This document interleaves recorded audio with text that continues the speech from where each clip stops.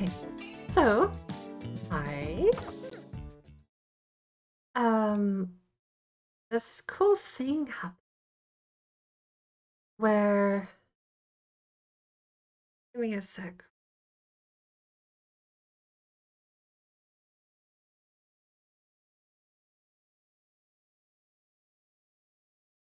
That's kind of cool. That's really neat. Okay, what is that new mount that's doing that bit? Okay. What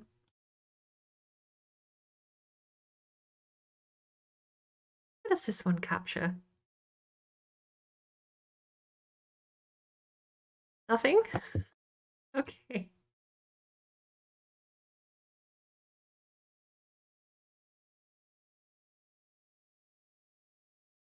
I am not having luck capture. That's this one, Bethesda launcher, right? Oh, hello. There you go. Okay, so tiny issue. There's a massive update.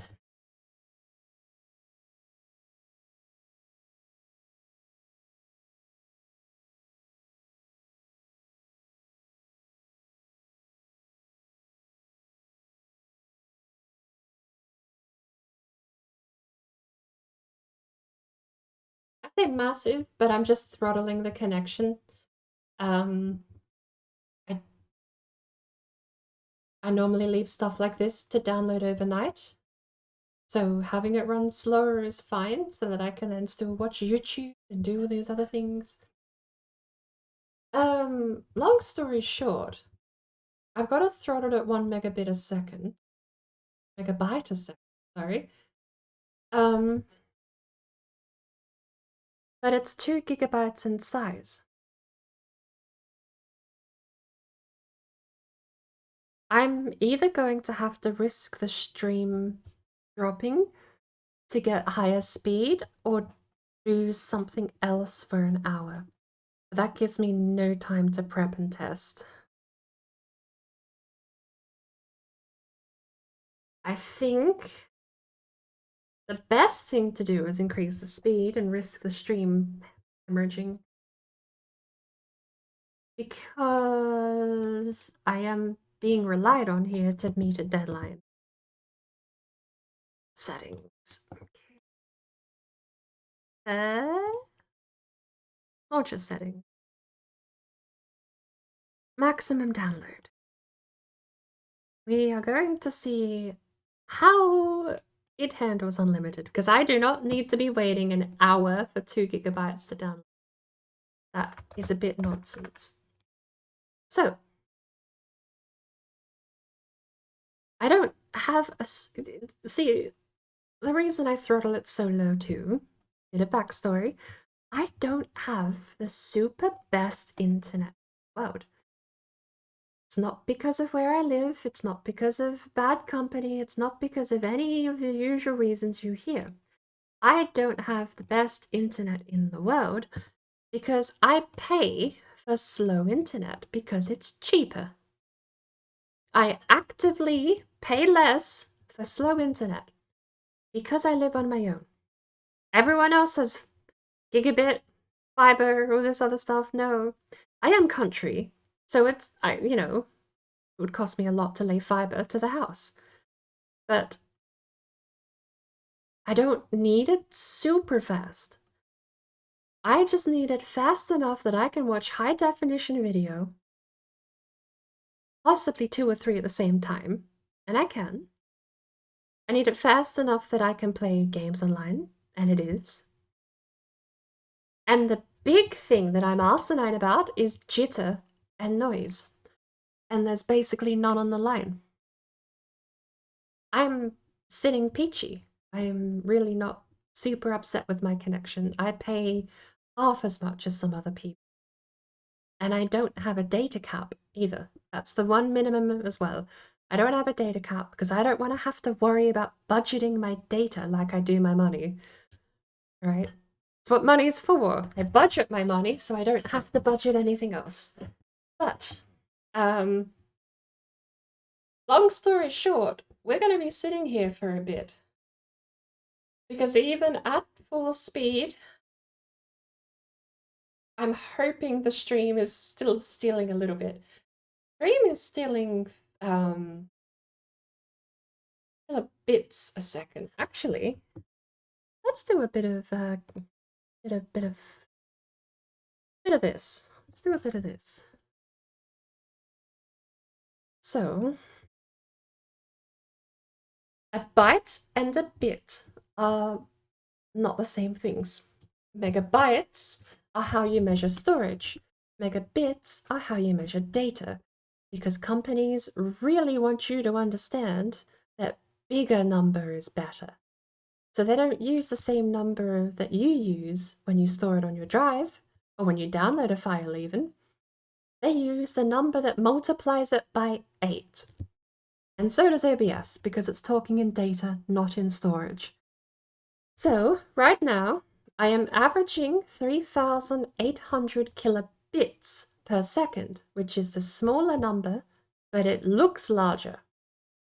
3,800 divided by 8.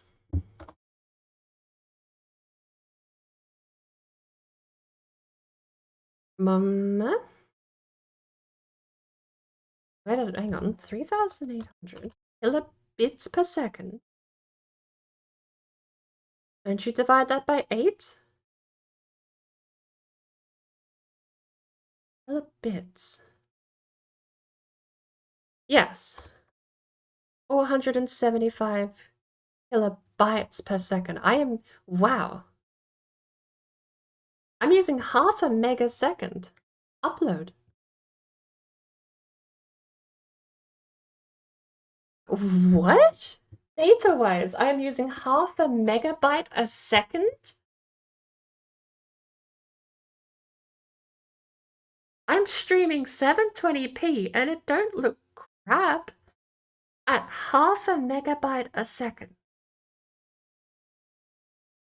That's per second, times by 60. And that's still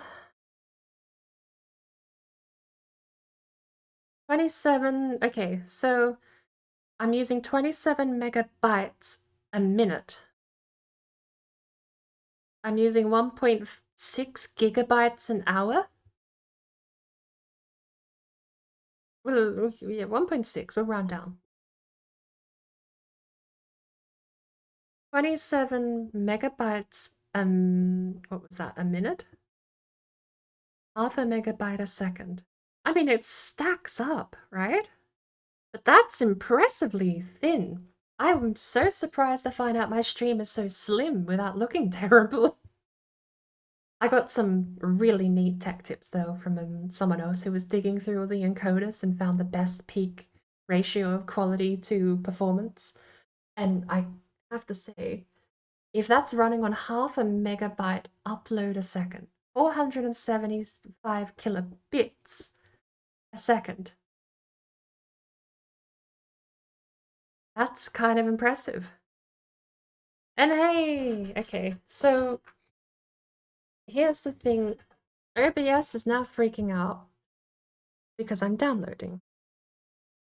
I only get a couple of options here, 10, 5, or 1. I'm going to drop it back to 1, and I need to see if OBS recovers.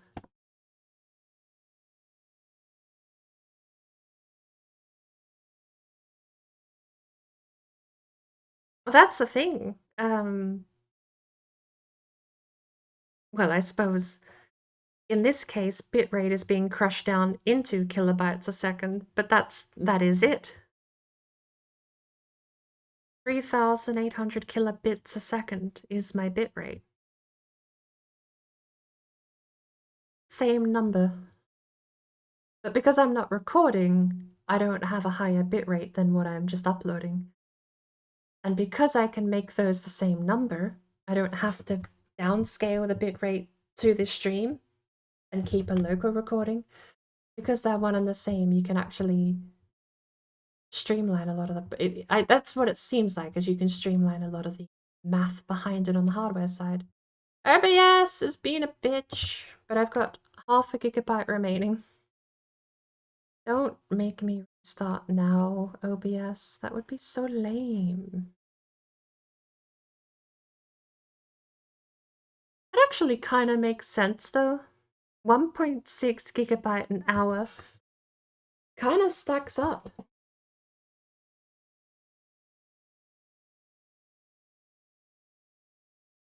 I'm gonna leave it at full speed because it's almost done. It's got half a gigabyte left.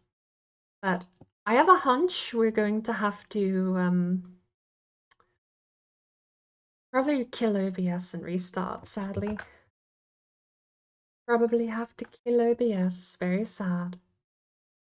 Not really that much of a choice between 10.5.1 or unlimited, right? Normally, most sane people that design UI would just let you type a number and then let that number that you type be the restrictor. Steam does it. I even have a very simple, like, Python coded program that lets me throttle by typing. Not Bethesda though, presets. I mean, it's not the only company that does preset throttling, but yeah. If you're throttling to 10 megabytes a second, then you're probably on a gigabit connection. Also, why are you bothering throttling? I don't think Bethesda servers are going to run that fast. If you're throttling on 5 megabits a second, then you're probably running pretty peachy.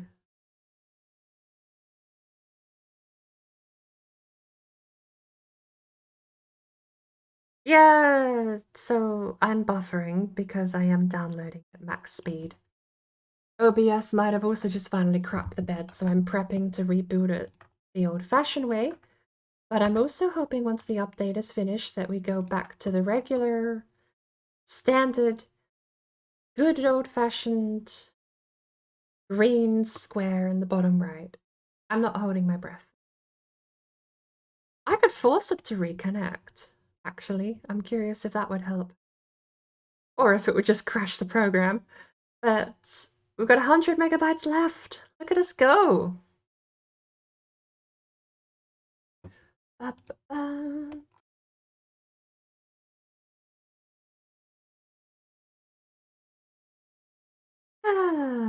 Yeah, we're dropping pretty low on bitrate, but I'm just holding out, hoping that once this download finishes, that there's not another part 2, and that we're just installing that whole patch. It's done! Applying patch. There we go.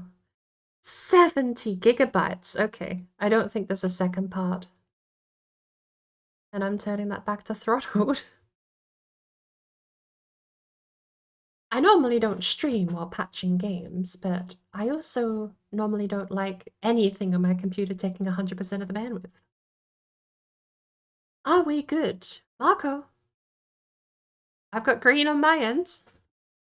How's everyone else doing?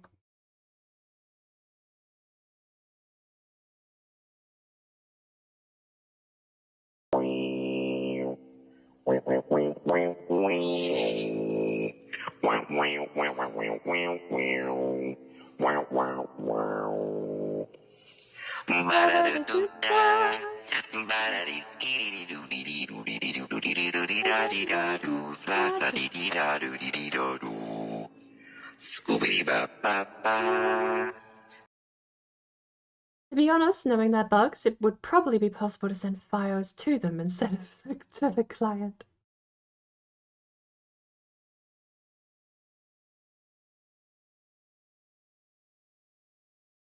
That's something actually curious. So, getting into ethical versus unethical manipulation of programs you don't own. But there are so many programs that sit on your computer and will listen to everything that on your. I mean, Denuvo at this point is a glorified keylogger. Every key you press while running a program that has Denuvo embedded keylogs what you type. If you type in a password running a Denuvo program, Denuvo knows your password for that account, and likely what program you typed it into. They promise not to use it for malicious intent, but of course anyone breaching their security, obviously, and people can. We crack Denuvo on a regular basis, but I don't know if Denuvo 3 has been cracked yet. Point being, there are lots of programs that people install on their computer that listen to everything they do. Ring Zero antivirus with Valorant is probably the most intrusive to date that's big in the popularity scale, and they rolled it back to being Ring Zero, but occasionally still don't like. I'm thinking of getting a containment box just to run programs that other people insist I have to play, like Fortnite for some reason, and League of Legends for some reason. I honestly, look, I'm gonna say it. I miss those games. Not Fortnite, never played it, never liked it. It's just a kid's version of PUBG, but at the same time, at least it has the funny Naruto guy doing the dab with the Halo man, so there's that. I do miss League, though. I don't miss what it's become, and I think that's why I'm so capable of distancing myself from the game now. But there was a time when League actually was fun to play, and a lot of my enjoyment from the program came from me being able to outmaneuver someone on a map, not just outplay them in lane. I could completely dominate a game way more than anyone on my team or their team even could comprehend. I could balance waves of minions in League and single-handedly storm bases while everyone else was off fighting for Dragon or Baron. Because I would prep. I would be thinking in advance about what the game state is and how to manipulate it and change it and how to use it to my favor. How to balance waves, how to reset them so they slow push. Simple things at high tiers, but when you're just playing random normals for fun, these strats were just not heard of. People had no idea. And it was fun to me to be better than people at a game that rewarded you for being better. Over time, it became a game, same as Overwatch, where it rewarded you for pressing the funny Q button, or in League's case, the funny R button. And then you got rewarded for pressing the funny R button, because the funny R button did a lot of damage for no reason, with very little visual clarity, might I add. Zoe's hiding over a wall and can nuke you for 1700 damage at level 10? Oh boy, I hope that's got a really easy to tell signifying visual effect so that I can dodge it. Nope, it's one of the fastest projectiles in the game. And it nukes you, and she doesn't need to build for it or strategize. She just gets it. Good God, does that game just reward you for pressing a button now? It's fine. It's become something else. I don't miss what it is. I miss what it used to be. I miss strategy MOBAs, not action MOBAs. And Overwatch became popular, and Fortnite became popular, and League said we should completely ditch strategy and go for action. Suppose it's still got a bit of a market left. They haven't gone bankrupt yet. Still keep breaking in money on all their cosmetics. But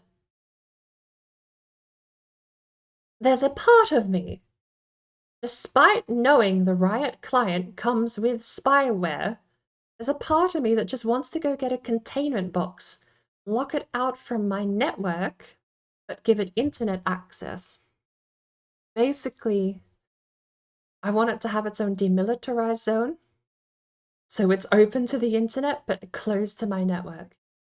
And then I'm gonna put Epic Games Launcher on there. I'll put the Riot client on there. I'll install whatever the hell you want on that machine, because if it gets destroyed, wiped, or ruined, then I'll build it from scratch. It's got nothing to do with my network. And it's got nothing to do with my machine with all my data on it. I'm not signing into programs over there. The most I'll sign into would be something like OBS, and I'd use it as a second stream machine. Pardon me. But, I'm tempted. to do it. Like, I am tempted to go get a second box and plug all of the malware onto it. Because as much as League sucks now, it's still got the core game. I can still outlane people. I can still play lane so much better than someone else. I can know matchups and strengths and weaknesses, and I miss that. I just don't miss that the counterplayers now pick a good champ. I mean, it always was to a certain extent. There were buffs, there were nerfs, there were all these things. You could pick a strong champ, and they were strong. Cassiopeia into certain people was always strong. Syndra into certain people was strong. Darius for years was king of top lane, and Gangplank came along and knocked him around for a bit. But there's a thing that people failed to do that is needing to be taken into account to those fights, which is that you can't fight Tryndamere on his own terms. If Darius is strong, or Gangplank is strong, or Cassiopeia is strong, you can't fight them when they want to fight. You have to be very reserved and careful. That's the strategy. Don't let them fight you because they want to, because they know they can win. You have to either outplay them or wait until you think you can 2v1 them with a jungler hiding, bait them in, get them caught, and then punish them.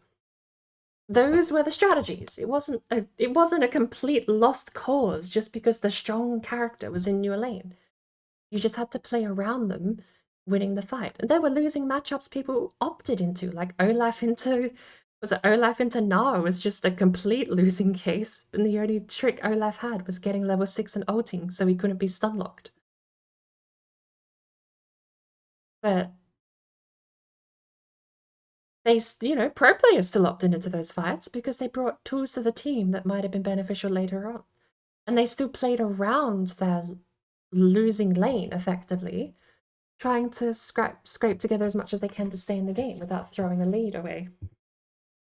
But all that aside, it is me reminiscing about a game that has long since died in my mind, because I do miss it and wish I could go back and play it. If Season 3, if Riot released Classic League Season 3 and 4, damn well I'd be saving up and buying a second machine to put Riot Client on. Still wouldn't put it on mine. It would go in a separate box, or inside a virtual machine that's completely locked away from my main. But even then, I think a completely separate machine locked out from my network is the safest option. But digressing away from that, I want to do it, but I'm not going to be bothered with that much effort just because some people want me to play Fortnite and because I miss League. Isn't there League on mobile? I could buy a burner phone and put League on mobile. Oh, there you go. I'll get my buzz that way. Denuva made Doom like 10 times larger? It does. It's malware. It absolutely is malware. There's a program I have. Bring it up. Oh, also, I'm going to be quiet for about 90 seconds here. I know there was a bit of delay while updating the game, so I'm going to give everyone about 90 seconds to a 2-minute block. I'm going to start some music up. We're going to have some background music while we're patching the game here. When the music starts, you will have that time while I'm not talking to just pause and refresh the stream. If you've got any massive delay, then hopefully this time will give you the ability to refresh without missing out on it. I'll still be here, I just won't be talking so much for the next 90 seconds. And the music playing is your cue. If you need to refresh and get rid of the delay, feel free to.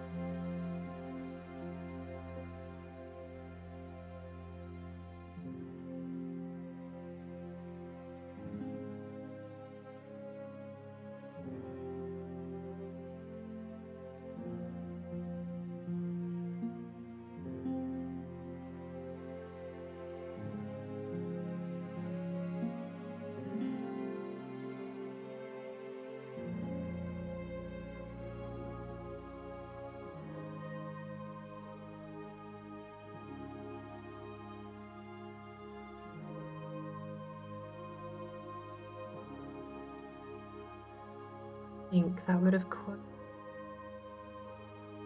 If you did refresh, welcome back.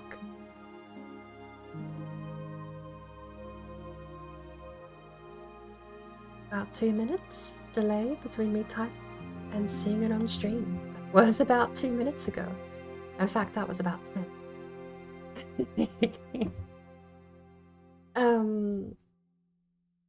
So where is my command? While I'm just chatting, let's put a little bird on screen, shall we?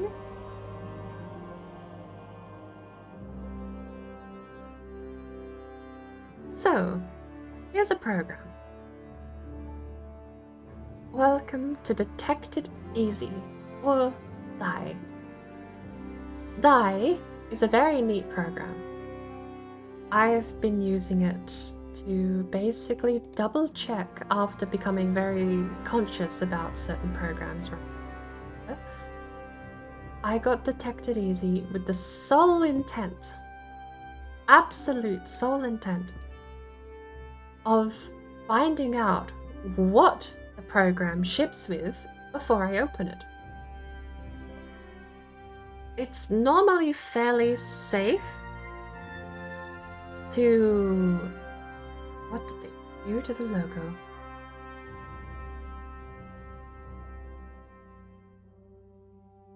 It's normally fairly safe to download a program. The only risk you run is when you open it. Usually. I'll bring up a couple in a second and actually show the comparison. I'm also not sure if I need to do anything else in the meantime because we're only 20% patched.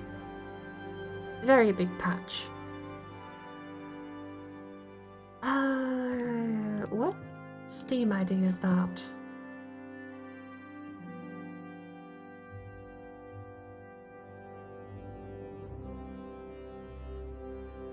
For some reason, Steam has loaded the banner art twice for this game.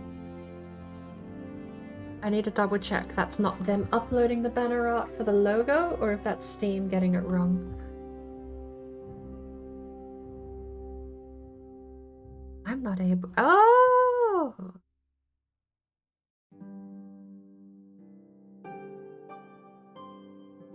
Ba-ba-ba.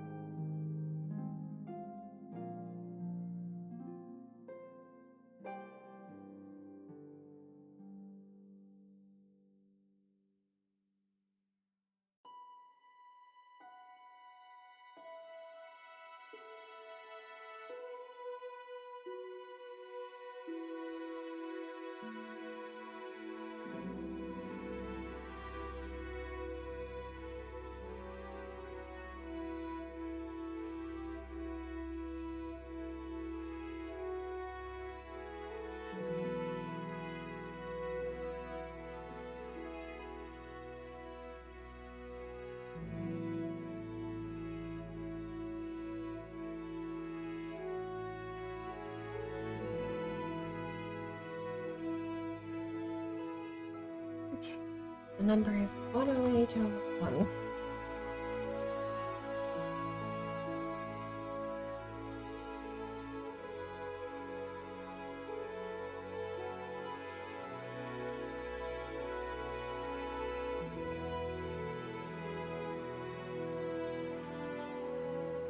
Oh man, it's so uncomfortable at the moment.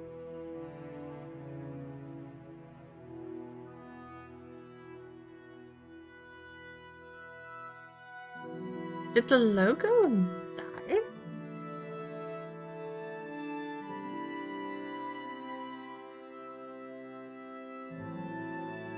Well, right-clicking the logo crashed theme, so maybe it did.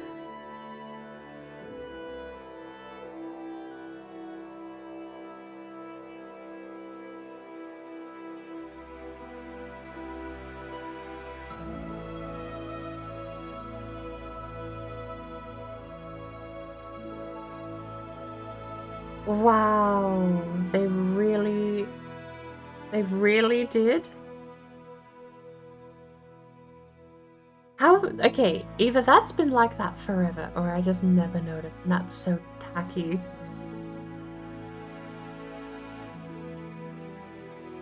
Alright. I've run a little detour. I'll get back to detect it soon, but I found a tacky looking thing. I'm fixing it.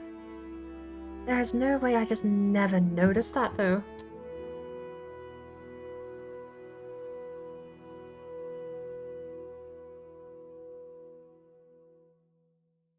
Alright. Transparent logo. There we go. Okay, so back to what I was saying.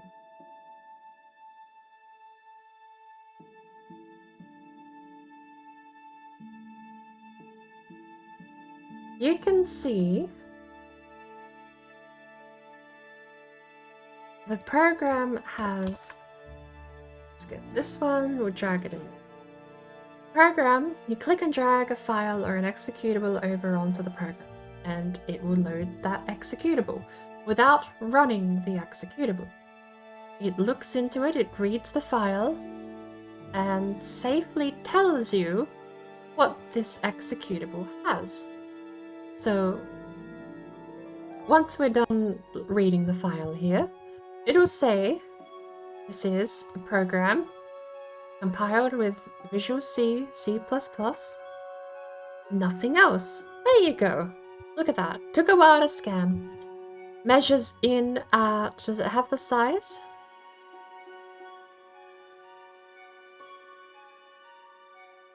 Does it have the size? I would like to know the size. That's signatures. Don't open browser. Don't open browser. Please don't open browser. It's gonna open browser, isn't it? Quickly, as fast as I can type. Chrome quit. Chrome quit. I typed it twice.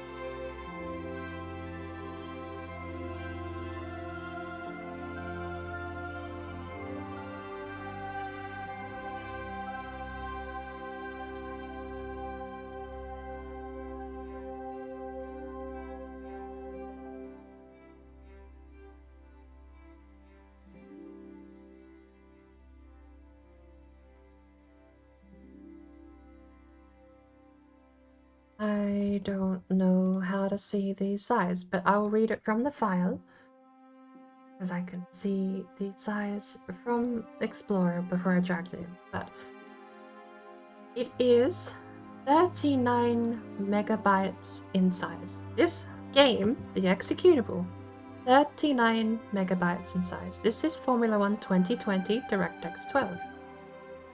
I'll even be thorough. Let's test the main core executable here. The core executable is just F1 2020. Let's test that one. I don't have 2021 installed? Ooh, okay. What about Dirt 5?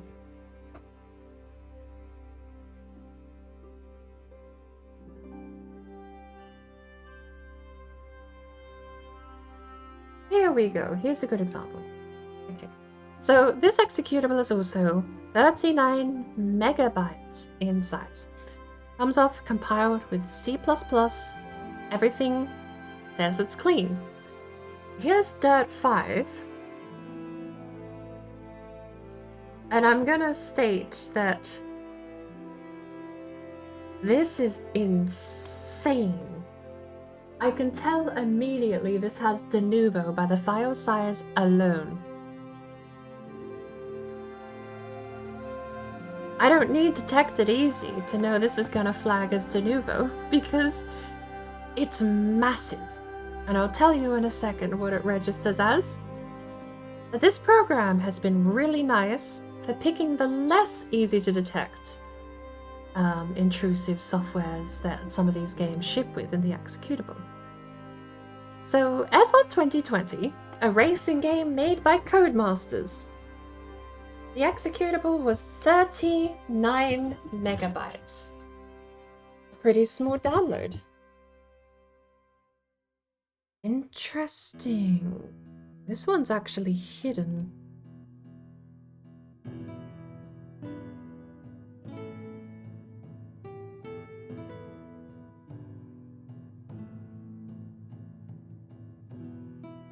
This one didn't flag.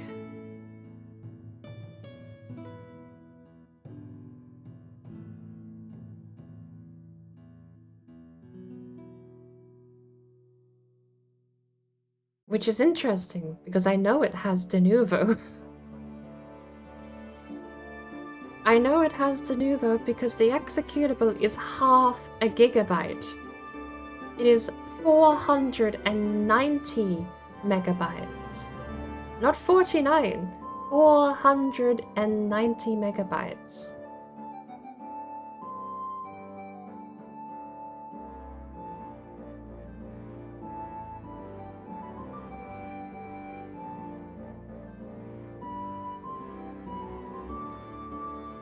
It really isn't flagging.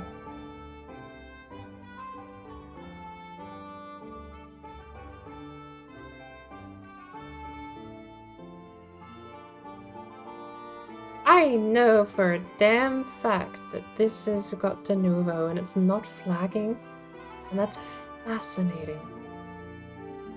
I mean, I can even prove it's got de novo. Check this out.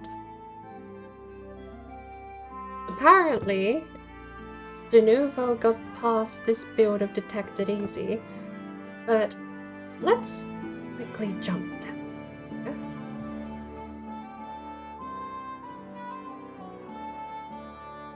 Turn that off.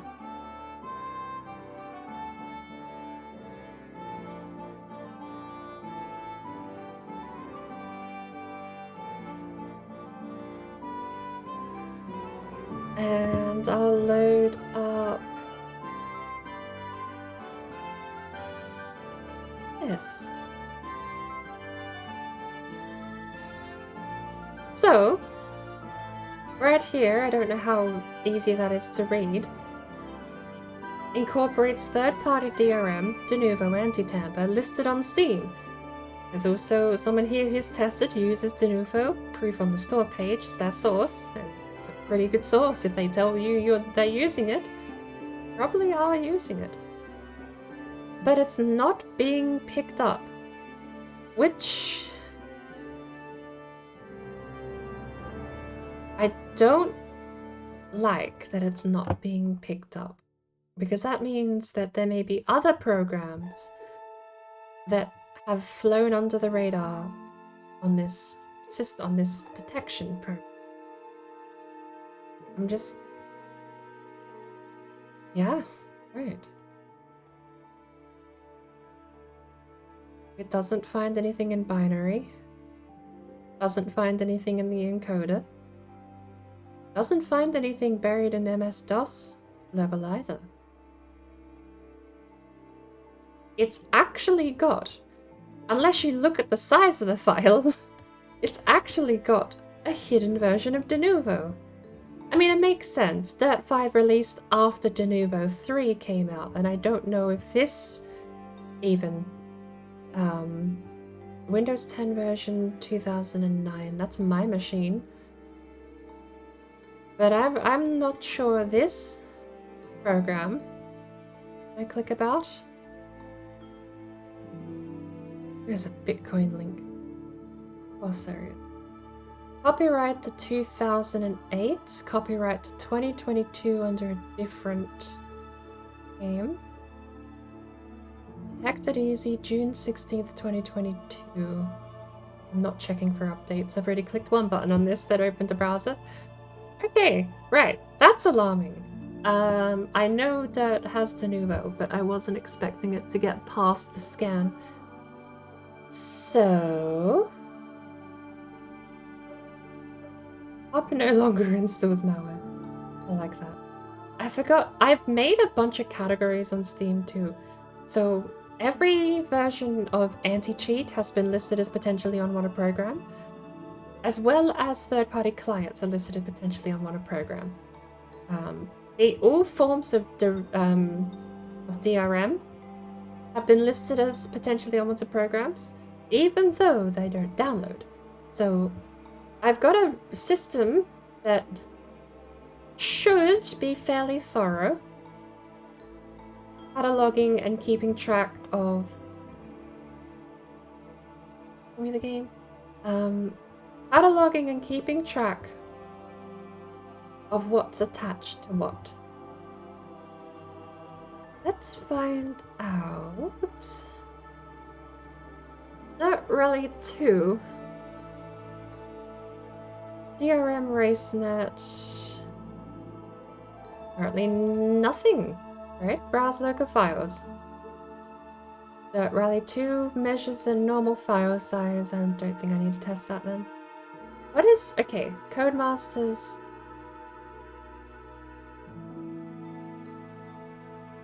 What else do you have?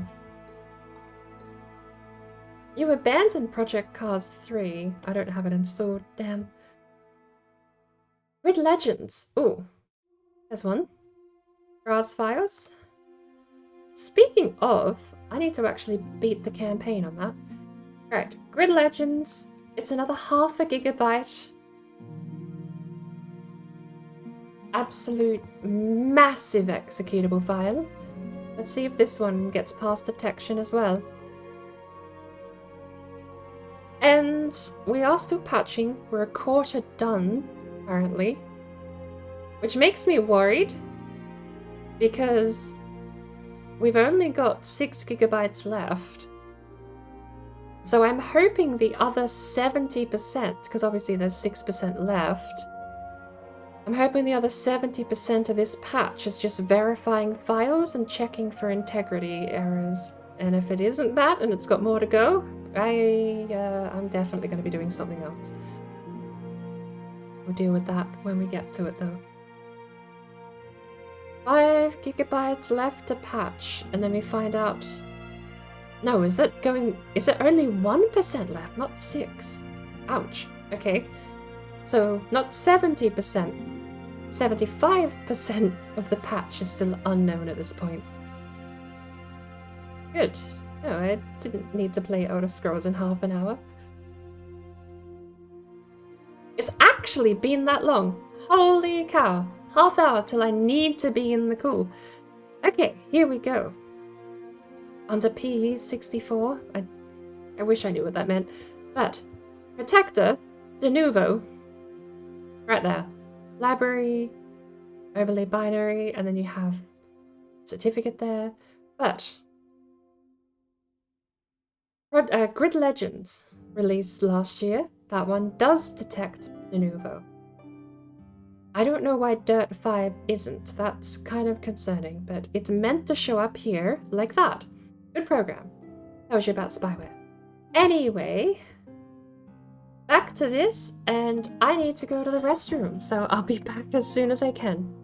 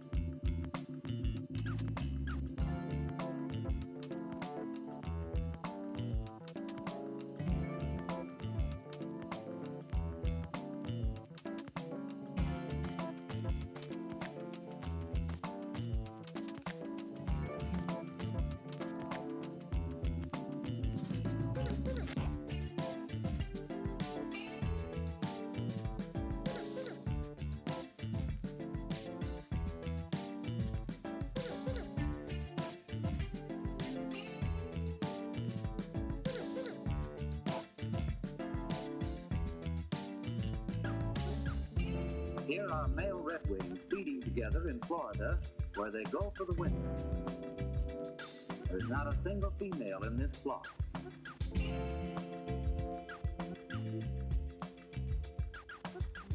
The males arrive long before the females.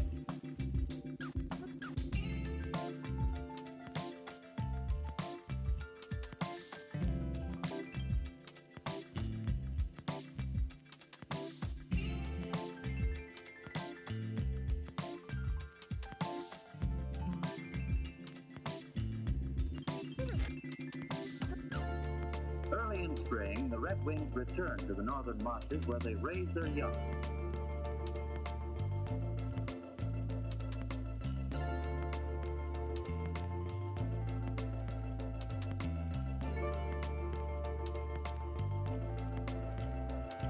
These flocks are a familiar sight during March and early April in most of the northern states and Canada.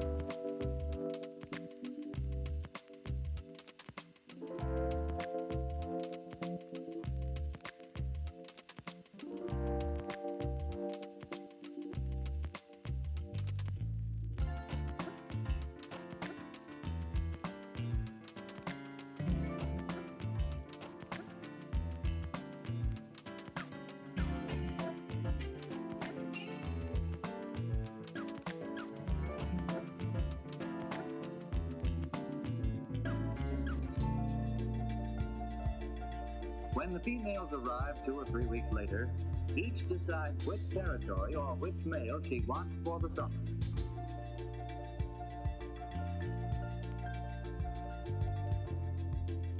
Females are easily distinguished from males by their straight plumage and by their dull shoulders.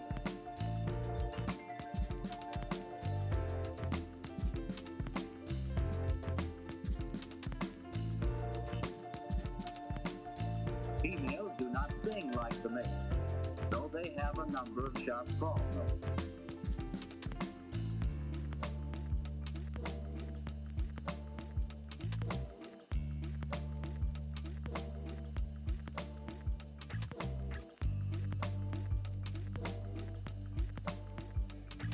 When the males arrive on their nesting grounds, the flocks scatter, and each male selects a small territory in the marsh. He drives the other males away and sings and displays his scarlet epaulets.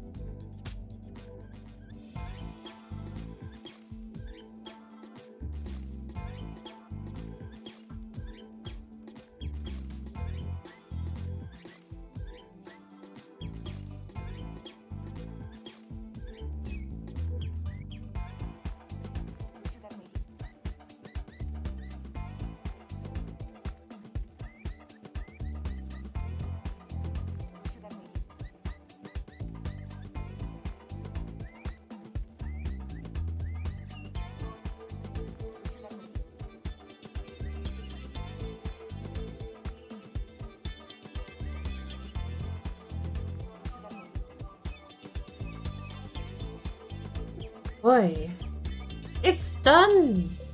I am actually set to join a meetup in about 5-10 minutes. So, perfect timing for me to get back to find it actually finished. But the peculiar structure of its body prevents it from making a perfect landing.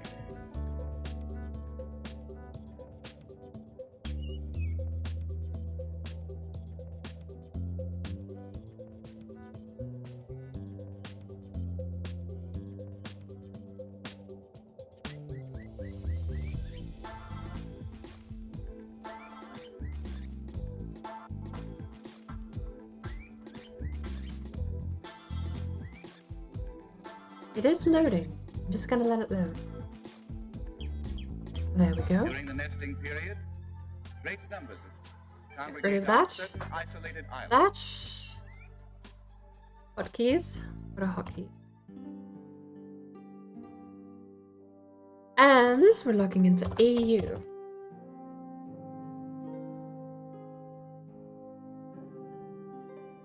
One of the few passwords on this account that I haven't changed during my security overhaul.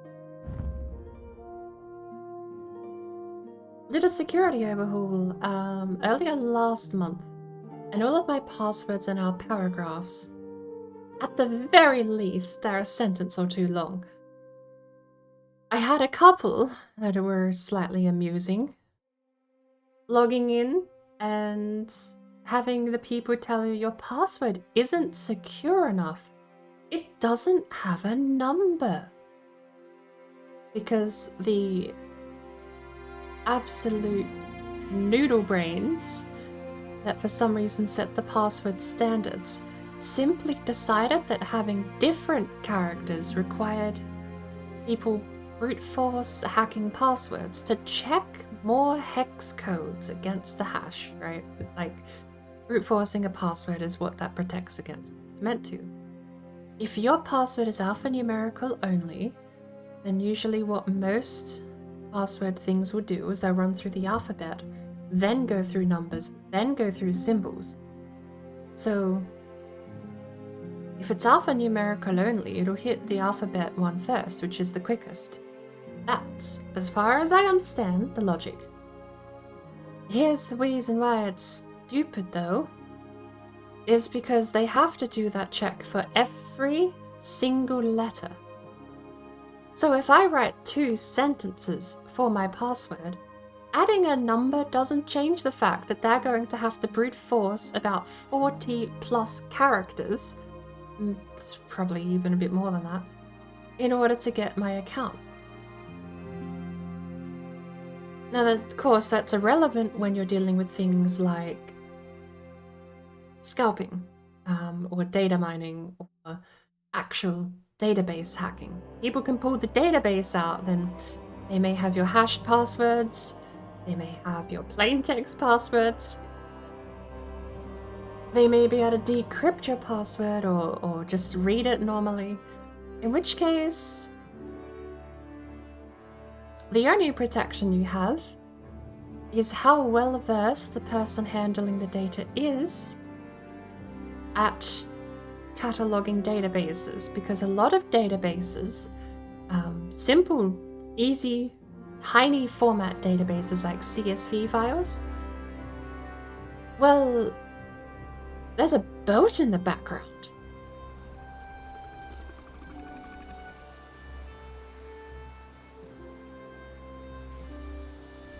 There's a boat in the background. The waterfall looks different. The castle looks different. What the hell happened this patch? As I was saying, most databases have a couple of special characters that need to be escaped in order to actually not break the database. Some easy examples are CSV files, which simply list data readable by programs like Microsoft Excel, but the way they save that file in plain text, so it'll be one piece of information, one piece of information, one piece of information, and they have certain special characters like comma, full stops, and other special characters that signify whether it's a new cell or a new line. Comma in CSV, I believe, is new cell. So if you write a password with a comma in it, and the person reading the data doesn't actually know how to discern that as a special character, you can break the entire database during and after your own password if it's got a comma. I'm sure there are people that are capable of managing tricky things like that. When data mining, though, they are entirely building their business upon being capable of doing that. But it's amusing to think if someone just got your account or got a whole... Like, if someone hacked into my, let's say, Elder Scrolls account, and I set a cool password that's just 15 commas, 6 sentences long, then I could completely disrupt if they don't know. In theory, if they, it's a bunch of conditions have to be met, right? Because at the end of the day, the plain text CSV file still reads the same as if, it's plain text. The reason it doesn't work properly when reading it through database things like Excel or printed in a program is because those commas that just read as normal English to the human eye don't read as normal English to the program. That's what breaks it. But if you just got a text file of all the database information, then it would just read like plain English when you got to my account. But, small things like that. It was amusing, this whole story leading up to the point where it was amusing setting a password the other day where I wrote 2 sentences out. Full punctuation, I don't go half-assed. Full punctuation, capitals, lowercase, all the whole lot. And after writing my 2-sentence password and confirming it, it said this password needs a number.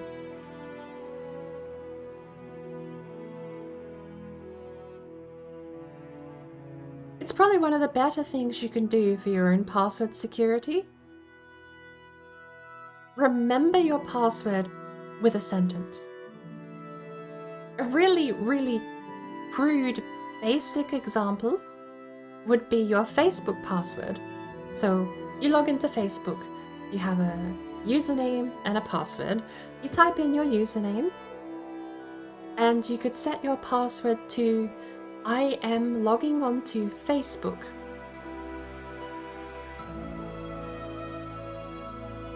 If you need a variant, so let's say for example you have to reset it every 6 months and you're prompted to change your password and you now need a different password because you can't set the same password twice. So you could write, I am logging into Facebook, comma, this password was set on May 2022.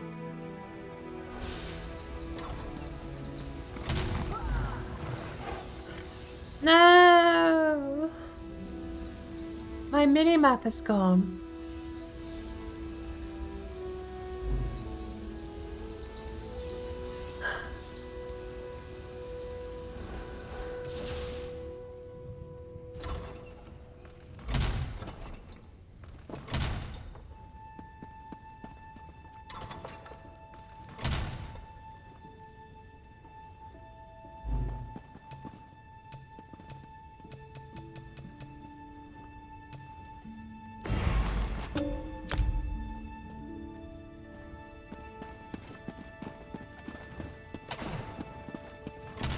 That's not good.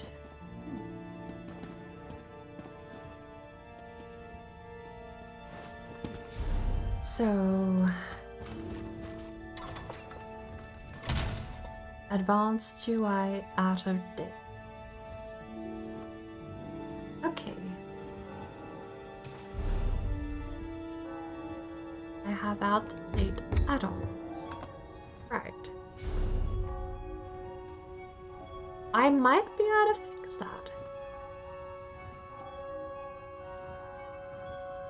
Is minion in favorites?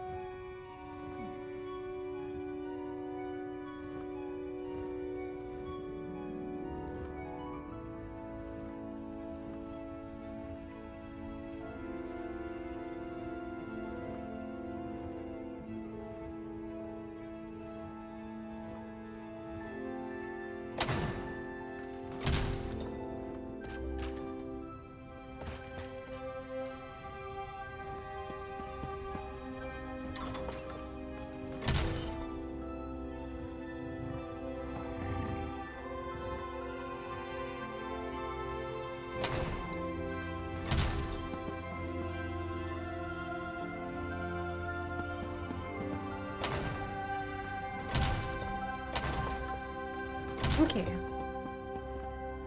Minion is loading, so I am going to hope. I'm gonna really, really, really hope that if I update my add-ons that I can get my changes back. I hope the errors didn't wipe my settings, basically.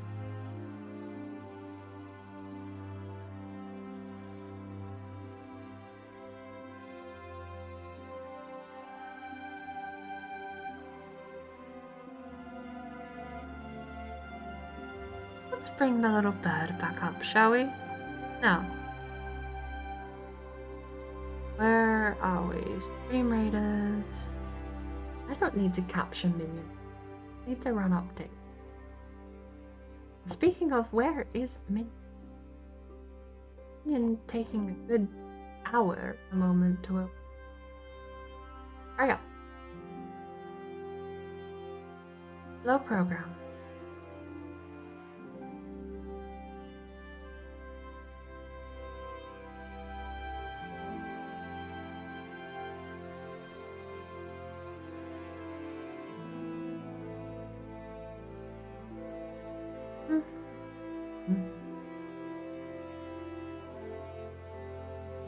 I remember the first proper symbolic link I made on Windows was for Minion.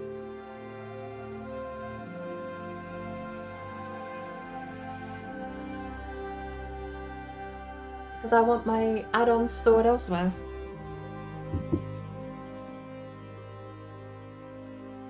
So I made a symbolic link pointing to where they should be, and then moved them over to the other location where I want them.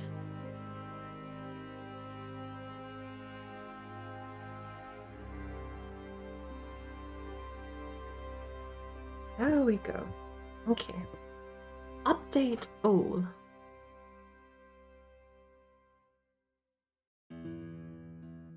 Cool.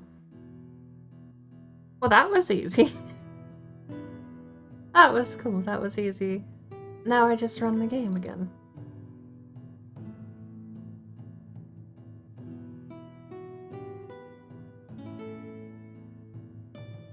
And we have everything as we left it, right? There's no errors, no changes.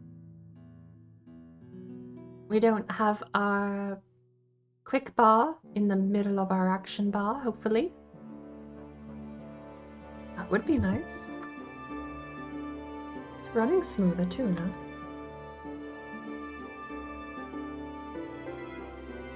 Right.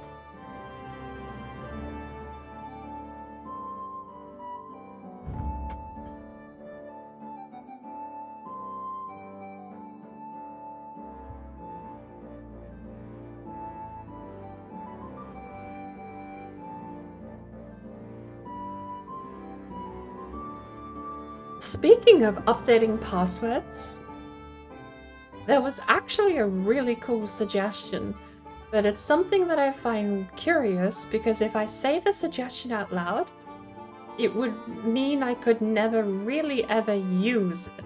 Or more accurately, it's formulaic, right? But I thought it was a really neat idea. So if I say the method, it becomes a moot point because after announcing what the method is, what the formula is, the password would then be the same for everyone. You would have to go to your own lengths to make the password different if you use the formula. But that's why I think it's really cool, because the formula was, I don't plan on using it because it's too out of the way for me, but the formula was to take a password that's really easy to remember.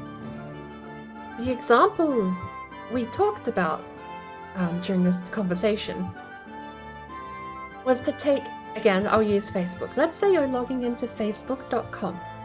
You would take Facebook, and that would be your password. Your password would be Facebook. But then you would run that word, Facebook, through a cipher. And your cipher could, I suppose, your cipher could be anything.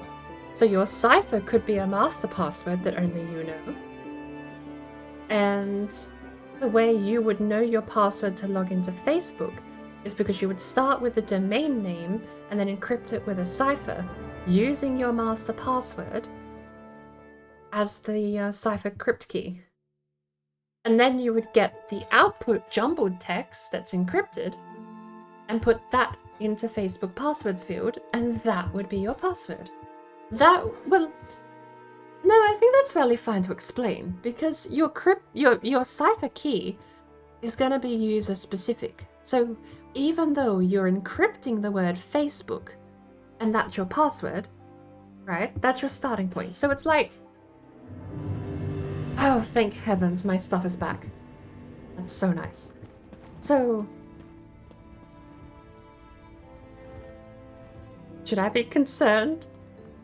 Oh no. Okay, we're gonna ignore that. So it's a 3-step process, and I'll use examples here. Let's say I use I think it's a Julius Caesar cipher or something, but a basic one.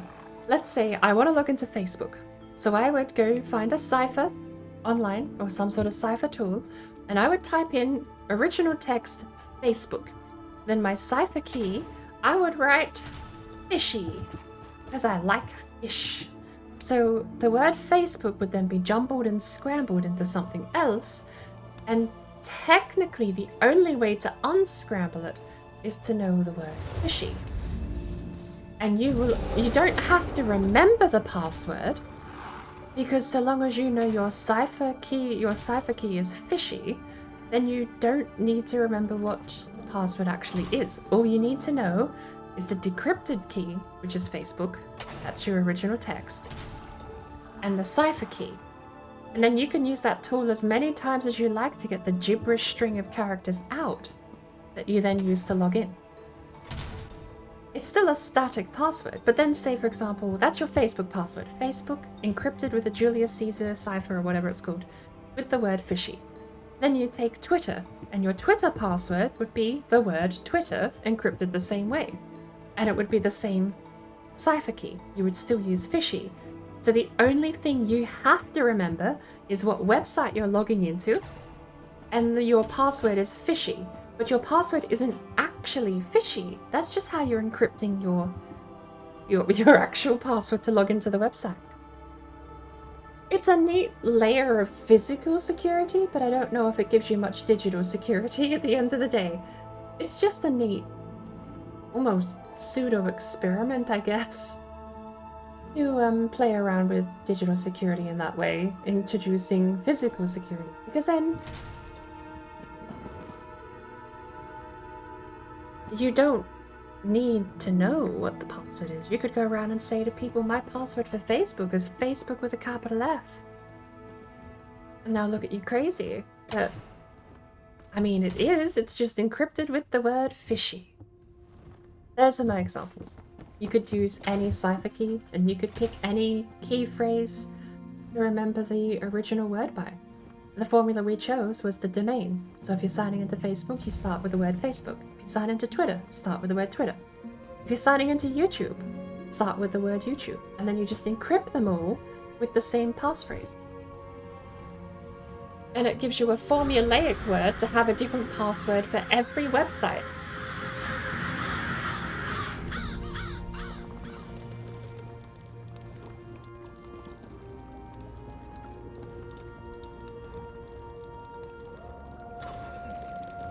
I don't know where we're meeting, but it's 11.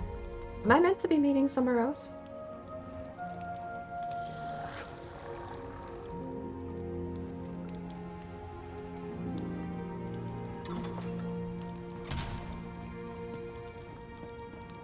No one's in the guild chat anywhere. I am the only person in any of the voice chat. There's Trial Group 1, Trial Group 2. There's PvE Groups 1 through 5.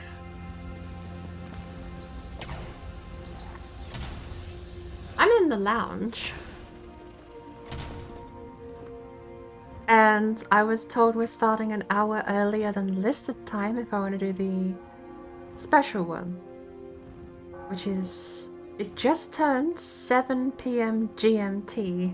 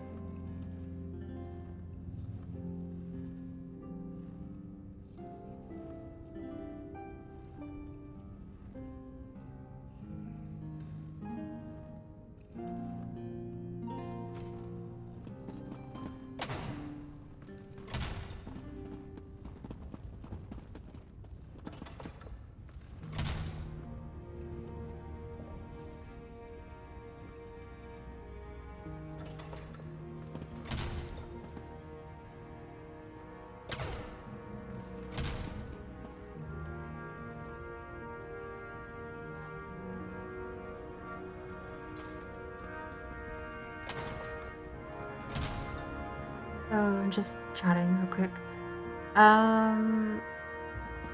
Although one group would likely start 1 hour earlier. Time is above 8 p.m. One group would likely start 1 hour earlier. We have 3 runs for 3 different groups today, 12 people total. Okay. Okay, so starts at 8. Okay. One of the other moderators was saying that it may start an hour earlier. I took that as be here at 7 GMT. That's fine. Does that mean I'm an hour early? I mean, no complaints, I suppose. We have an hour to go flap about High Isle. It's been a while since I've played ESO on stream, actually. I've been logging and doing dailies. I've even caught up with my... I've not done... Okay, so... Full disclosure. My bagless run. I've logged in. I've messed about. I have not actually logged a new bagless run day. But... I logged in for 2 reasons. The first being that mail expires in 30 days after it's sent. So I've collected my payments from day 4. I just haven't tallied or spent any of it yet.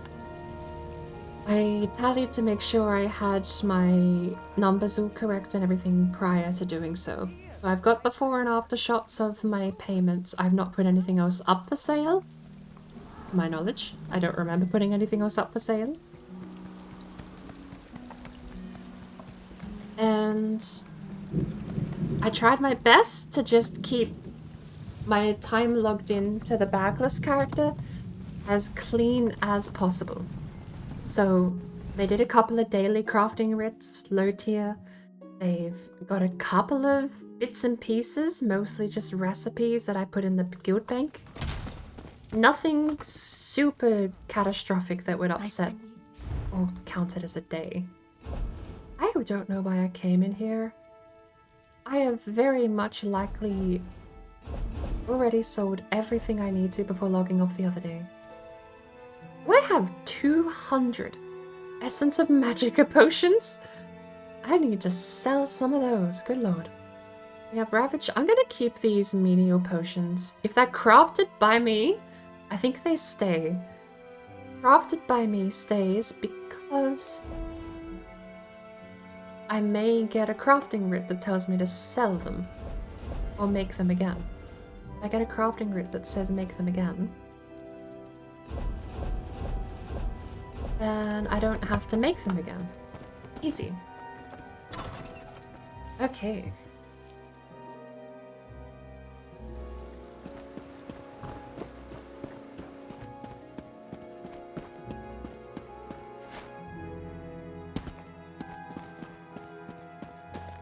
Let's go do our daily crafting writs. I am lagging something horrendous.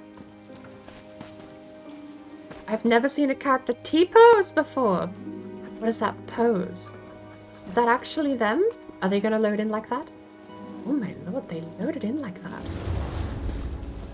That was just that character, not T-posing, but just what they look like.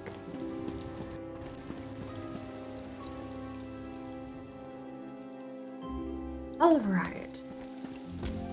No more plunder buckets for me. I've made all the loot I'm gonna make from the Halloween event. Sadly, not a lot. Although, on the bright side, there were so many plunder buckets that it was really hard not to... What? Hang on.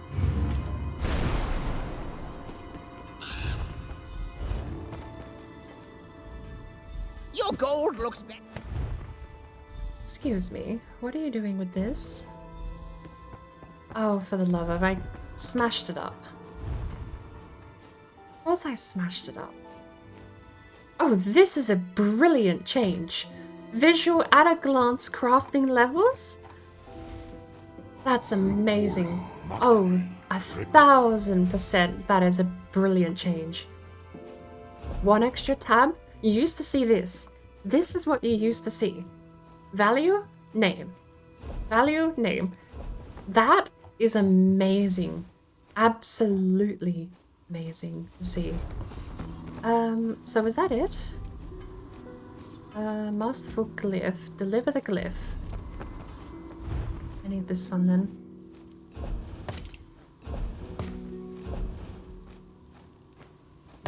That is so good to see. Flat level and then your champion point level craft. Does that have... Obviously, there's not everything is going to be tied to champion points, but does that have...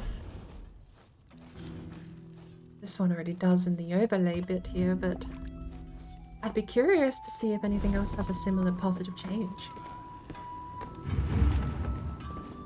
Perhaps alchemy might be the only other one that needs it.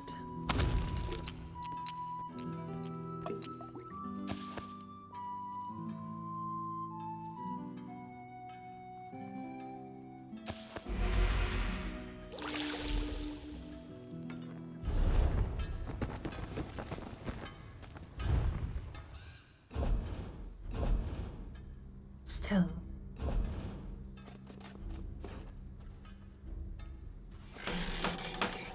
You know how fascinatingly rare it is sometimes to have a positive UI change in any software?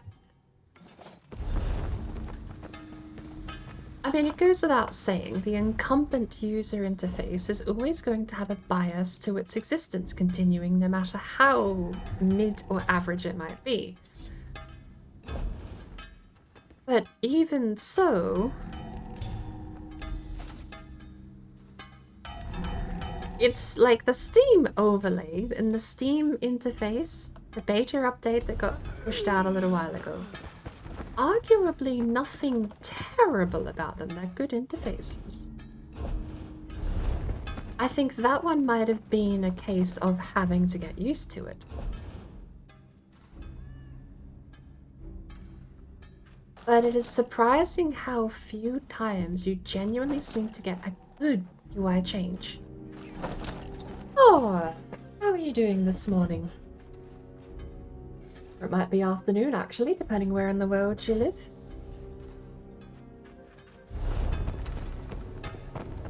Still barely morning for another hour over here for me.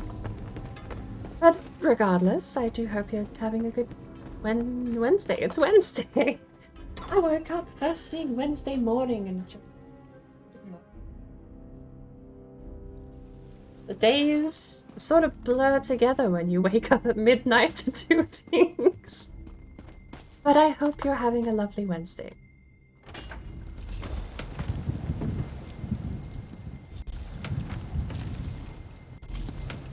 Little stuttery here in Gonfalon Bay. I think the first thing we're going to do is leave Gonfalon Bay.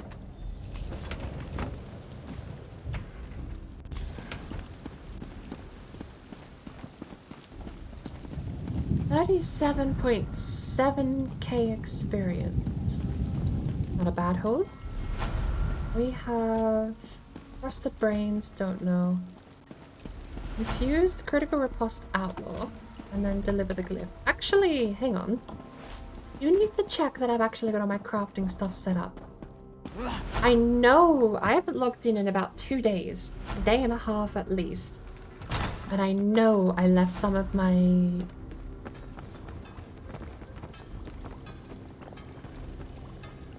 I'll admit, seeing a spriggan armed with blades is not something I ever thought I'd see. Kind of gorgeous, actually. The spriggans in this game really do look nice. Complete distraction, but I left a lot of these with timers on them. 1 day left on blacksmithing. That's woodworking. Blacksmithing has 1 day, 1 hour, and 14 days. We can easily take something else that's not that long. 21 days? Oh, why not? 21 days research. That's beautiful. After all, I pay for a subscription by the quarter. Why would you not want to spend the whole quarter of your time waiting for a single research to... Okay, here we go. Was it a pullet or... It was a pullet. He wanted Nernhond, didn't he? I can't even make that. What is... Do we have anything that can research Nernhond? I'd love to get that out of the way. Nothing. That one's already researched. Anything else that has infused?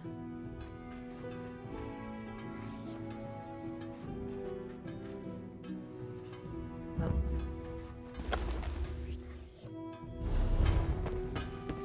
And I don't think there's anything under an hour or under a day. So we've got 10 days. 4 hours. And 4 hours.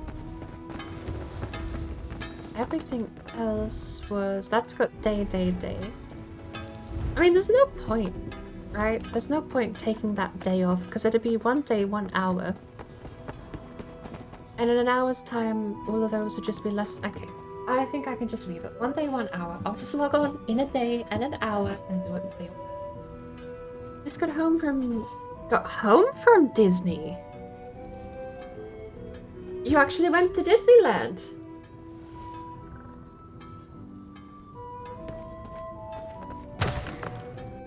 I take it you're not talking about Dreamlight Valley, but I've never been.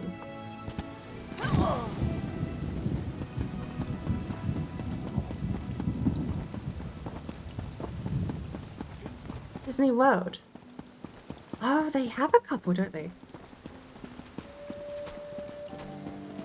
I know. How was it? It'd be weird now. Okay, like, I always see... I get stuck in the past, and I struggle to catch up. I think it'd be weird seeing all the Star Wars stuff there. About an hour and a half away. Oh, so it is the one in Florida. Oh, there you go. It's really cool. I still think it'd be neat to go. I would like to go one day. I don't know I'd ever go on too many of the rides, but I have a terrible distrust. I don't... Things on rails that go fast and hang upside down, don't trust that. But I would just like to go. Like, I've never been to a proper theme park like that.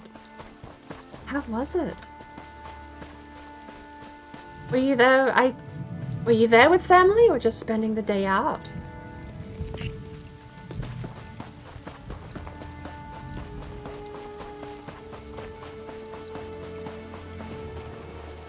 Right, what am I doing? Dailies, daily what's?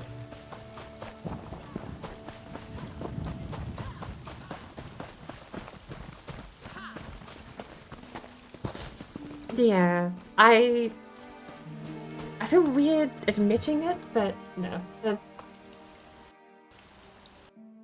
Uh-oh, have we got our first crash? I think we've got our first crash. It feels weird to admit, I just don't like giant mechanical contraptions designed to fling you around to make you feel scared seem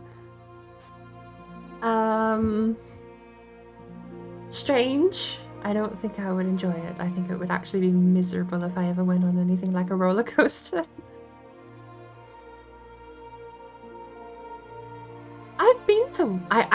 Hang on, there's a memory unlocked.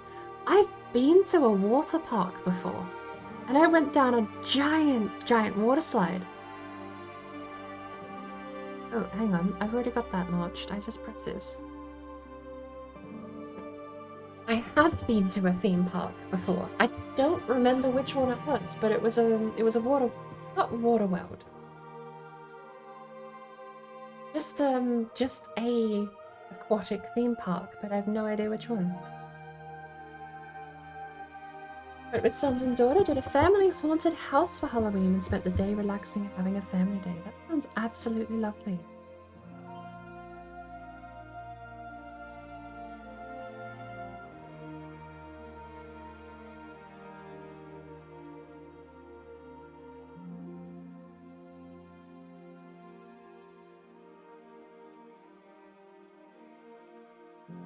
I suppose that's the one thing I'll be able to do.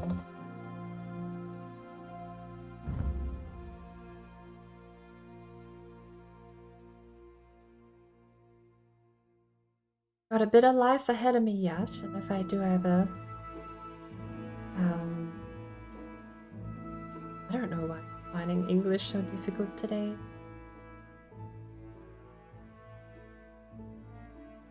I can live precariously through my children and do Disneyland with them through them. That's basically my plan. There are a lot of things that I never got to do. How my family lived and how we lived affected a lot of our entertainment. When I grew up, and I don't regret this and I don't say it negatively, I definitely remember these fondly, but we didn't go to theme parks or any giant places like that. When I was young, our vacations were all camping. We would take tents to the middle of nowhere and we would set up a tent and make a campfire and we'd cook marshmallows. And I absolutely loved that I got the chance to experience that. Home-cooked damper bread, home-cooked bread in general is amazing. Fire-cooked meats and fish, freshly caught fish filleted from the ocean. It was lovely, but there are things I think I'm going to live through. My kids are going to have me living through them in some form or another, and we're probably going to end up doing a lot of those big city things. I don't know what else to call them, but big city things.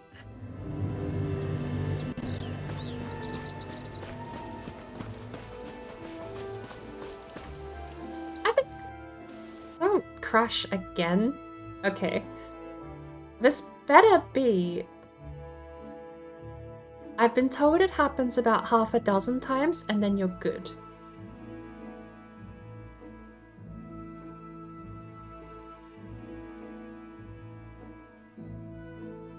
Take 3. Growing up, family vacations were spent visiting other family, going to free entertainment.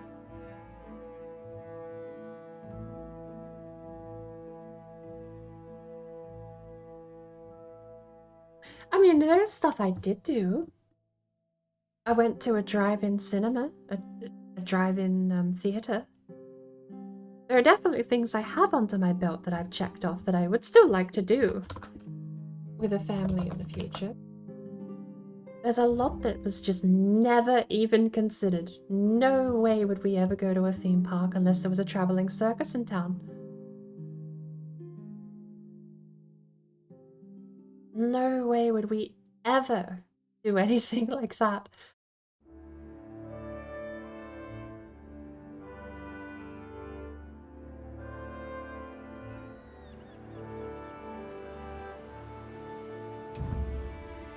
Only since I retired, I can afford the money and time to go to these places. Couldn't when they were small. I hope they appreciate it. I know.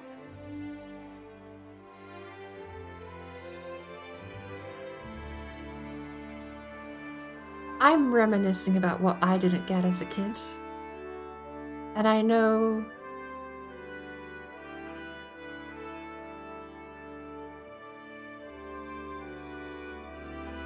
there's a part of me that wouldn't go now.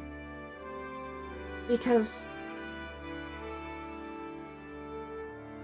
if it was me and my parents, I feel like it would just be better to go for a dinner out. But I love the idea of it, though. Going down, if my parents wanted to go to Disneyland or anything like that. Just to go, because we never have before. I hope they liked it, though. I hope they had fun. I hope everyone, you know, like, I hope it wasn't...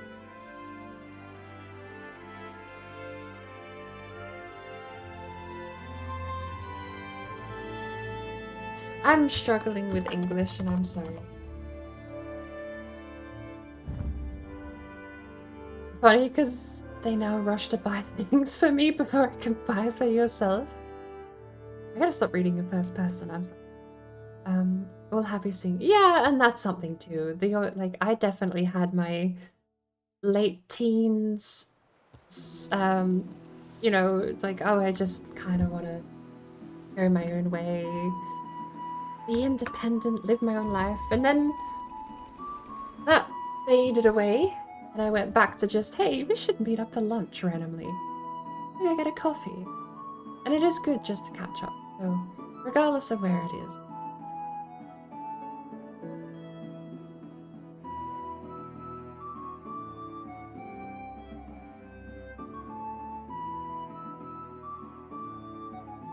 I hope this isn't permanent.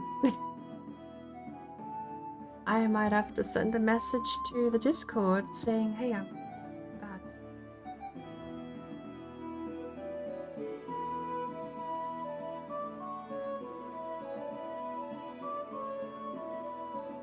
Have a look. Me and my crush on him other times and start working fine, annoying but better than not.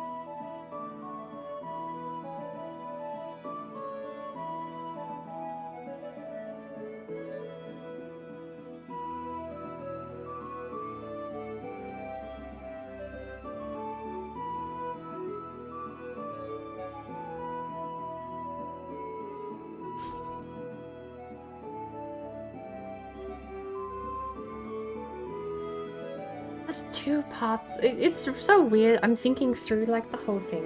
I'm overthinking it. I usually do. But there's a part of me that's like, oh, I'd absolutely love to go. If my parents said we're going to Disney World tomorrow, I'd 100% be like, hell yeah. But there's another part of me that's just... There's a kid part of me and there's the adult part of me. The kid part of me says, hell yes, let's go. Let's do it. And the adult part of me is just like, can we go for lunch? You want to just grab a pizza and sit out in the garden? Both sound equally...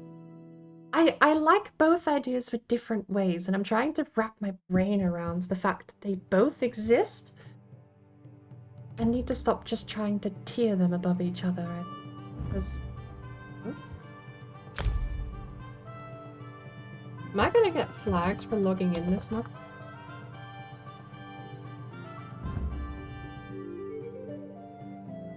It sounds like a lovely time.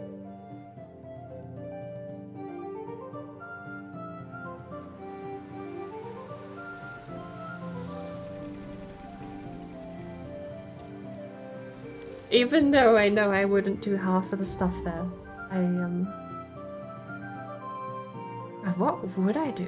What is there even? Like, Of course, you've got that was a massive assumption. Do they have carnival attractions? Like, are there roadie games at Disney World? We're in.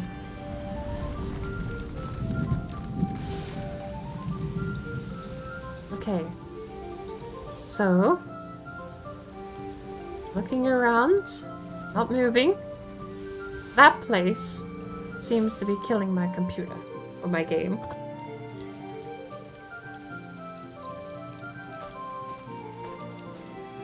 It's gonna auto walk there. And we died again. Sometimes it's a lot of money for a little value. But the memories are priceless. Yeah, that's true.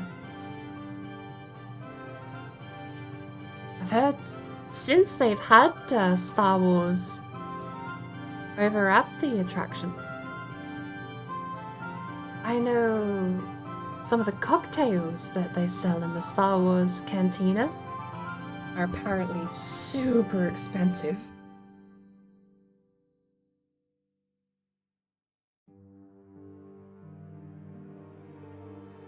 I don't know if, like, I've heard about the cocktails and people saying that it's crazy expensive to do, but I don't know about normal food or drink. You probably do have an upcharge just because you're at Disney World, but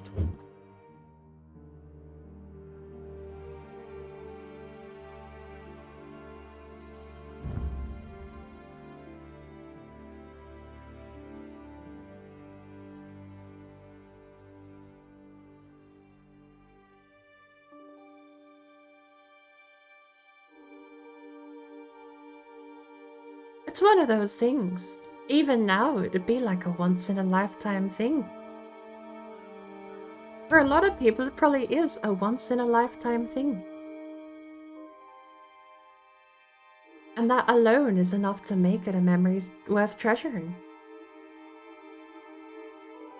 Interactive games on your phone. That's a layer I'd not thought about. Alright, we're back in. Do I keep trying to walk towards the cave? Should we turn around and walk the other way?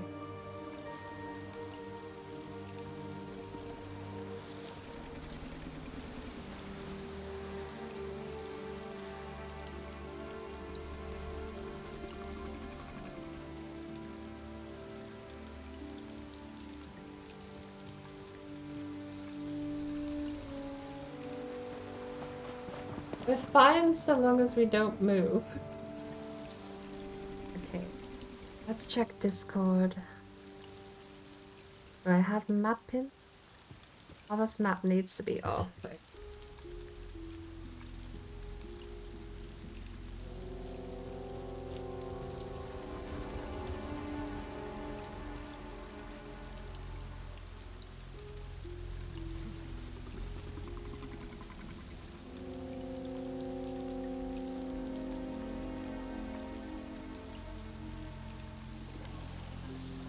I'll try all this.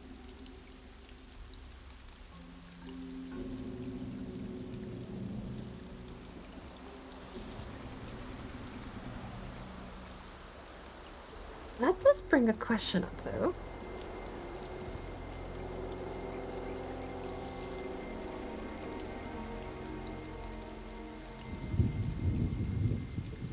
What if I simply...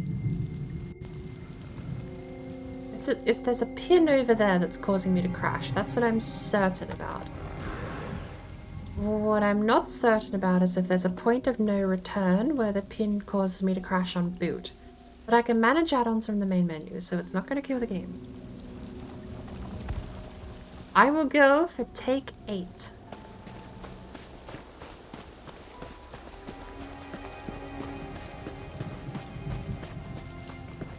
Someone else got my damn freaking... Okay. I came over here to get the enchantment thing. Ah, it's fine. There's plenty more.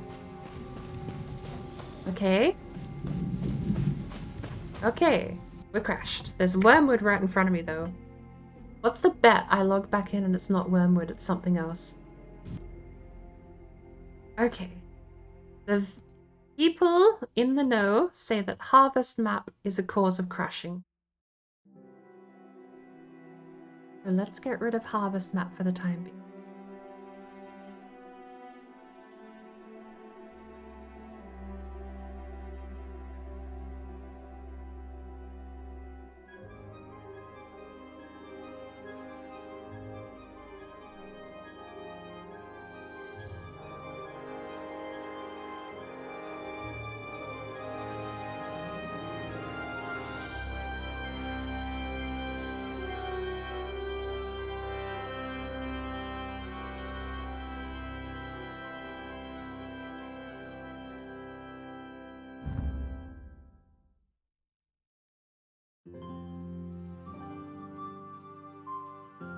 Okay.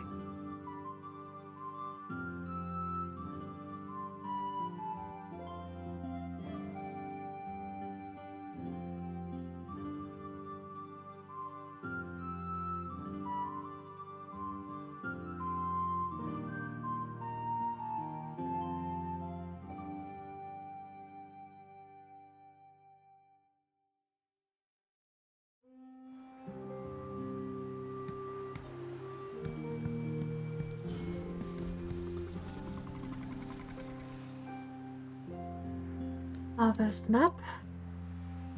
AD zones, TC zones, DLC zones, EP zones, no faction zones.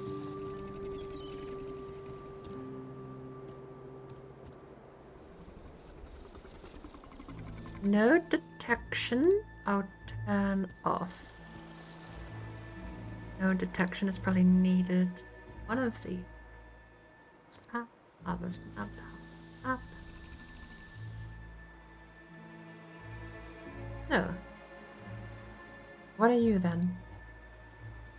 Next nearby crafting add-ons, harvest map and resource ring. We'll leave it disabled. We'll leave it all disabled. Apparently, even my updated add-ons are out of date.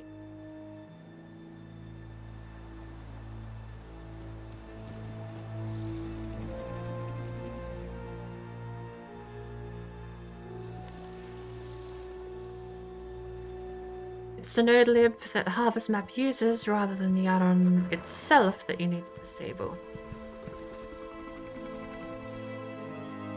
But that's just chain of effect. We still end up disabling all of it because it's dependent. You'll only need all of that stuff I don't run. Oh. So... that should be fine. Wrong button, apparently. We have half hour left. I've been placed in a queue.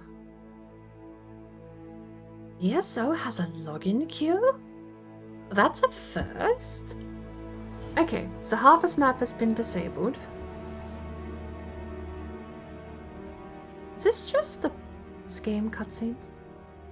And I love that if you disable music, the cutscene doesn't play sound. You not get to pick a cutscene.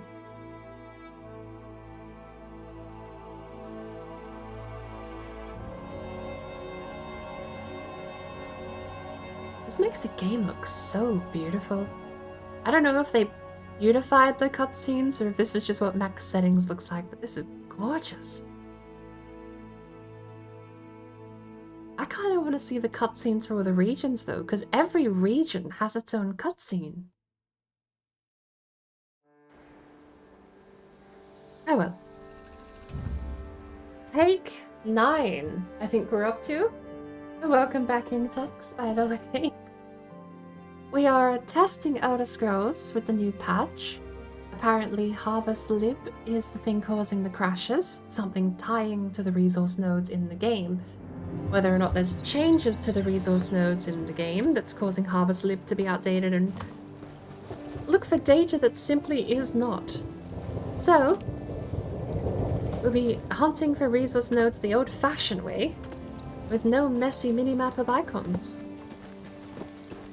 Fingers crossed it doesn't keep crashing.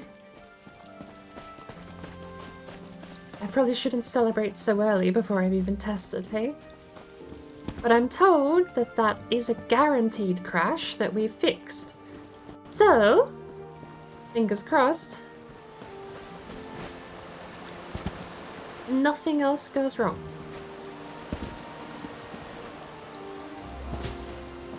So far so good. We've at least moved around the map a little bit, at least. I got an antiquity lead from a log. Okay. I guess someone buried a piece of paper leading to treasure under a log. If only I could actually, do I have a skill point? Okay, I may have a skill point. I just don't have, where is it? I need this to be rank 4, but I need to level up 2 more times. And it is so painfully slow leveling up with scrying because you only get like 5 points or less per scry. So you have to do it like 20 times in order to actually get a level. And it is such a lengthy process. Arguably, dare I say, jewelry crafting is easier than scrying.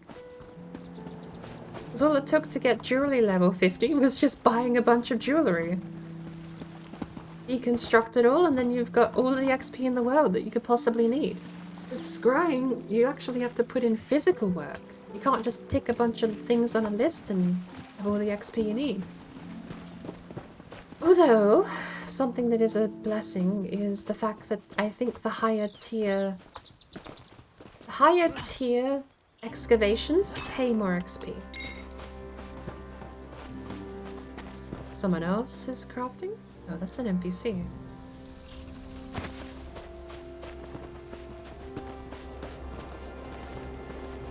How rich are we? Hang on. Do we have much money? No, we blew it all on.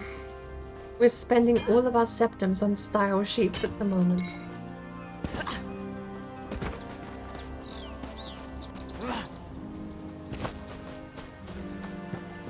And speaking of, before the price absolutely skyrockets, I should go clean out most of the guilds in the area and see if they have any Steadfast Society, Hollow Jacket, and what's the other one? There's a couple of things I need to make sure I've collected since the event's over. The price will only go up from this point. Fish, little snake. Frick.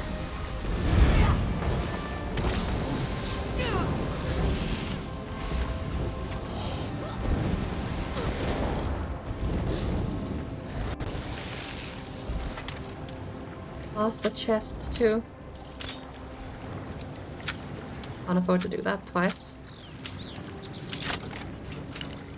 Oh, nice. There's a lead I can use. That's the one downside to the more expensive leads, is you need to actually find them.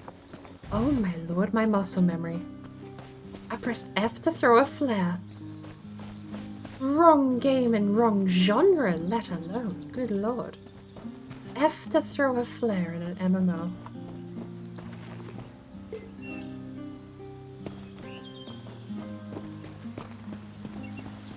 Hey, though. Onwards and upwards. We're not crashing, but we are dropping frames. Quite horrendously. I suppose I could use another break.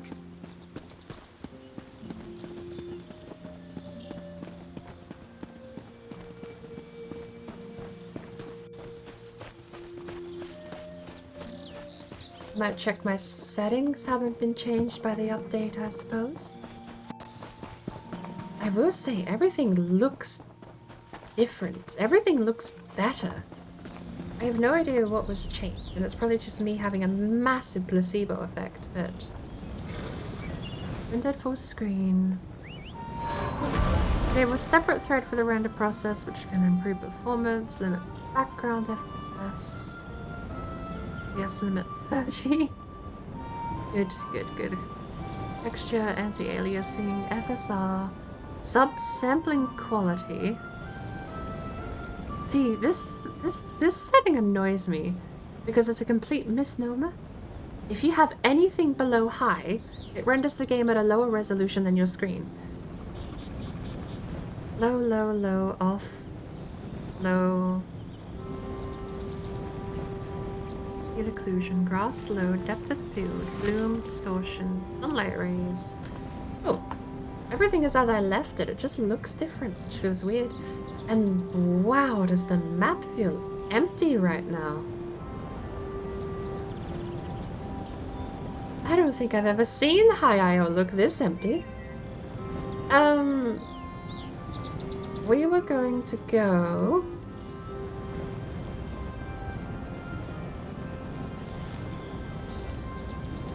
That one kind of looks annoying to navigate. What's this island over here? That is Stras Mackay. And there's one up here with a single waypoint. Looks even worse to navigate. Other small areas include Beatnik. Do we have all the way shrines of Beatnik? No.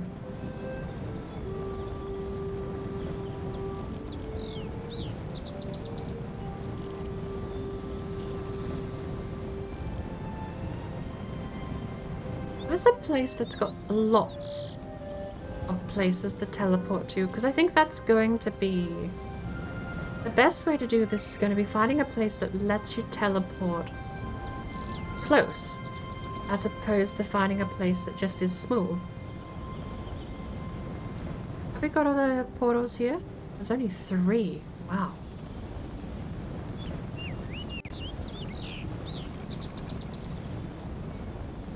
Apparently I've never been to Northern Elsewhere with this character.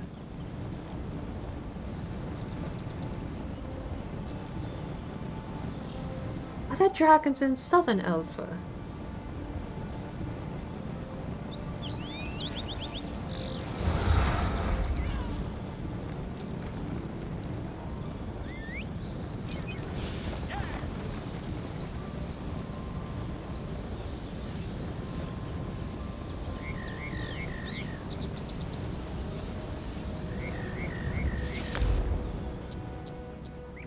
We'll try Gratwood.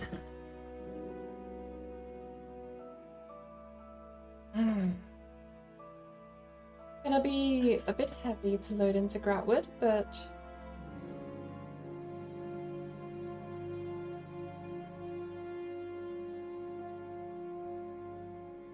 I need more caffeine. Wake up. Let people wake up.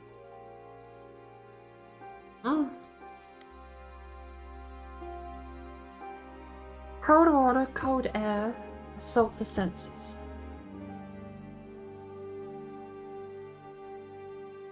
I just need to last 3 more hours.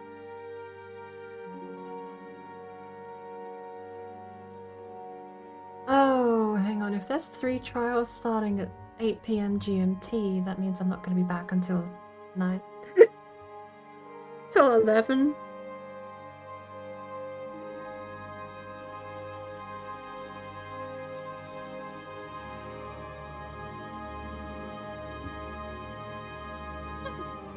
I'm gonna have to John and let him know I'm an hour early. Else I'll be in back an hour.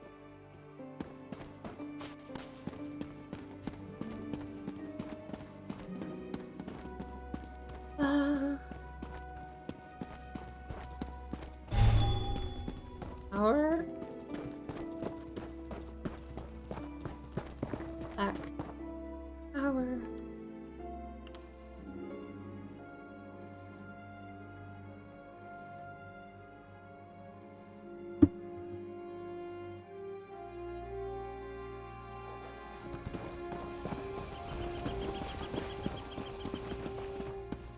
Oh, while I'm here.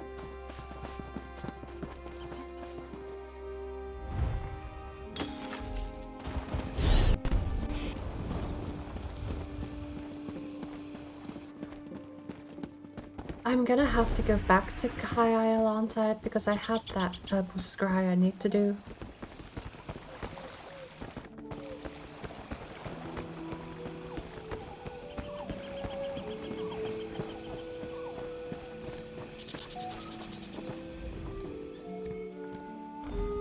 None There of we us is go. getting it.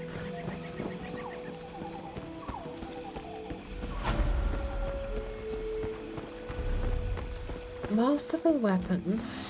I need frosted brains, but I don't know where to get them.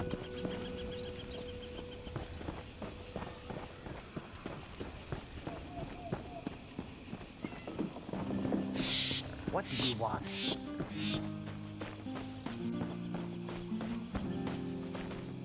Alright, I should let them know I'm not crashing.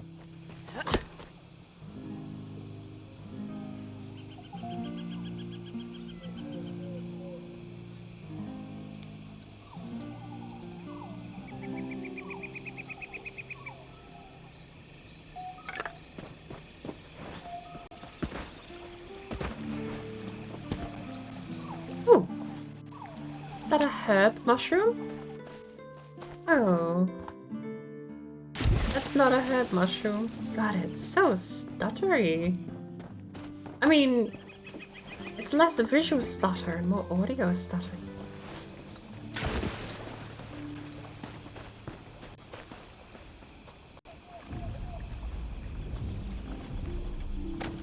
Okay, back to High Isle we go. Short term. Honestly, what? Was that added? Galan and Niflin? Bastir outskirts away. What is this? When did we get this? Oh my word, you can go to the volcano. How long has that been in the game? How long has that been in the game? I'm actually blown away by the fact there was a part of High Isle and Aminos I never knew existed.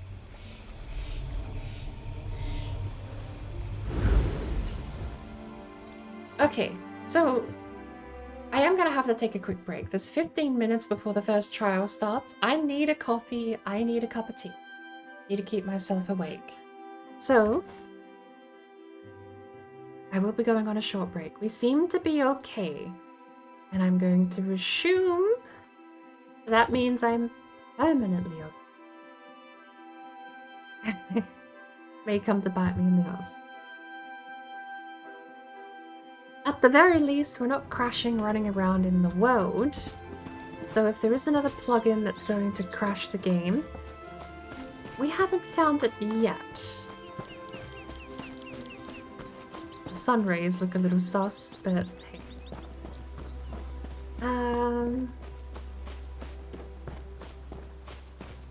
So, I'm just gonna sit here and greet anyone new to Aminos. Oh, High Isle and Aminos. Specifically, not Aminos. Oh. Pick the worst words. And you sit there just wondering to yourself, why did I say that? It's the wrong thing.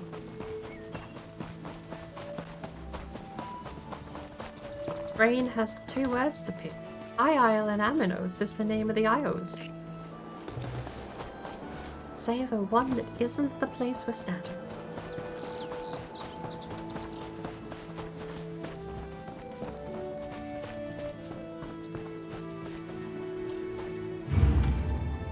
Goodbye. Remember? It's we.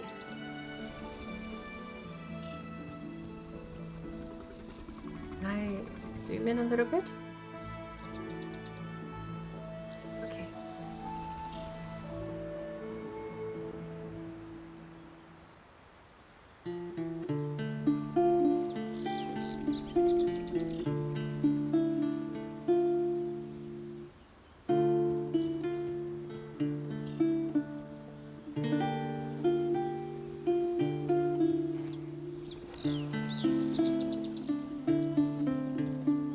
Try not to capture too much of the pixelated grass, but I need to go on a very quick break. That was the wrong button. And I can't emote without the HUD enabled. Oh, good lord.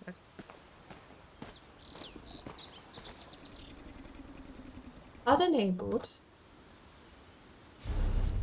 And you get the chat back. Flash loot. HUD disabled. Camera back.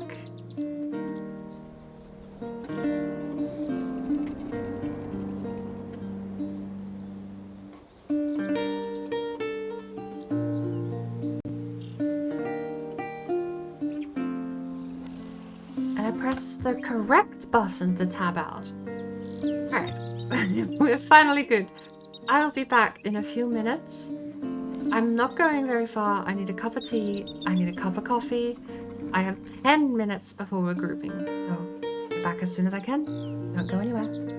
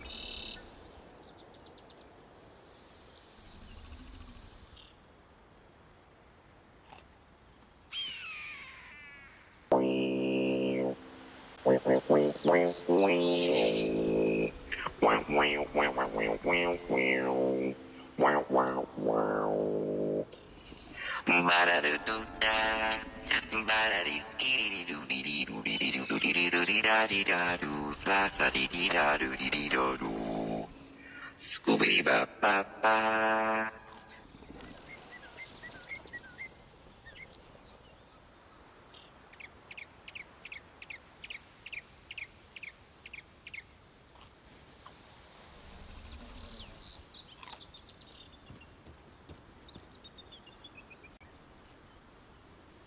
So, I'm back. Um,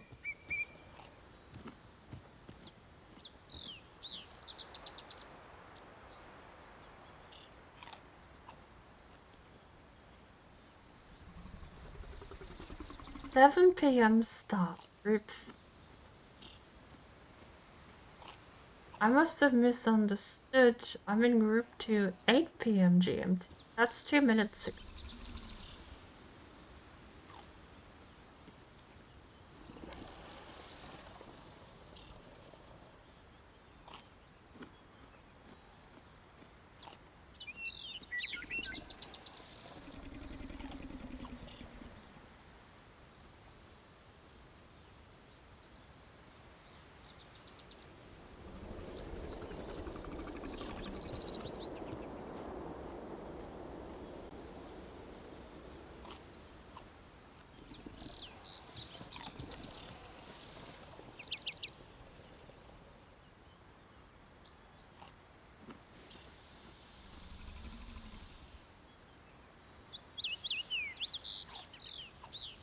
So we're starting now, but no one else is here. So confused. It's taken me all bloody week to realize what's actually happening, which is that there's 3 groups running simultaneously, not 3 groups running 1 hour after each. I thought this was a trial, but it's also not a trial, it's a dungeon.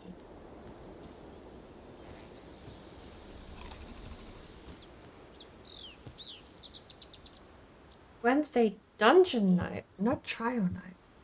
So, color me absolutely confused. Thursday normal trials, Saturday.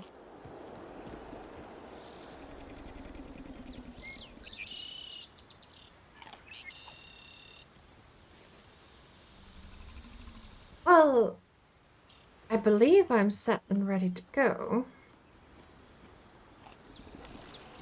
Wednesday, 1... Are you kidding me? I am... How many hours early am I? We start at 1 p.m? Not at 12 or 11?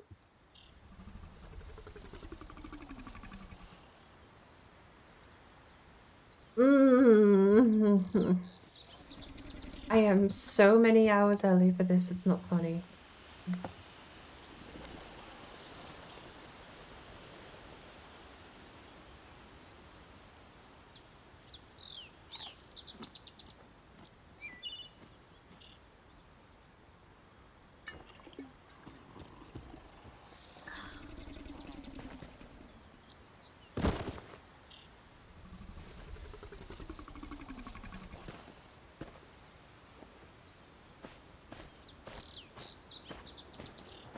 Well then.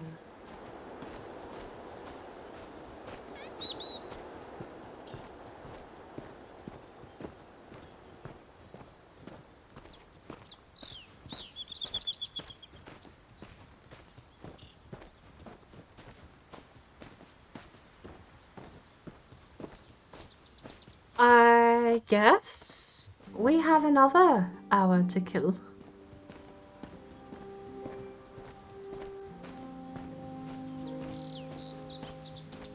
And I know we have a couple of blacksmithing researching that have been finished, so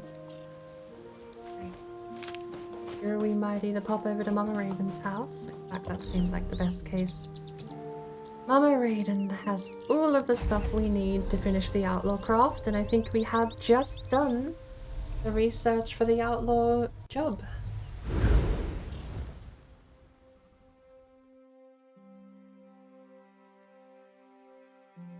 I am an entire hour early. I am so early I didn't even realize how early I was.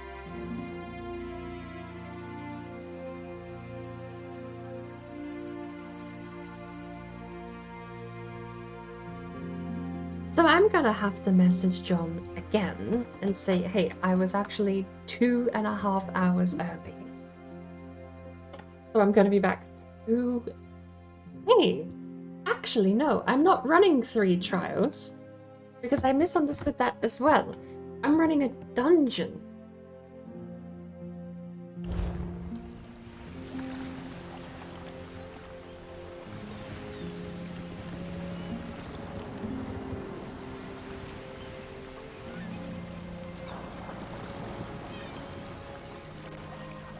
Alright, here we are, Mama Raiden's house.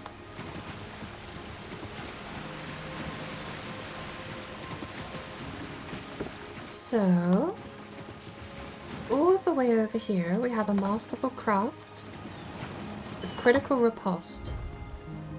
I have not finished research. Day. Clothing. Woodworking. Hey, it's been an hour and no— oh no, hang on. One of these said it's gonna say 3 hours. There, 4 hours left. Okay. So 4 hours. We have an hour to kill them. These are the ones that are finishing soonest. 1 day, 30 minutes. And... wait, is that it? That's the only one that finishes soon? 1 day, 19 hours, so that'll be tomorrow. And these are all a couple of days, aren't they? 10 days. 4 hours will be done, 4 hours. Okay, so we'll have a couple of things. Let's go consumables and crown items. Pop that. I know it's kind of a waste for this one, but...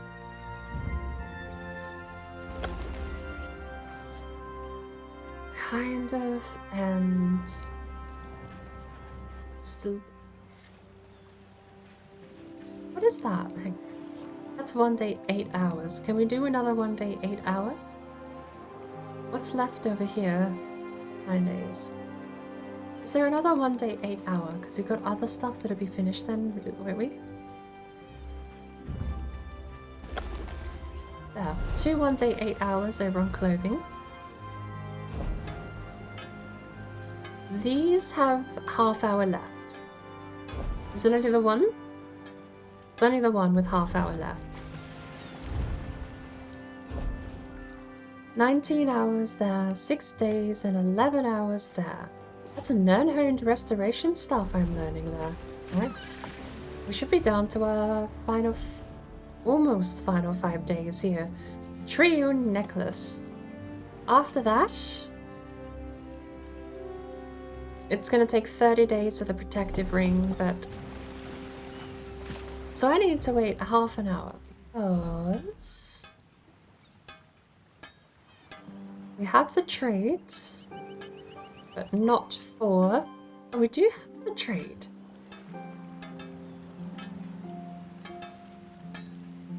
So I need a Rupert upgrade sold with the following properties: legendary infused, critical riposte, style outlaw.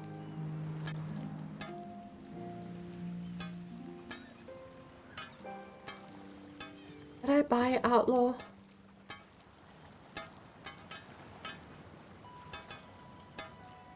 Wow. Oh, there you go. Two-handed outlaw. Legendary infused, critical riposte, outlaw. Right.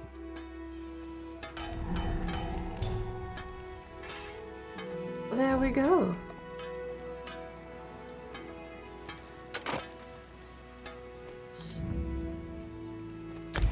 It needs to be legendary, which is... that's only blue. Is it purple?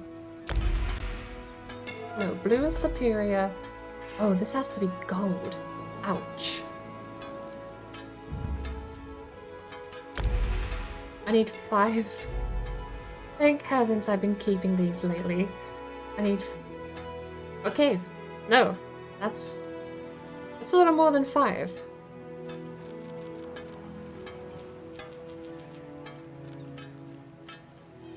So...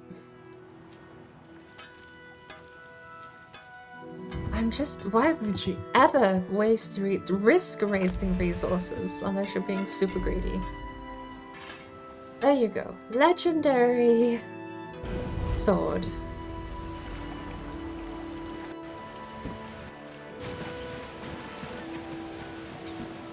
This is new. Hang on. This is new. Old growth brewer. Old growth. Old growth. Chimera's rebuke. And Claw of the Forest Wraith. Are they from the new island?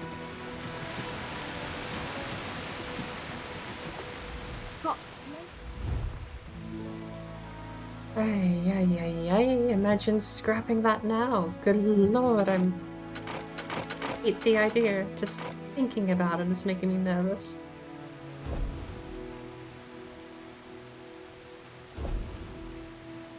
This is all the stuff that we've cleaned up because we've researched, isn't it? Oh.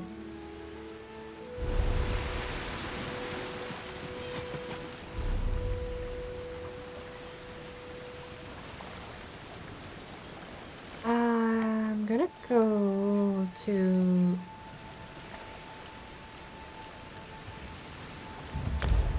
Well, that cost me a fair bit. 3 minutes left on my Rico timer. Apparently cost me 300 gold.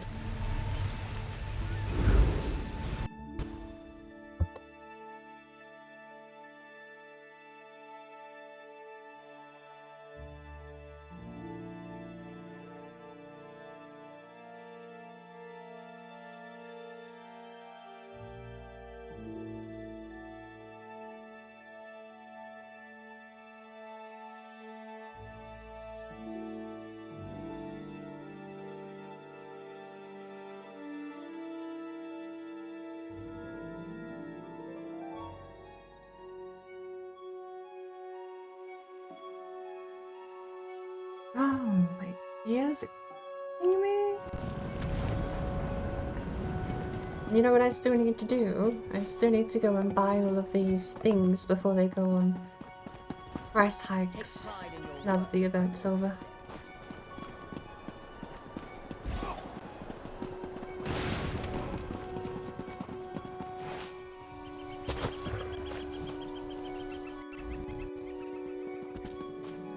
You ready to drop the goods off? Okay, that's worth 100 crafting roots. None of us is getting any younger, you know. Goodbye. I have 100 crafting roots. What do you have? Jewelry crafting station, an outfit station. 10 gets me a jewelry crafting by 1 day. Tempting, but I think I can get more value. If I have to... Do you have all research scrolls, or are they crown only? Transmute station. Ooh. Provisioning. Outfit station would be lovely. There's one over at Mama Raiden's. Diminished ethereal dust. Gilding wax. Do we have any of that? Ingredient for crafting jewelry with an intrinsic trait. Ingredient for crafting in Japanese style. Apparently we have these things. Ebony motif, unidentified chapter. Ebony style is going... Oh, ebony actually requires another whole 150. We have glass, and I don't think I'm ever going to move off of glass. We could take ebony unidentified chapter. 5 chapters would be 100. Random chapter of the ebony motif. Glad to learn them all.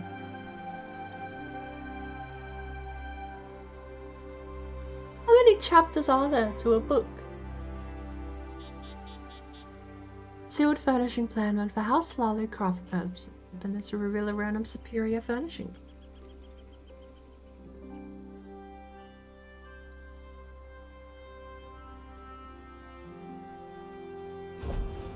Storage chest, storage coffer. You can secure sturdy.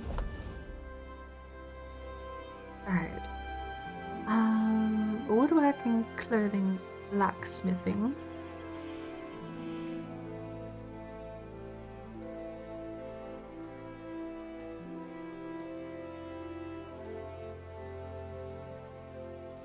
Okay. I am going to buy. Casserole. This may be silly, but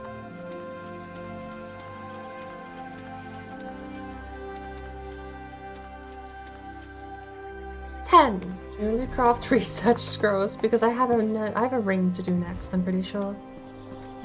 And even if I don't have a ring to do next, I'm just gonna buy someone craft it for me so I can disenchant it. Speak to me before entering Mournhold, citizen. Oh. No, I don't think I will.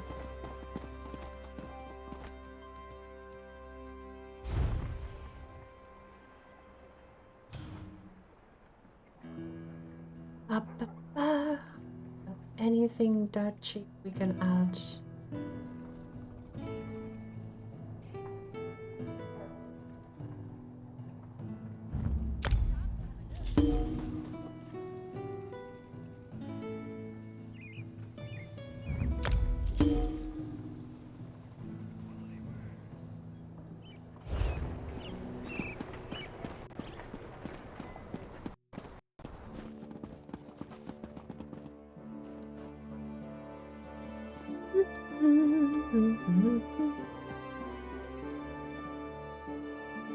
Alright, I'm talking to this lady. This is taking longer than I planned.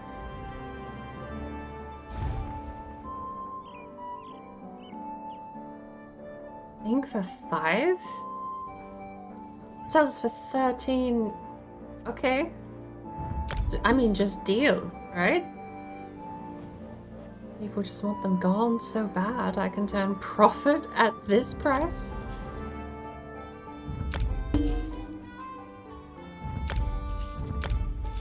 There we go. They're finally selling at market value.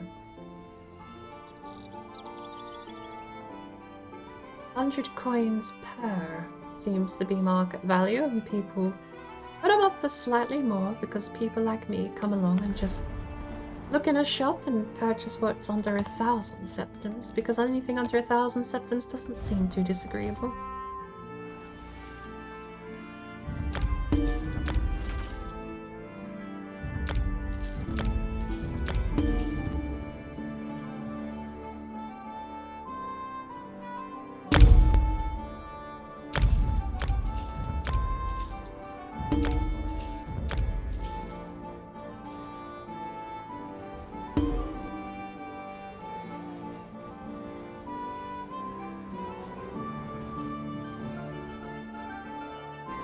Maybe I read the market wrong. Maybe now the events over there are all going to be infinitely cheaper.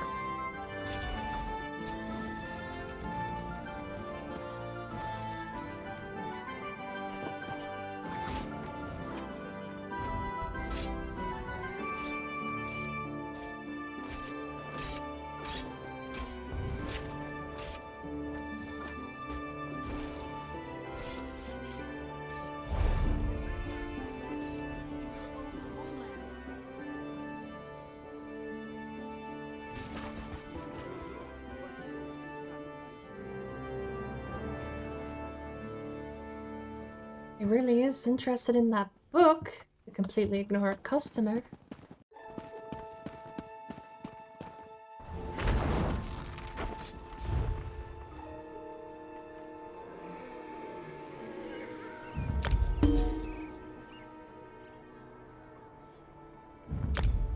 We already have a bunch at 39. I'm no longer buying at 39. I will buy for cheaper than 39. So anything cheaper than 39?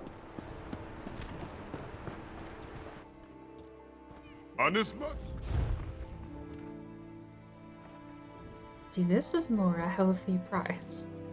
People are going to buy them. 100 septums isn't a lot. While I'm here, actually, do you have... I wish I could... There should be a tick box for unknown recipes.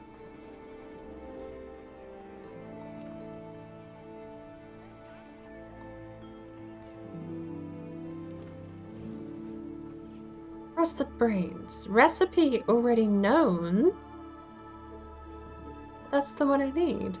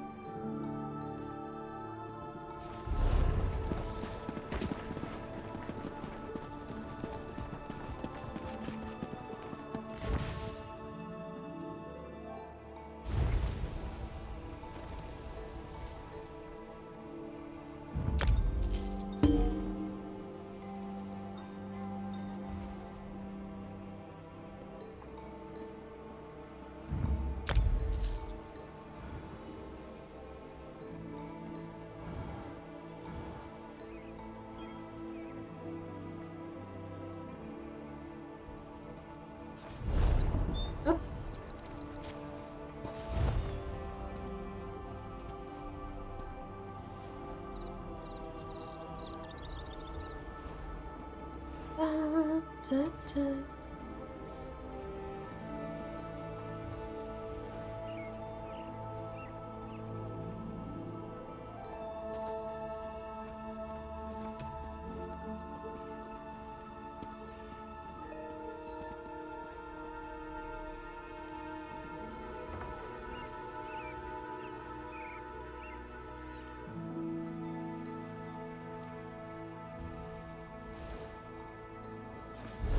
Alright.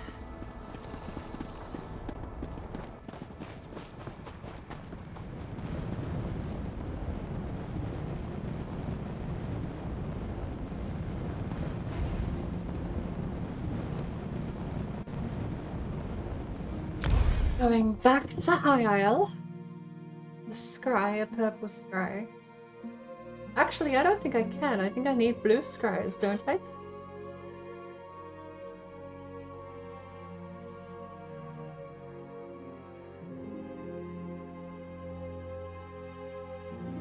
We'll find out.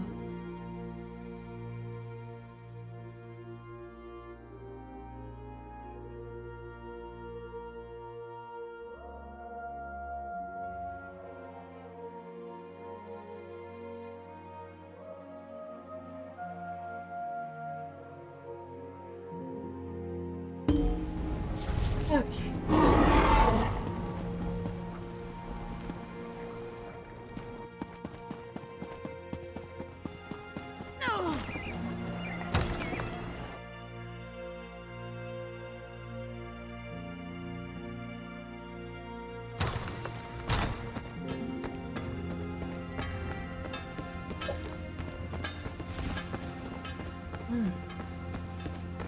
Coffee down.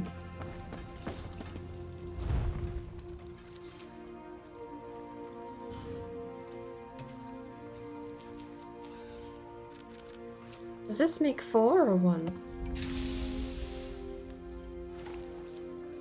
There you go. Hey. What does a frosted brain do? Magicka and health recovery. That's a fascinating combination, actually. Alrighty. So, I don't know where we're going to put all of these.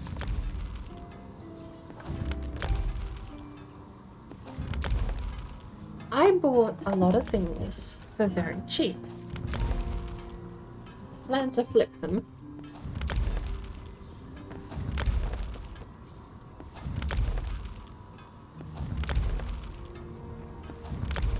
I was expecting the market to increase in price, since you can no longer get these.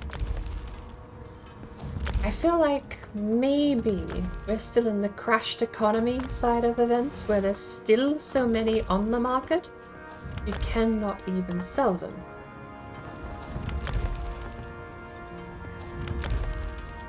I feel like if you are going to sell these, your target audience is people who missed the October event and are now logging in during Christmas break.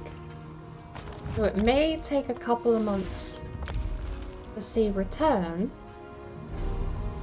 but I do think Christmas break is the target audience. Grabbed 2. The rest they should own.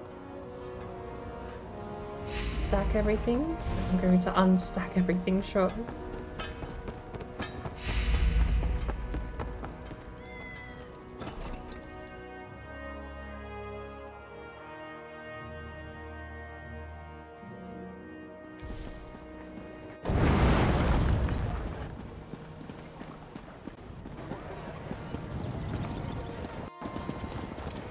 Oh, do I have a mission to turn in?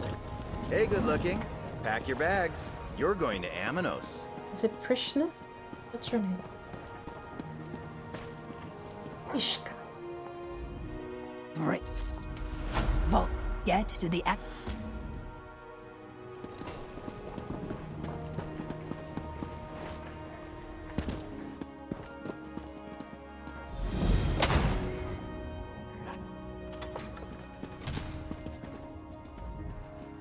Did you see the Colossus fall?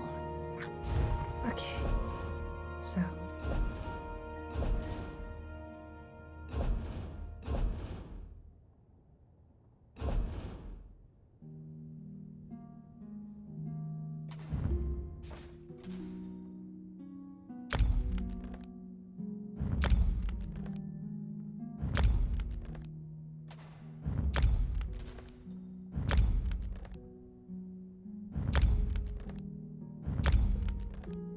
I have 4 spaces free.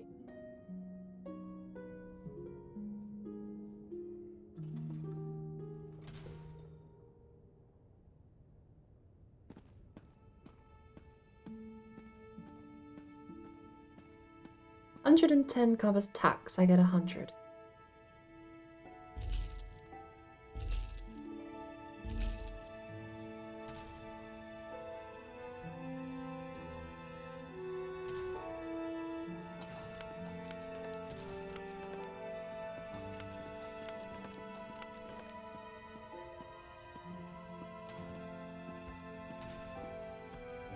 I have listings for 500, do I?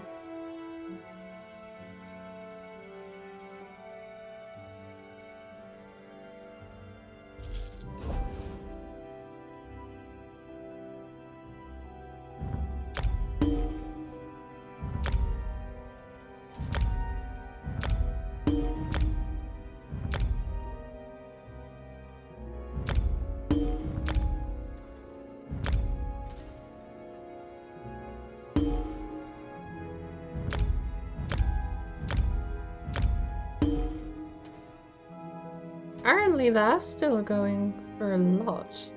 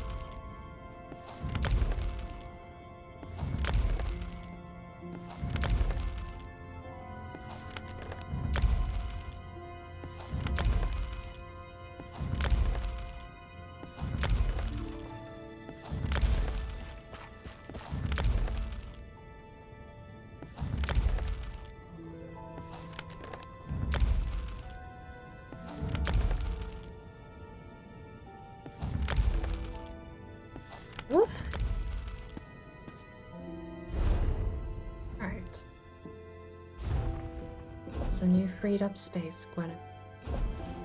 None of those were selling. Down. Barbaric style has sold 6 times for 3. So 300.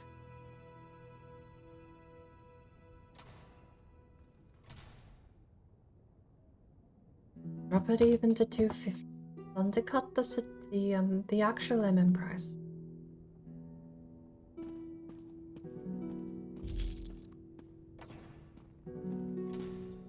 The more daggers have sold, Bonanza price is listing them.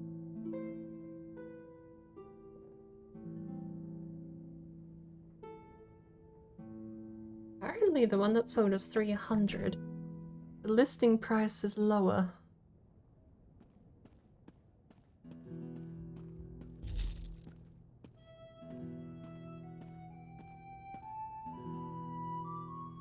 Aces are going for 380. Helmets are apparently being picked up for 480.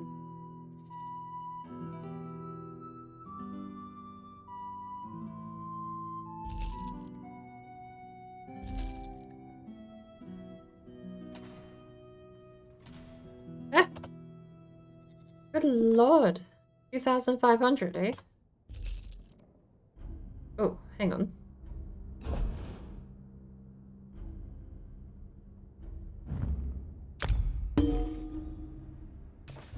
How much did I put up?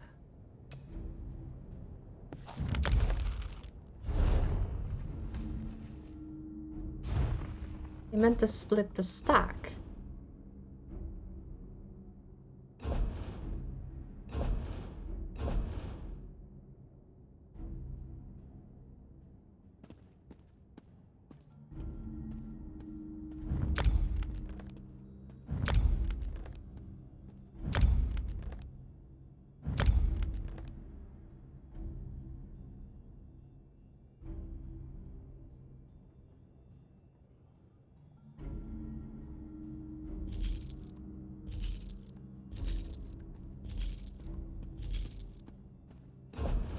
And now I have.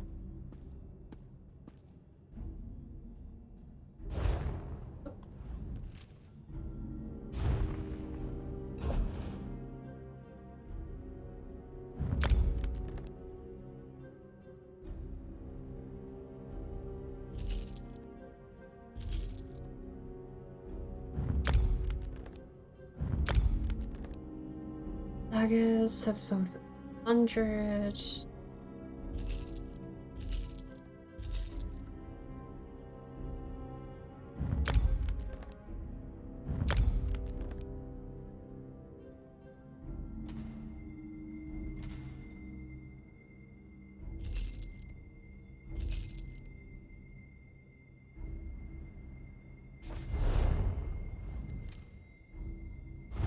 The rest of them can just go in the bank.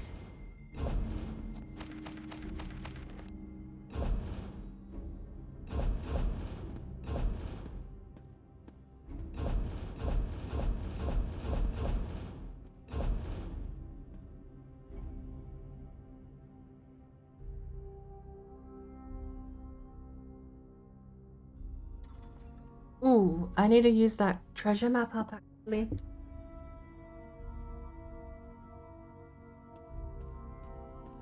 Malabar Talk. How do I get to Malabar?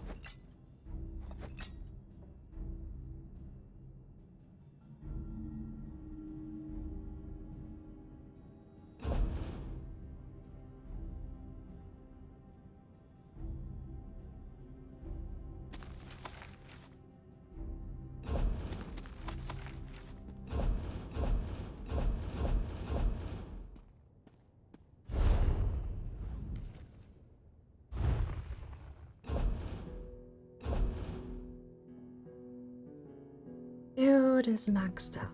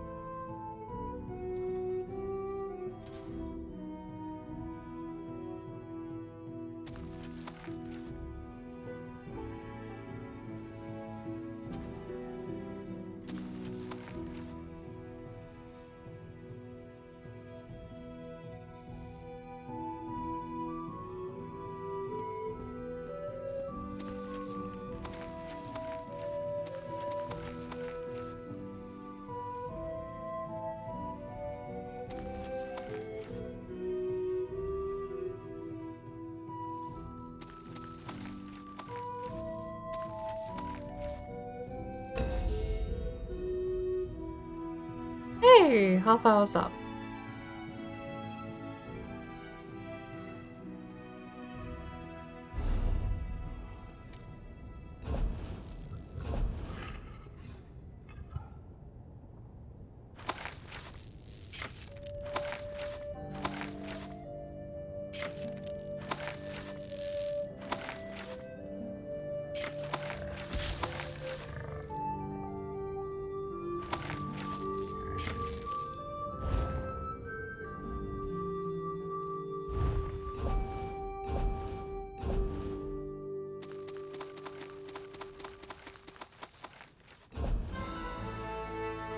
We were down to recipe H.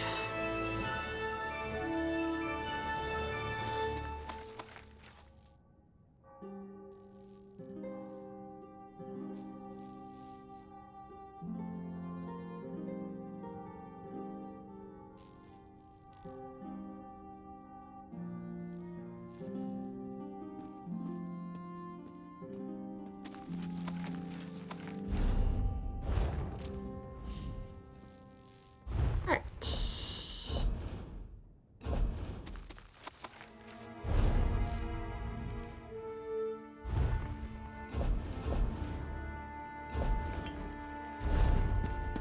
Off we go.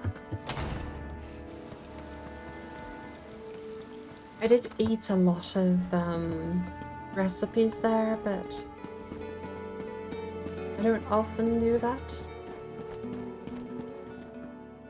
Justifying it by the bank was full.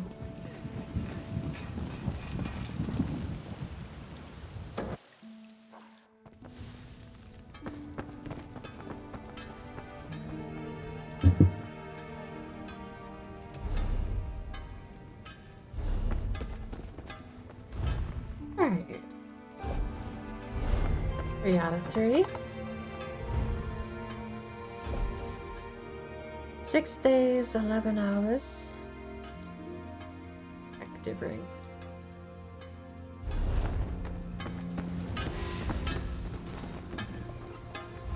It was blacksmithing, wasn't it?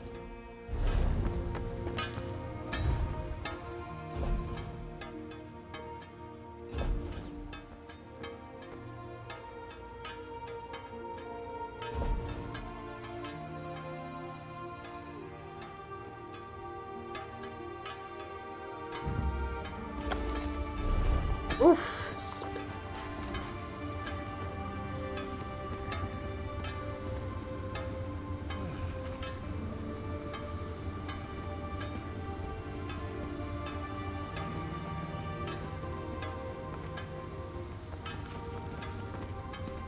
Tiny little horse.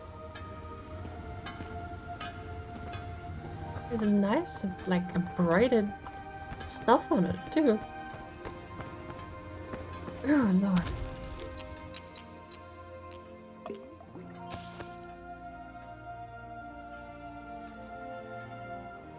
Alright, this is a specific potion with a very specific combination.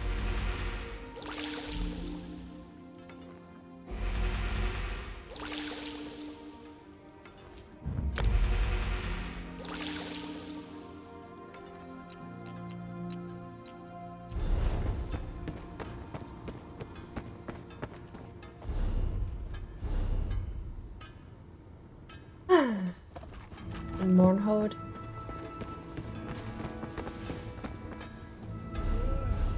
It's gonna go straight there. Alright.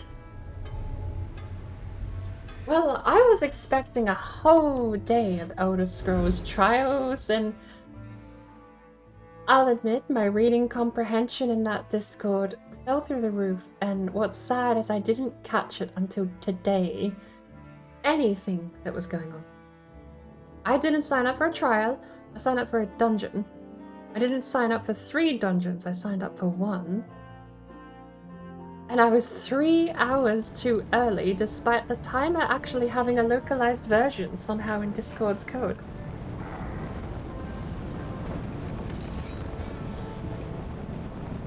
I want to know how to do the code block that does localized time in a message in Discord. Because that's cool as heck, being able to write a time, and everyone can see the time in their own local clock, printed in Discord. Don't know how to do it. I'll have to Google it later. I like There we go. Now, where I said I was going back to High Isle to do a scry. Well, I didn't do the scry.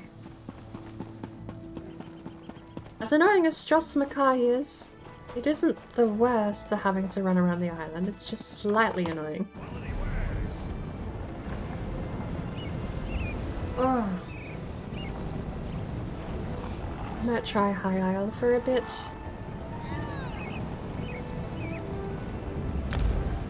Not to mention, we do have the volcanic disruption that we can attend.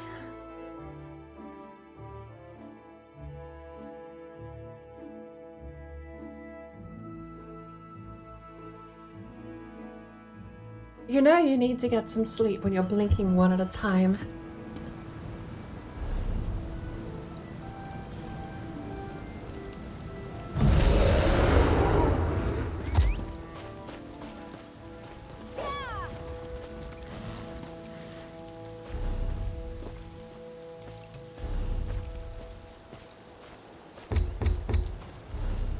Nice. Malabator. Hang on.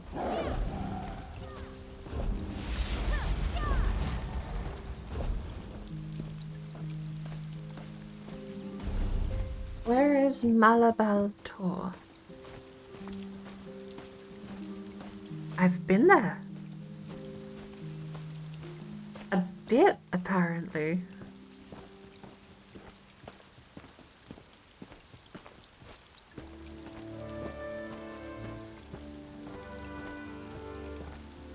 How does this work then?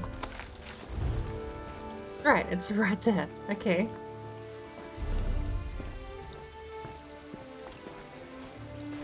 It's at Ooze.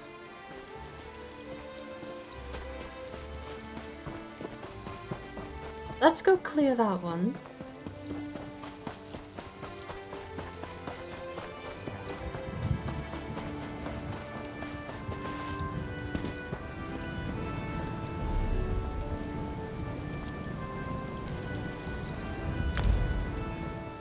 We'll go clear Ooze, find out where the treasure is.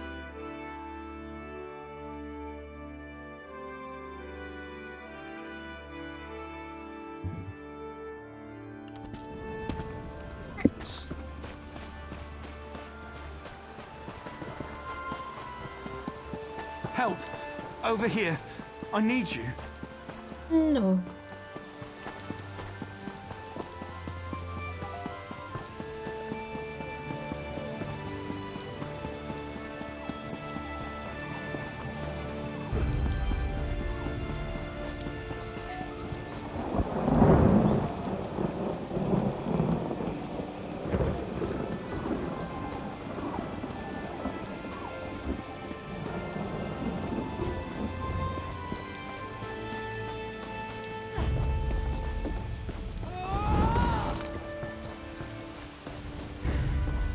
Oh, I think I found it.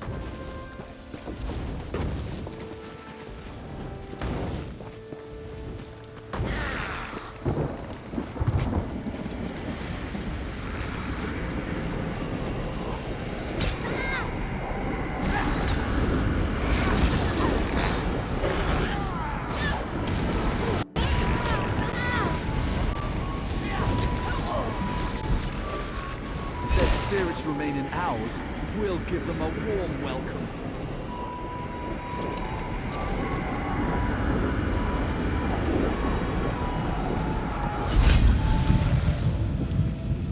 Oh.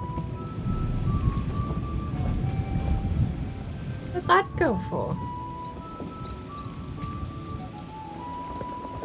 Natural made but fragile noise maker can mimic the sound of a color hash motor in the Citrus Isles.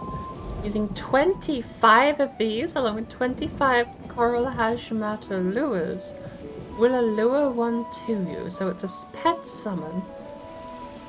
But I need 25 of each piece. I think I might just sell it for 30,000. Glamora Weird Greatsword goes for 1,000.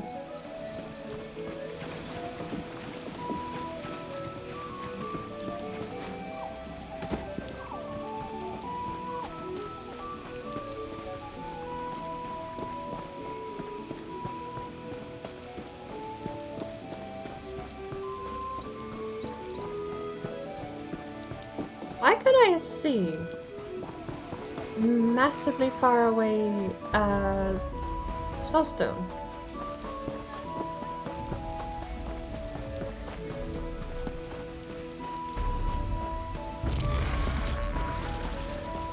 Oh, so I need to bring Ember back. Ember is like one of the only reasons that I don't get my ass beat every time I play this game, because I just run around like this.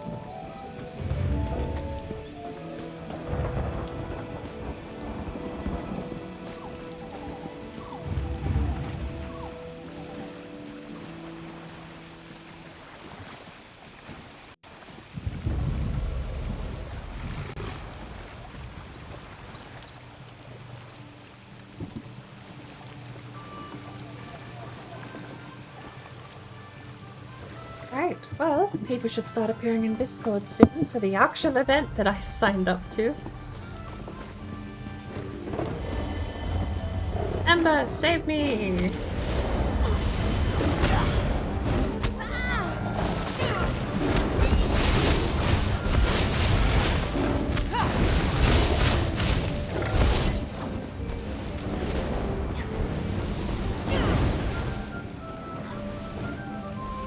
Save me, Ember. Don't be bothered fighting. Save me from having to fight. Oh.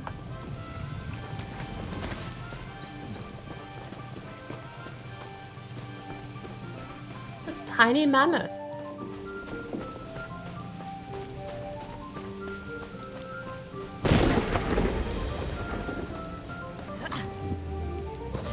Tiny mammoth.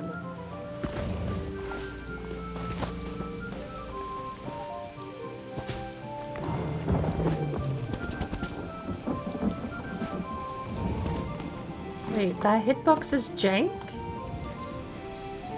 No! That hitboxes can't be jank. I need to stand on one. That's so lame.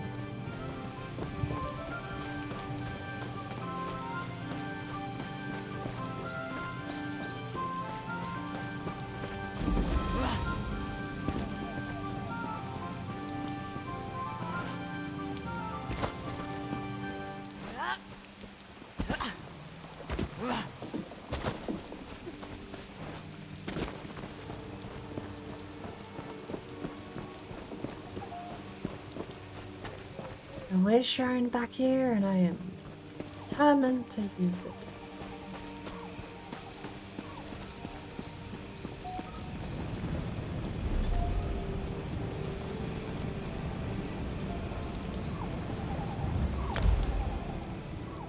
Alright.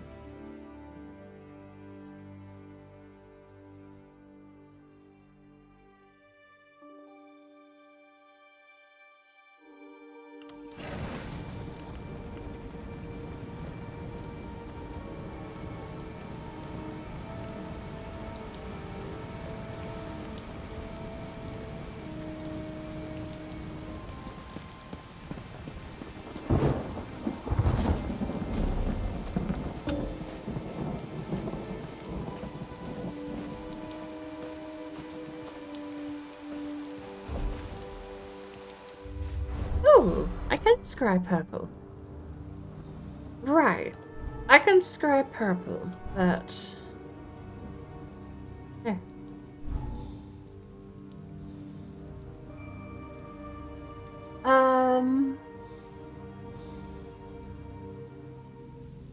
That connects to that. What's the best way to do this?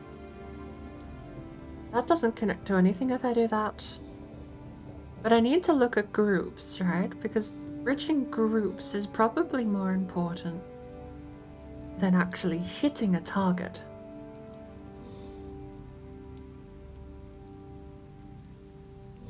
So that we can hit this one immediately.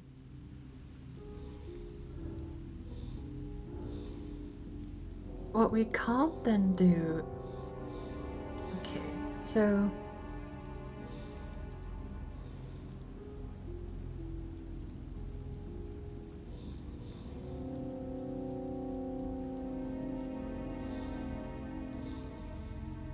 That one would be okay. I think I'm gonna go there.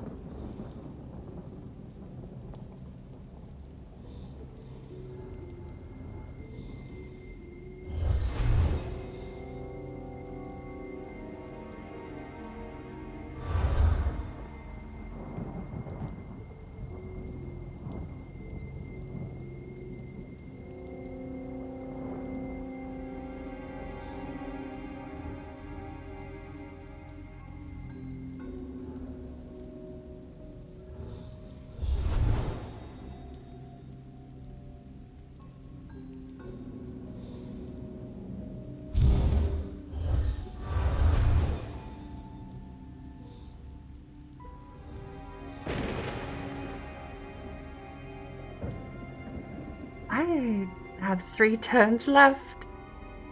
What have I done wrong?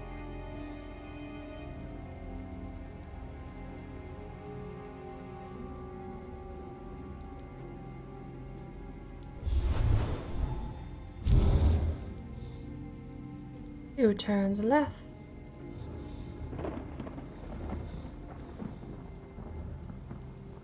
So even if I could reach anything else, I couldn't do anything with it. I have to pick one of these two, and this one branches into that area we just made. But that's 1-2 turns. I have this area here. Nothing connects directly with this. I actually wasted a move. I could have connected it here and got an extra one, but I have not.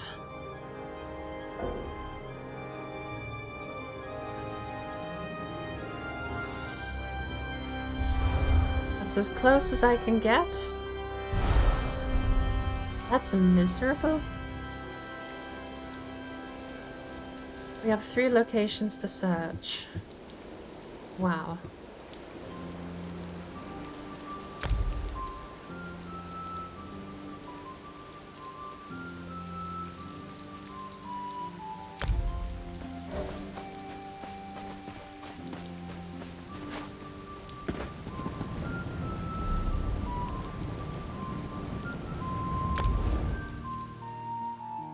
Alright, closest to the way shrine. We'll work our way elsewhere. So south.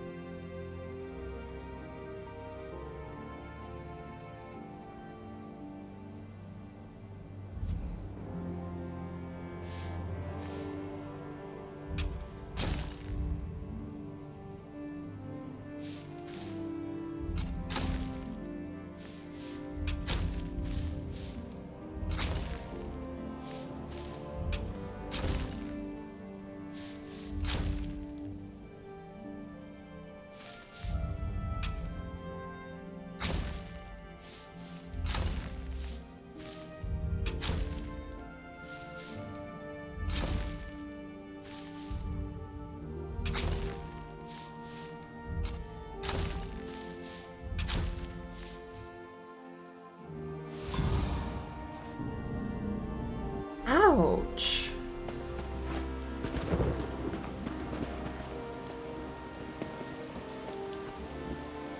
I'm all set.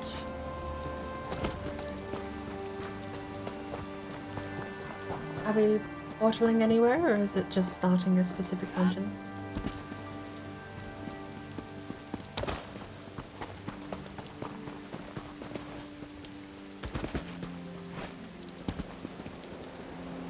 We can reshape these islands with the strength of these stones. Oh, we have joined the queue. Well, we've joined the group. We're about to do the thing.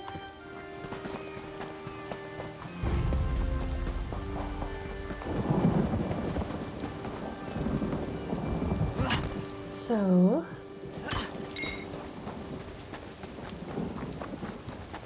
I did just ask a completely unrelated question too. Mud crab item. It's specifically from mud crab, not from the coral crabs here. Right, so I got super lucky and still, see, I need to be doing this.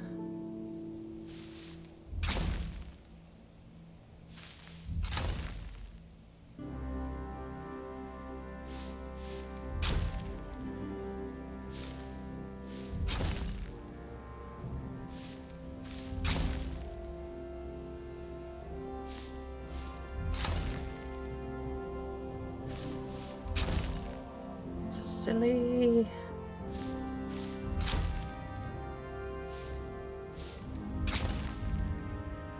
There it is, but like, look at the time we have left.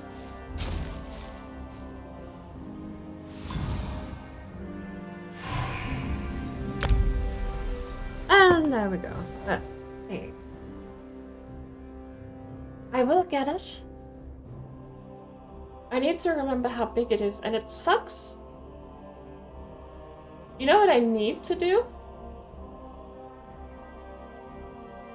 I need to dig away the top layer, then use the Pull locate. yourself together, mate.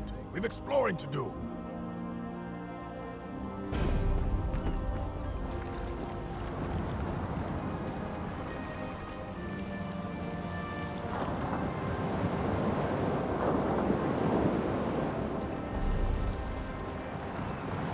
Raven deep that.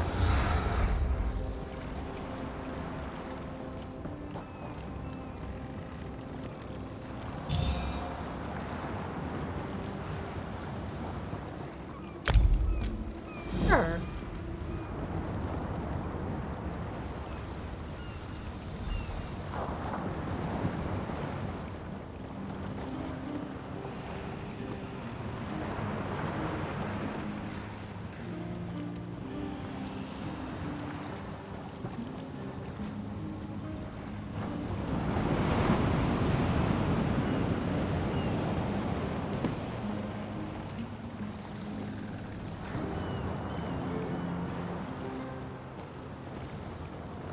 Right.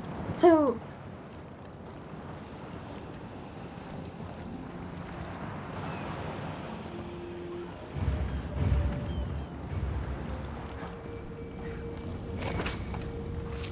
I can either you know what, I'm probably not gonna mute. But I will be talking to other people. You won't be able to hear them. But I've not done the dungeon at all, actually.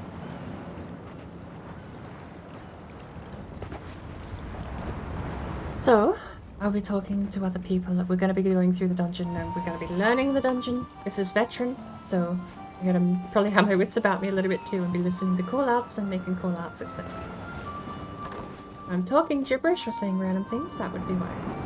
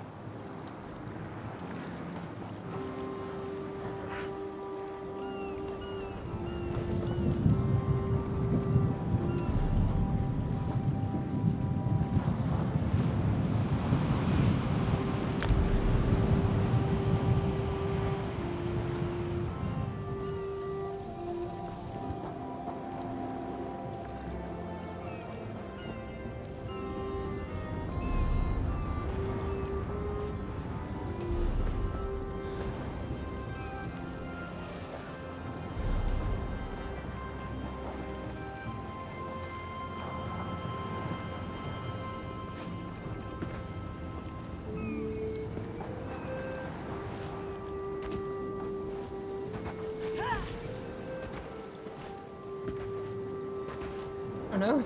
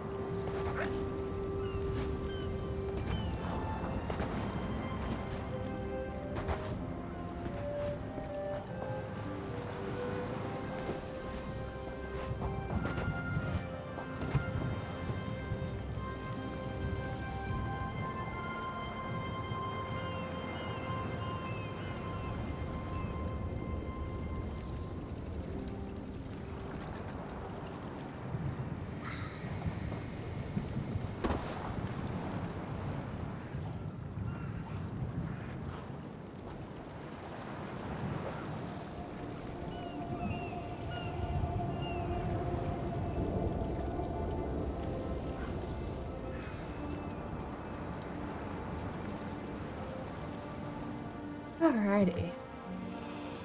So, just to what I discovered, AoE. Don't stand in it. Big area with not much happening. Is that blue Gawar? Okay, no, that can't be a Gawar. That has to be a Clanfear. No, it doesn't. It's not. It's too stout. It looks like a Gawar. Or an Elite. It could either be a Gawar or an Elite. I don't know. Oh, we're back.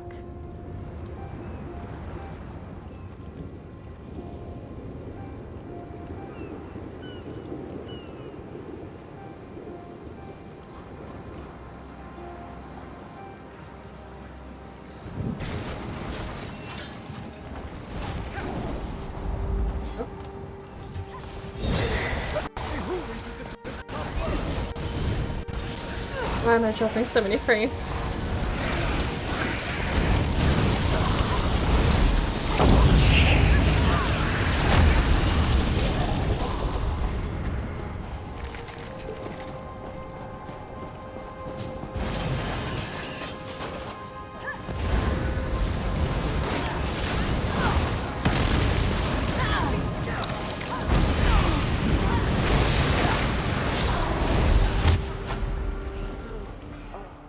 Oh, synergy.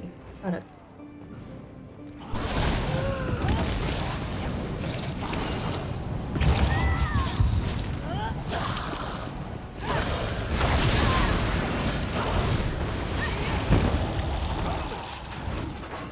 Come on then, you cracking beast. Oh wait, bearer. I've almost reached the top.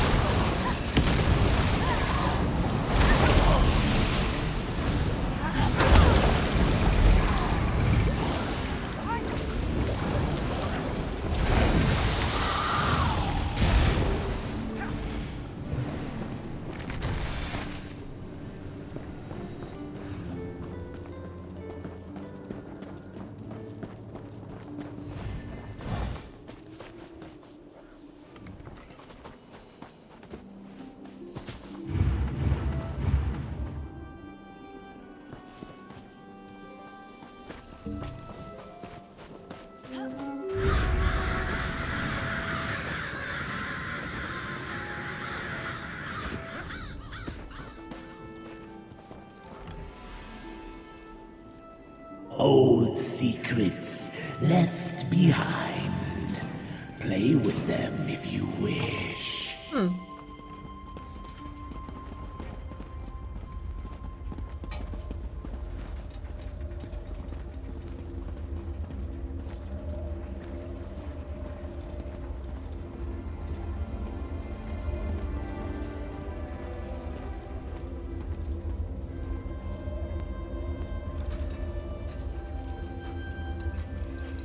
No match for simple cubes.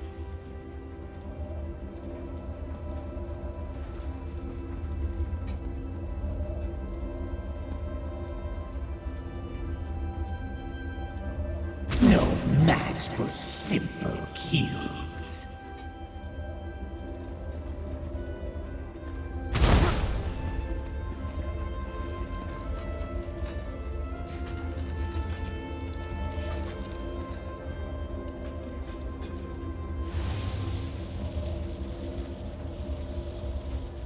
Perhaps this one's beyond you.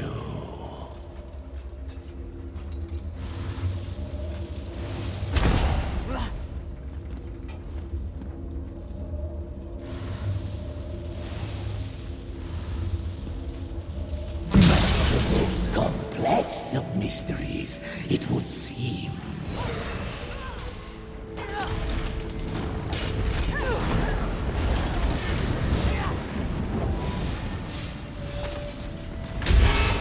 Can you break its protections?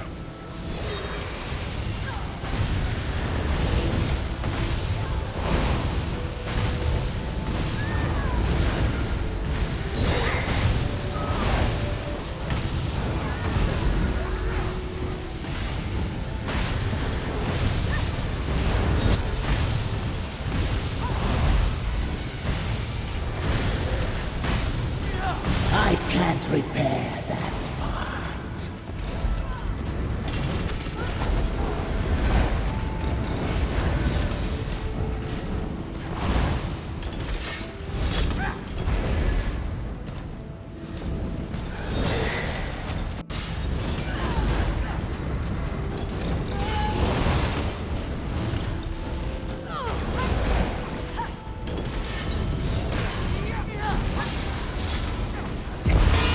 Defend yourself, construct!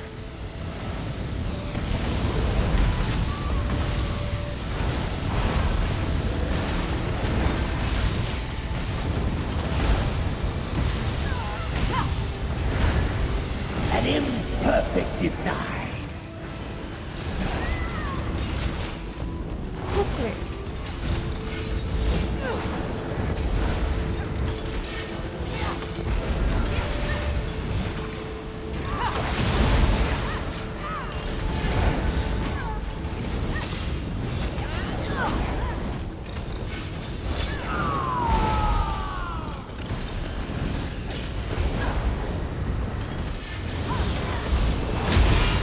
Can you break its protections?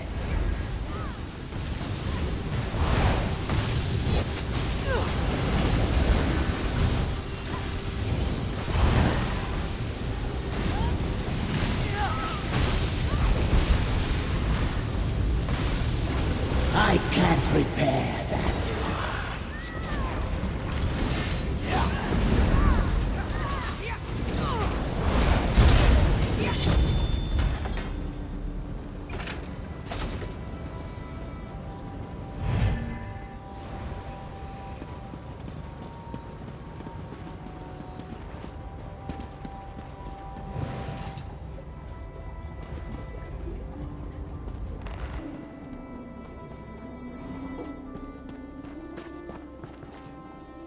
Explore the uncharted island is our quest, and that's the only thing I know. As far as collecting any idea of what's happening, no. It's an uncharted island and a fighting thing.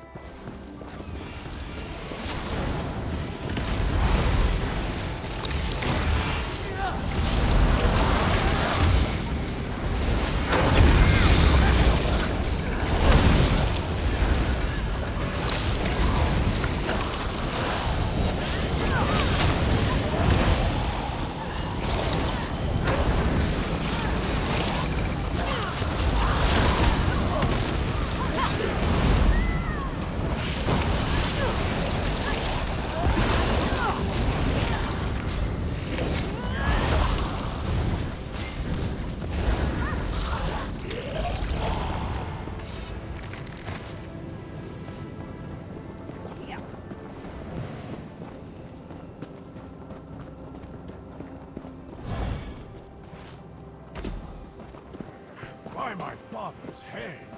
Dwarven construction! I'll join you presently, after I handle some Haddled bullies.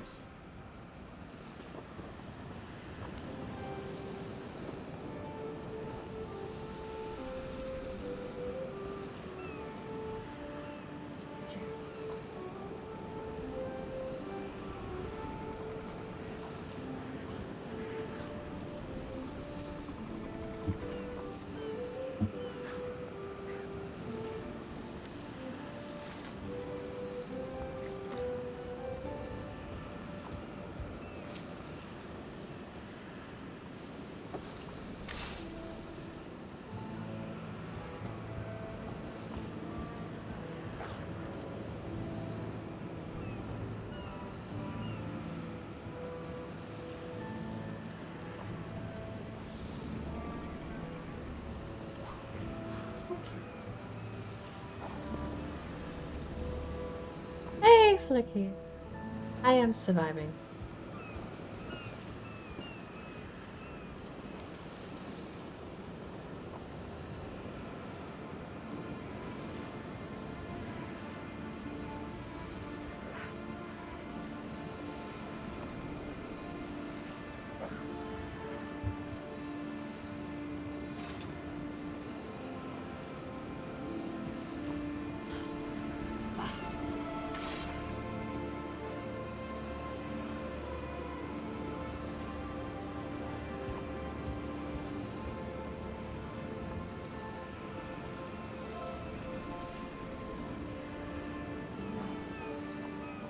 Okay.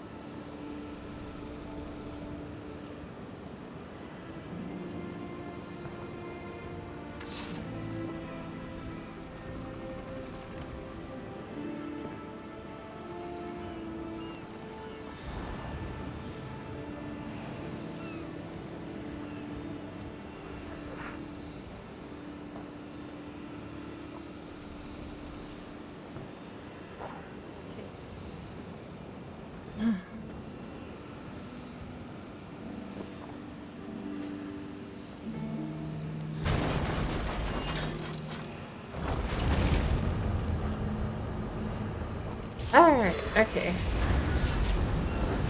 I need to go to the restroom. I hope this fight doesn't take too long.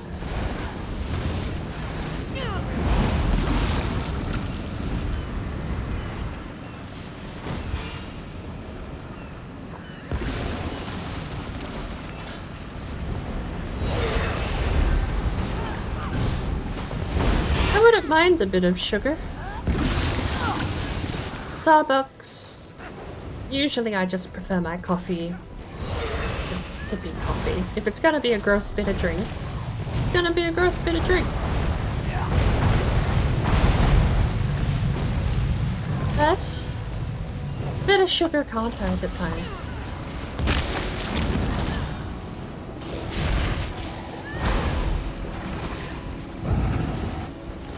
I am not keeping up at the moment. I completely had a mental fade.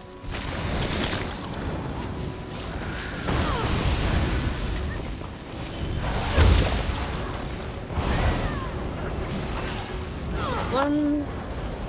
That one.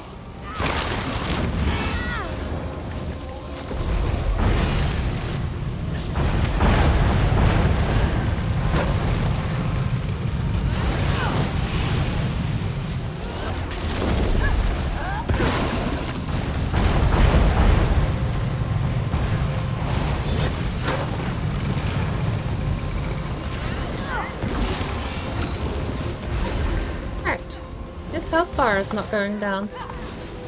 Gotta hold in Gotta survive. Not just in the game, but in IRL.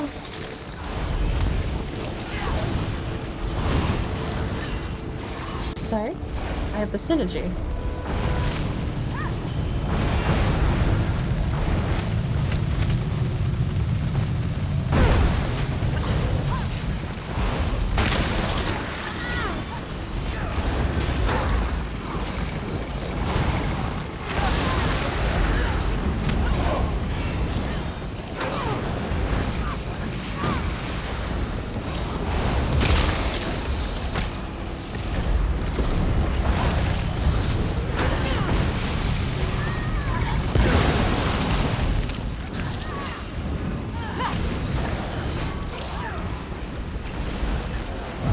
Come on, come on, come on. This is hurting me.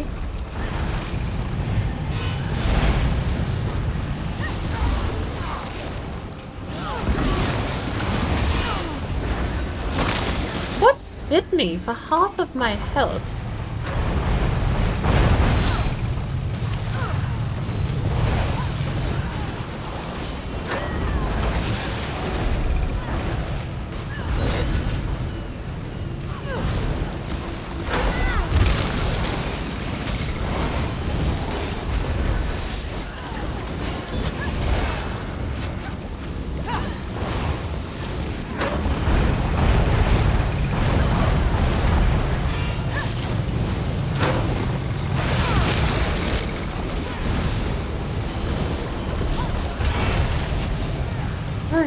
Okay.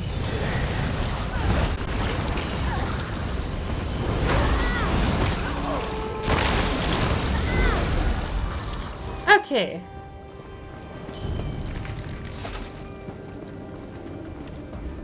I can feel salt in my veins once more. Let's open that hatch. I am terribly sorry. Do you mind if I just disappear for like a quick 60 seconds? Be back as soon as I can.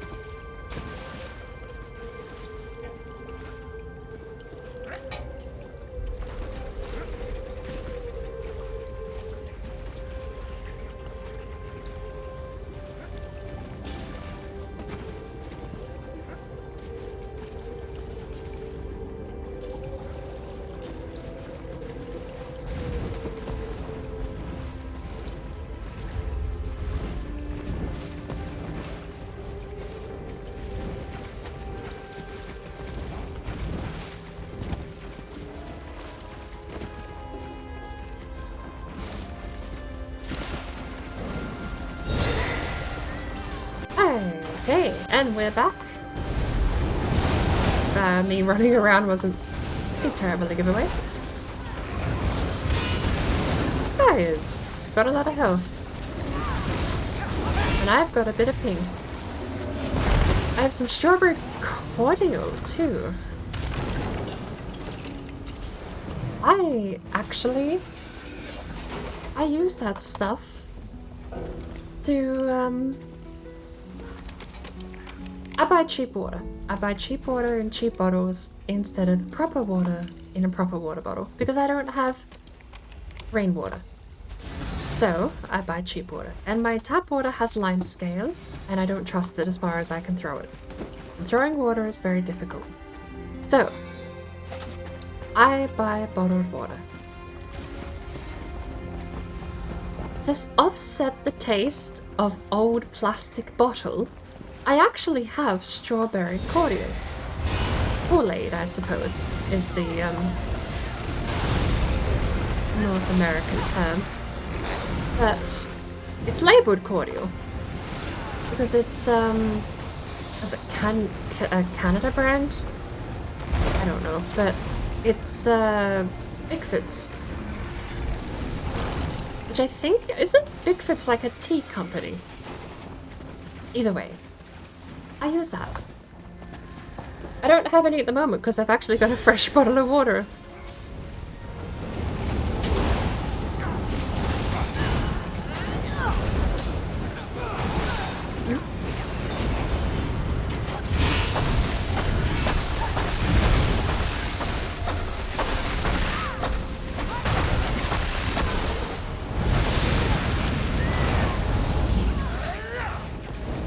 Three. There we go.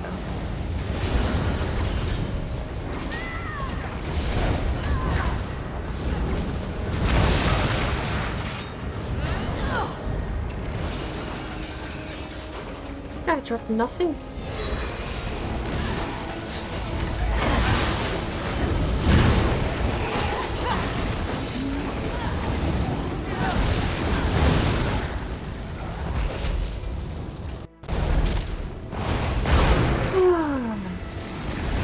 I like my sugar drink though. I don't use a lot. They recommend mixing something stupidly high, like 20% or like 1/5 of the liquid. It should be syrup, but that's so strong. I usually do closer to like a 20th. Not 20%, a 20th. Because I don't need it to do anything but offset the taste of the bottle. That's literally it. Second one. You seem drawn to these secrets, like a fish enticed by bait.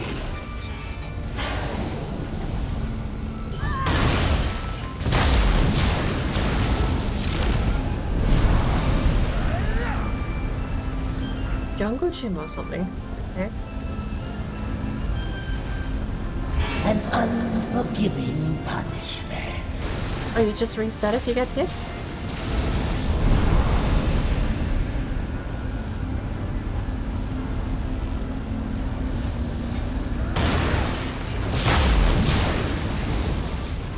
Do not feel bold too quickly. A whole lot. Here we go. Hurry, mortal.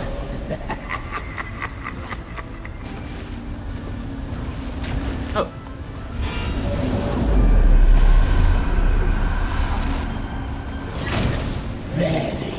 That is my number one problem I have with this game, is accidentally dodge rolling when I shouldn't have. What?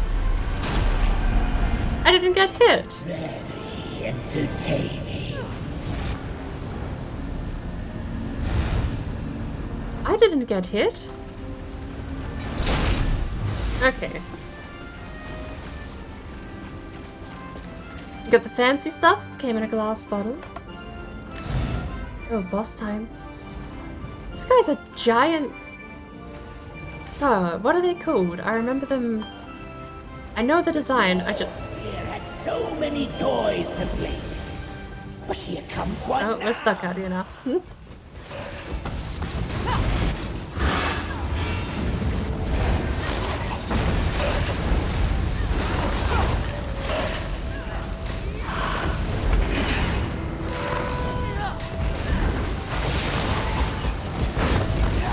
It's really hard to see on the ground here. Yes. What savagery in your rich souls. It's fine, you can see the fire. What's hard to see is the AoE. That went right through my damn circle too.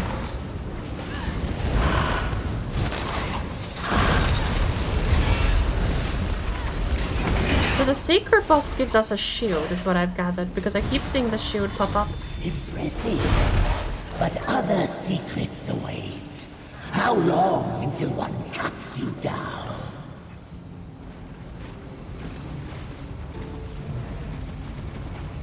This is a high IO dungeon, and I'll admit I've got no clue what the story here is.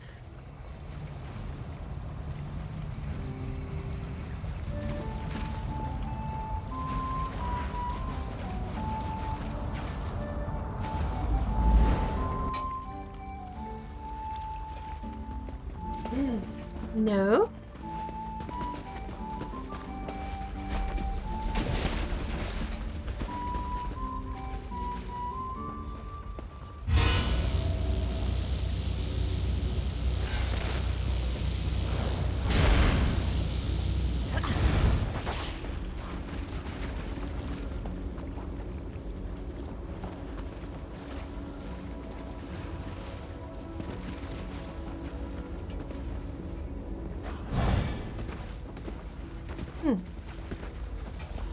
A few secret bosses here.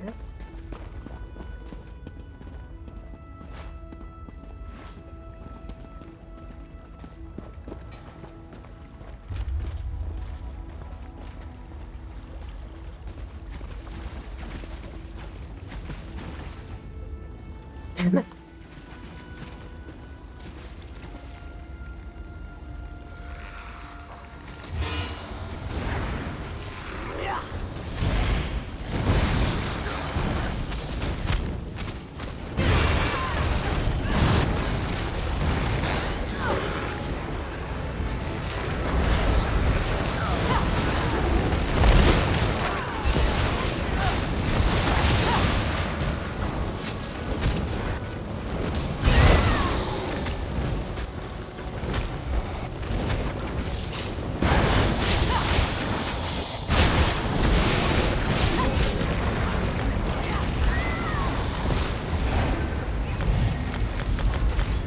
Something!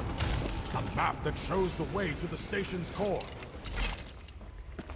Ah, soggy bullocks. The door we want is blocked. Look here. The wall's breached. Let's see where it goes.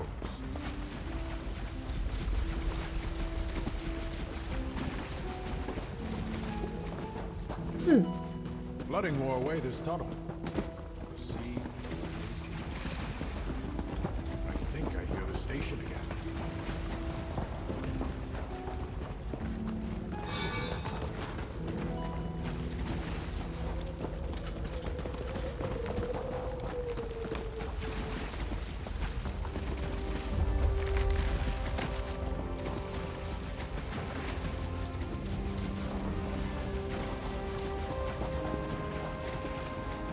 My phone turn off.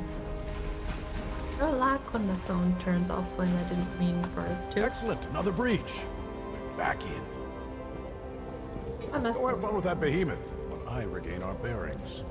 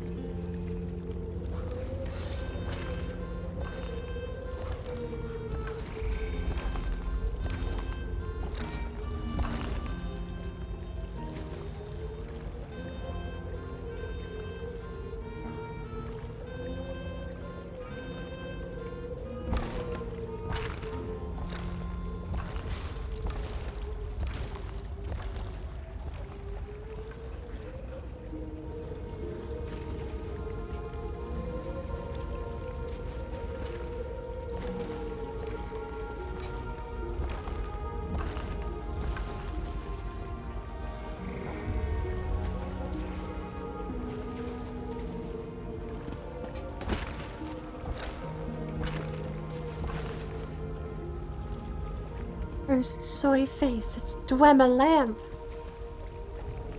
Oh!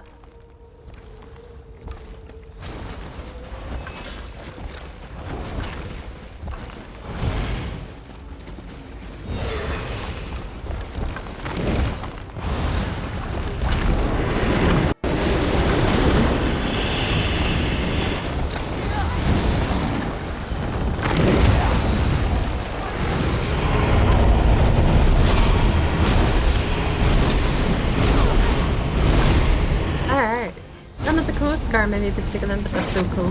You know what I want to know?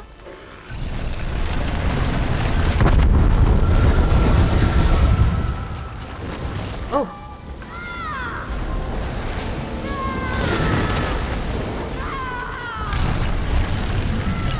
Is that something I need to do to break out of this?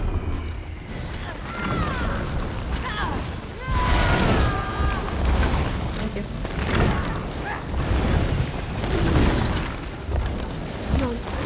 Feet is stopping me from resin.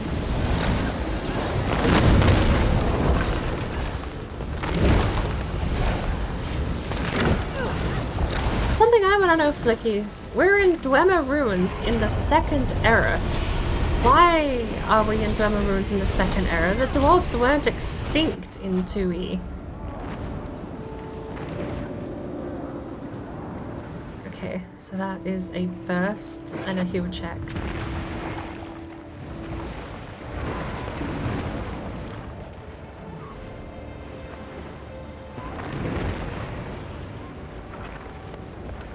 Might be wiping here.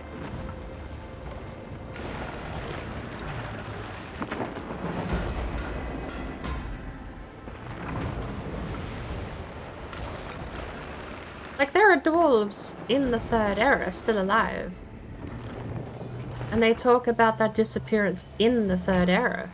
And that's 3E, like 300.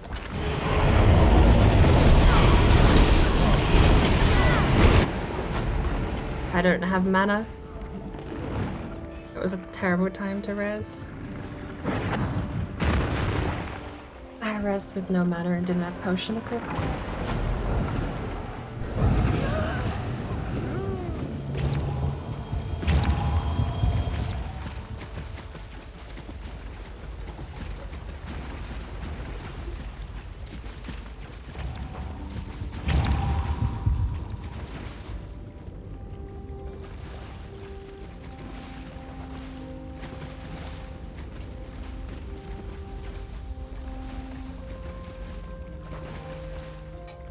As far as doing Morrowind content of any kind, no. I played on Xbox and it was the 360 with the Xbox One disc.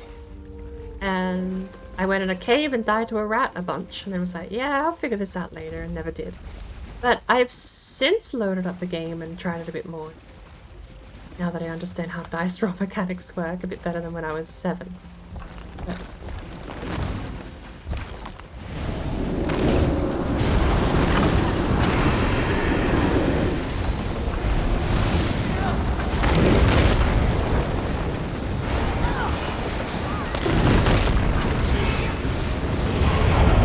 this is the heal check.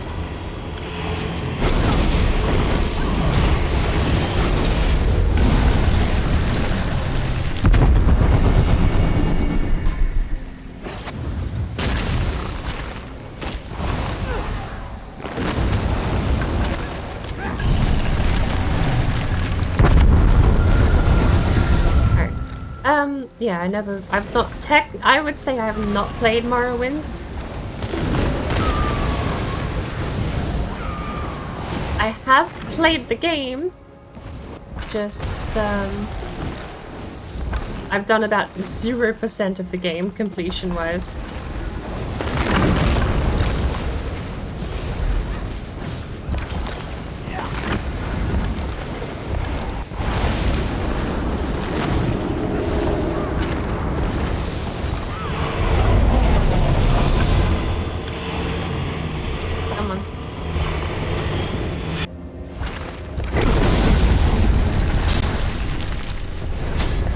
I need a stat heals a bit better there. Or I lagged, I can't tell. God, this grows in strength mechanic? I don't know how I meant to beat that.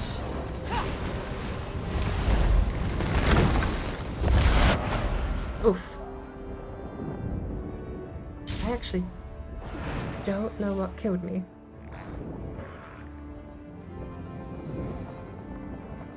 I was out. No, I'd missed the AoE. It was Necrotic Grasp, whatever that is.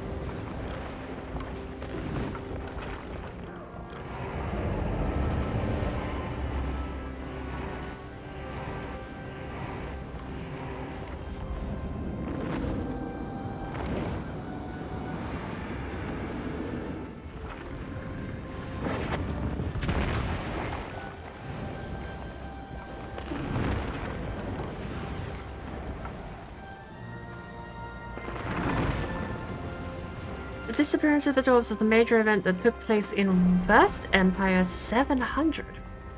Oh. Well, there you go. I've told you I've not played any of the Dwarven content from Morrowind. Because I thought they were in Morrowind and were dying off present tense.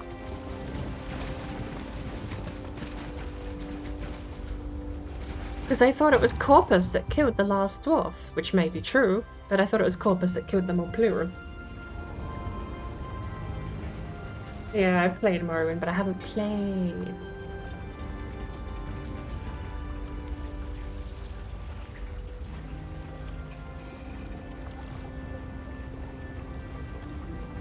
I might need to ult to clear this boss, but I don't know when. There is a heal check. When the clouds appear above his head, it's a heal check, so if there's ever going to be a time to ult, that's going to be it. But I just need to remember to keep my heals stacked so that everyone's passively healing as well as me actively healing with 4. 3 is a damage buff with an on-hit heal. 1 is for me only. 2 is a heal dot.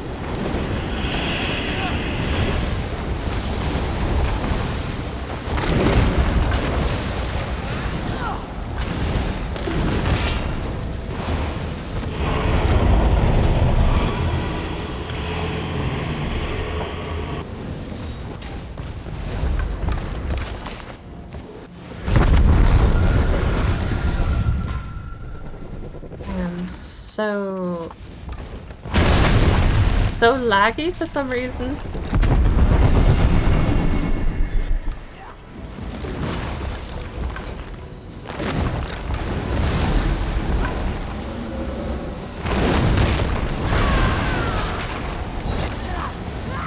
I'm healing, but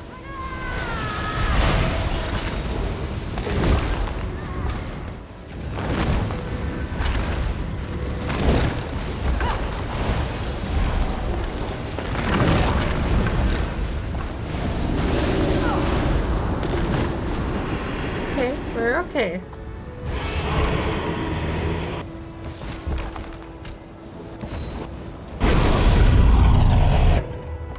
God, I can't out-heal that. That huge DPS burst he does, I don't know if I need to do something else, but there are times where it feels like I can out-heal it, and there are times where it feels like I can't.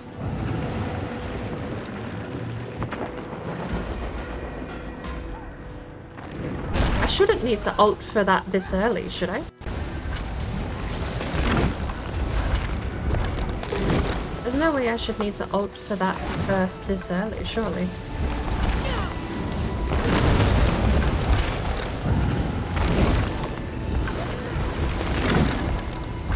Need to keep the tank alive.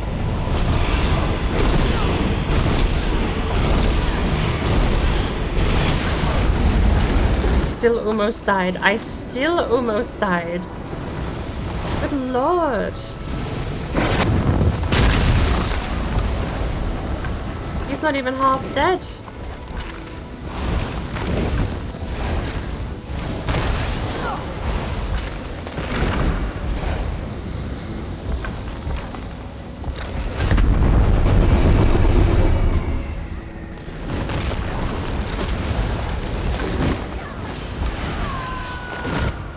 I got one shot again.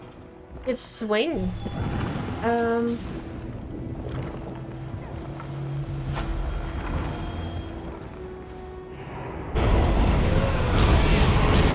No, no, okay.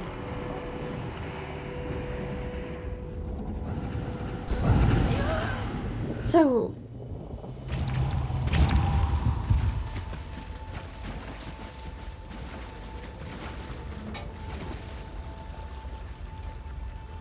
I'm understanding correctly, though, that the blue glowing skeletons make him bigger and stronger? Do you have to taunt them away? Do you have to taunt the blue skeletons away? Or just burst?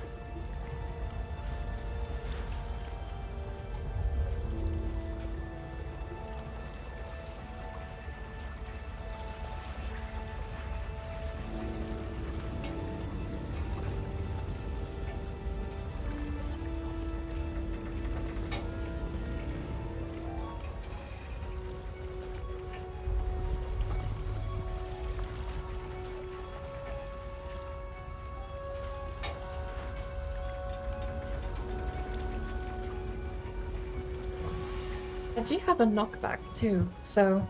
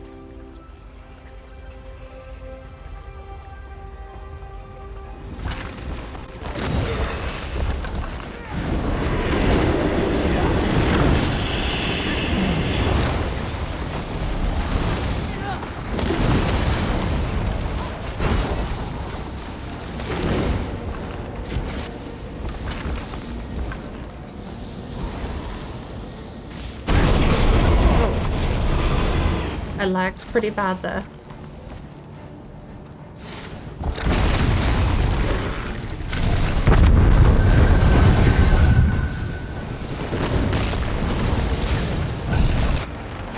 Ah.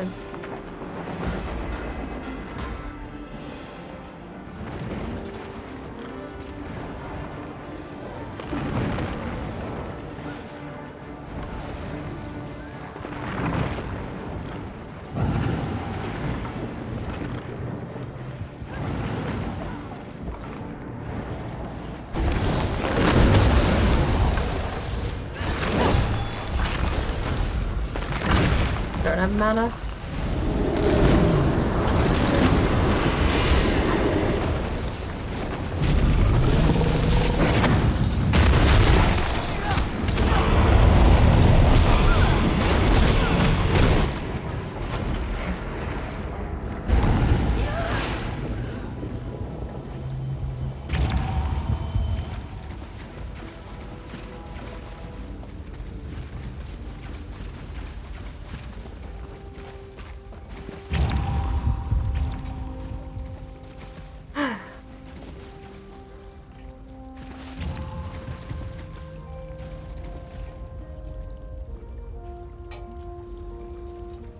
So...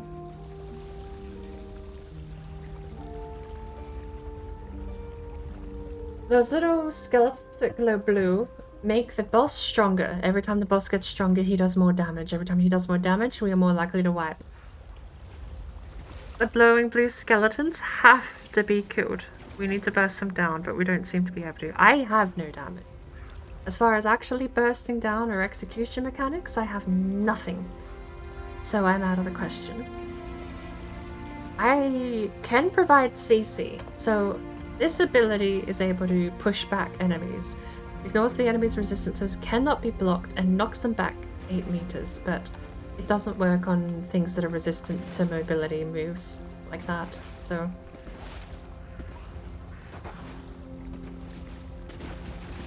I'm basically useless, except for heals, is what I'm understanding is happening.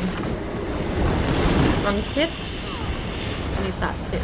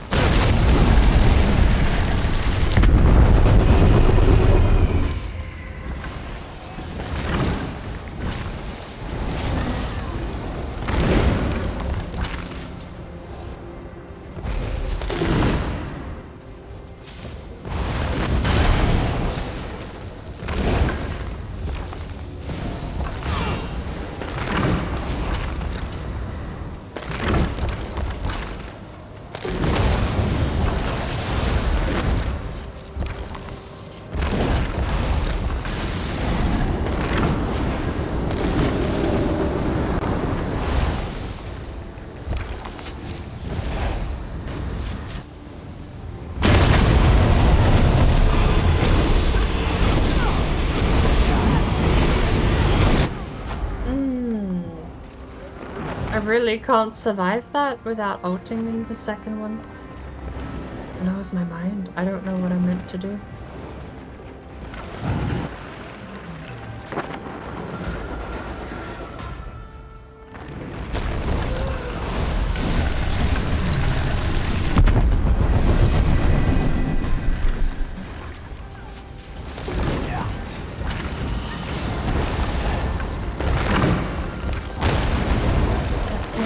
That's not good.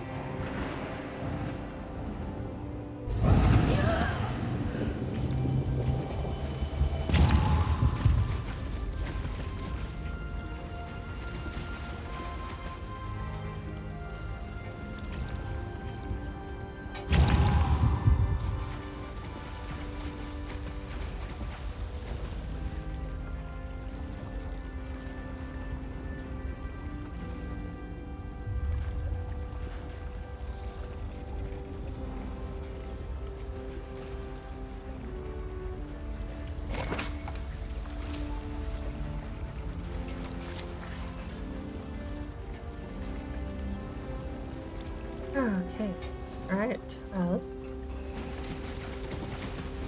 Take 7.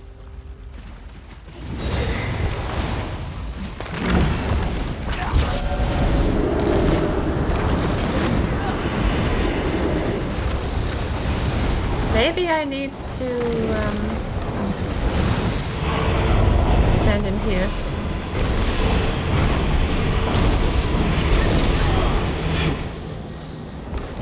Yes.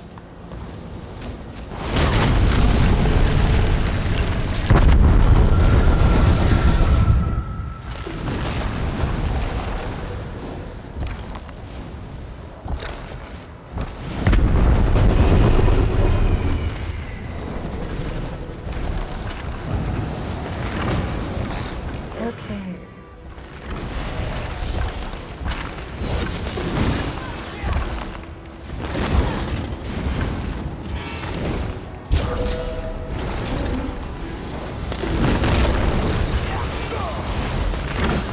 I can barely out-heal the first 2 times he bursts damage.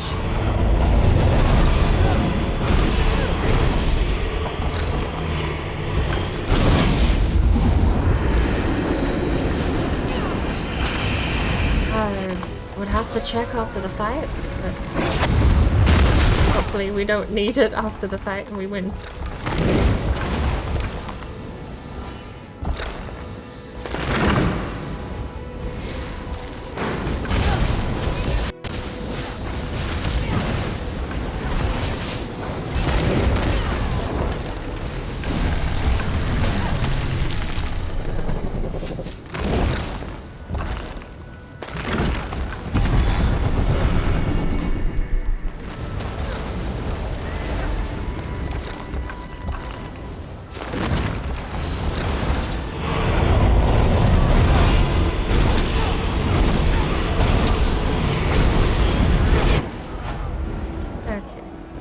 I can't out-heal it then. Like I'm ulting, I'm standing in like 3 of my own passive heals and ulting and can't out-heal it.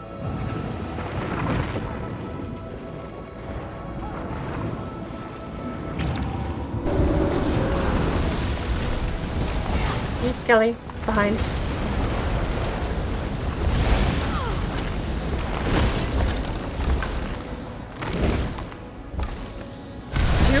Drink and say, drink only water and milk.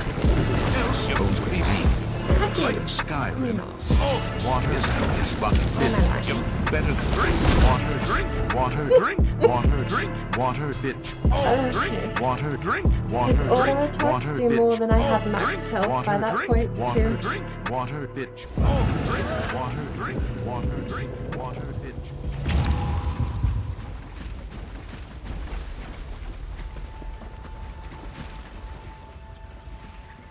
Oh, hey, Trickster, welcome in. No, trust me, you didn't kill me. we're up to run. This is attempt 10.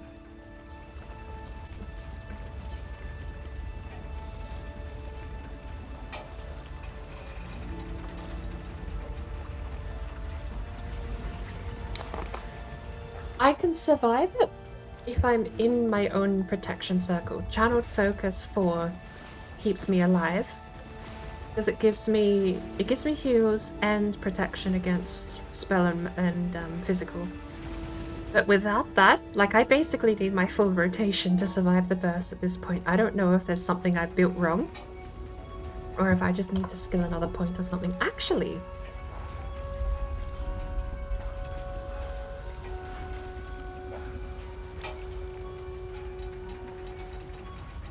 when you heal an ally, okay, Lightweaver gives you guys one ultimate when I heal you. While I am channeling Rite of Passage, which is my ult, I gain spell and physical resistance. That could save me while I ult. But the alternative is actually upgrading my ultimate to the second part, which I haven't done because I've not been convinced of either being the one I want.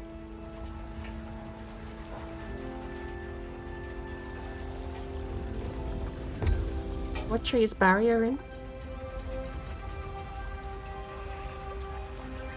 I do not have anything from PvP, not in this character yet. Barrier. Barrier would be great on my off staff, actually.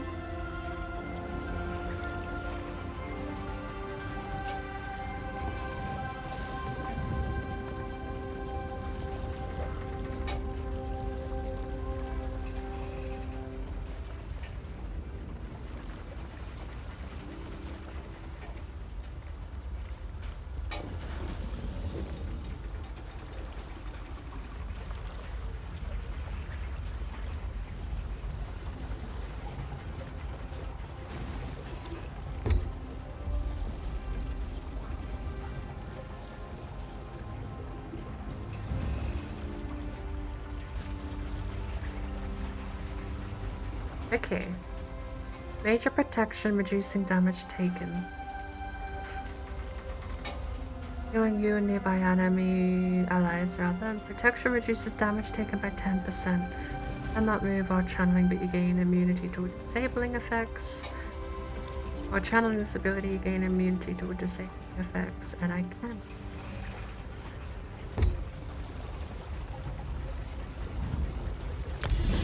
I'm taking it because while I'm channeling Rite of Passage, which is my ultimate, I gain a massive chunk of physical and spell resist.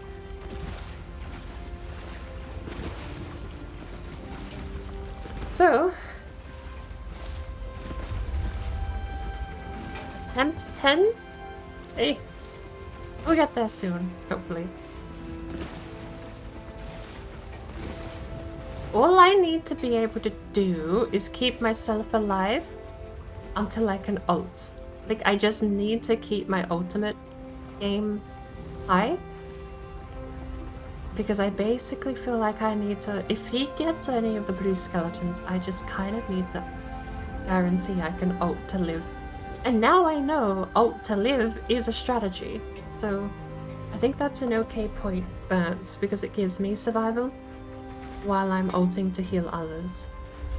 I can still pick at a later date what I want Rite of Passage to upgrade to, because I'm not convinced if longer is better or if being able to move might be slightly better. I feel like longer channel would be better, but I'm stuck standing still. And was that?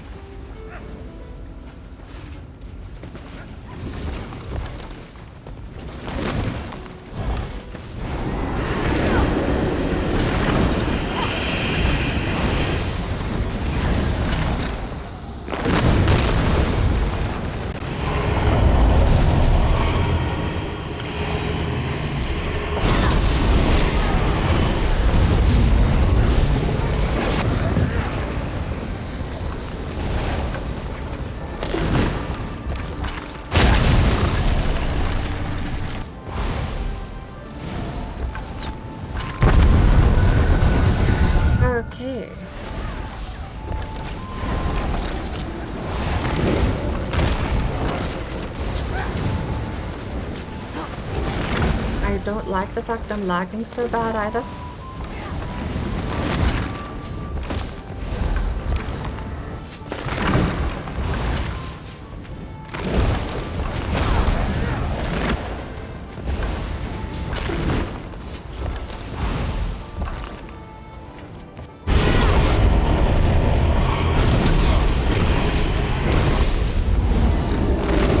There we go. Hey.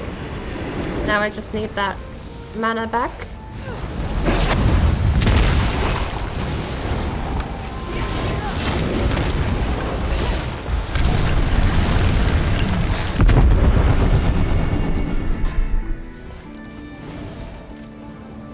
I'm in my own heal, but that's gonna kill me.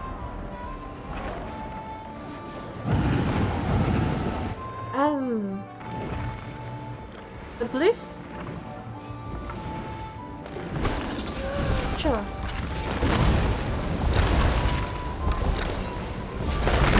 I had like 2 seconds before the big AoE killed me anyway. There was nothing that could have been done in time.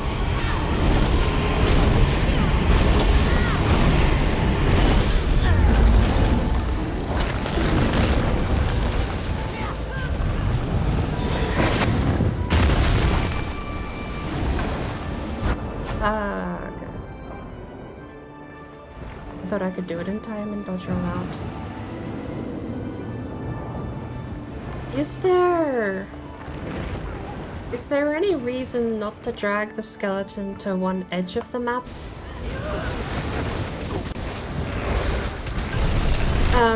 Big boss spawns at one... So the blue skeleton spawns at a random side, doesn't it? So can we take the boss away from... I know it's like risking it spawning on top of the boss, but...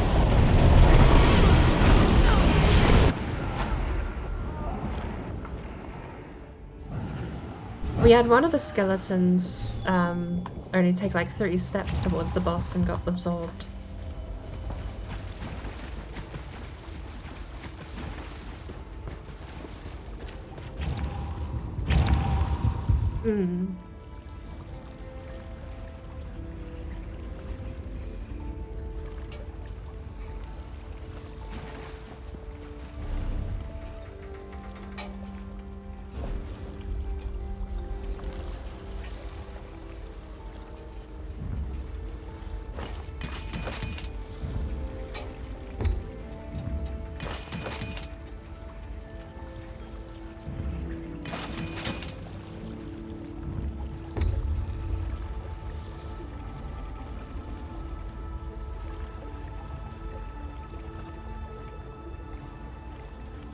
We could try, like, strategizing about it. If we take the boss to the edge where the last skeleton spawned, do you think there's a chance it won't spawn in the same spot twice?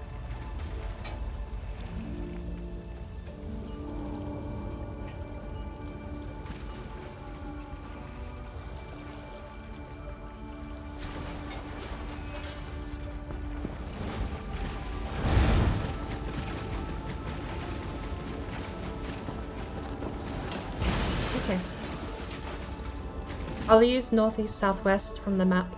Yes.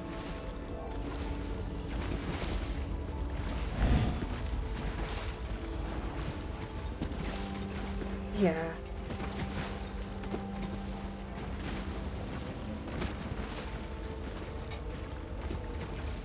For the blue skeleton spawn callout, I'll just use the map as a reference for northeast southwest.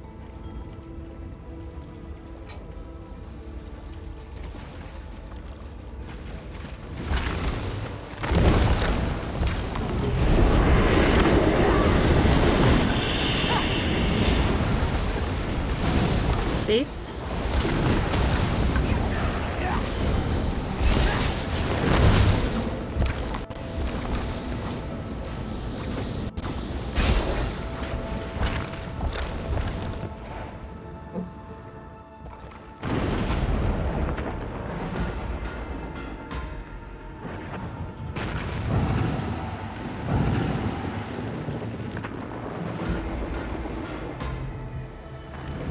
Res in a thing. Yeah.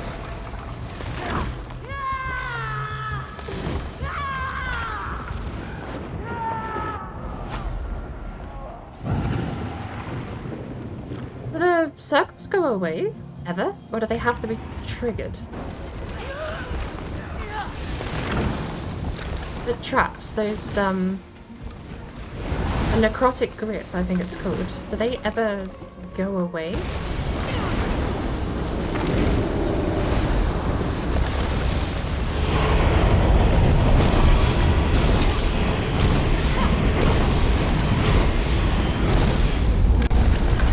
The other one spawned to the east again.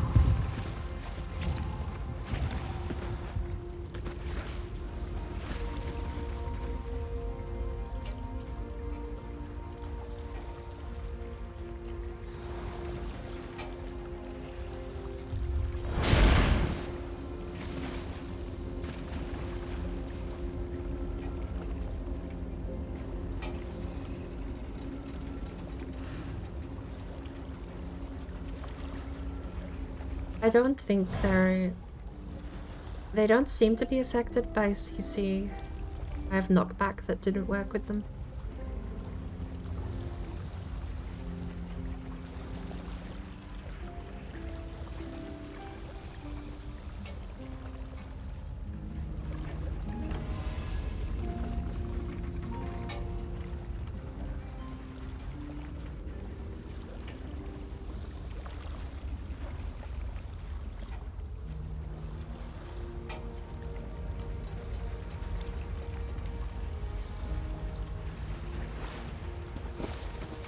Okay.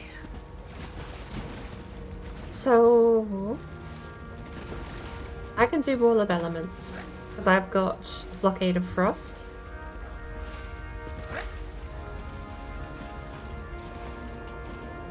I've got Blockade of Frost, so I can also help out with that too if need be.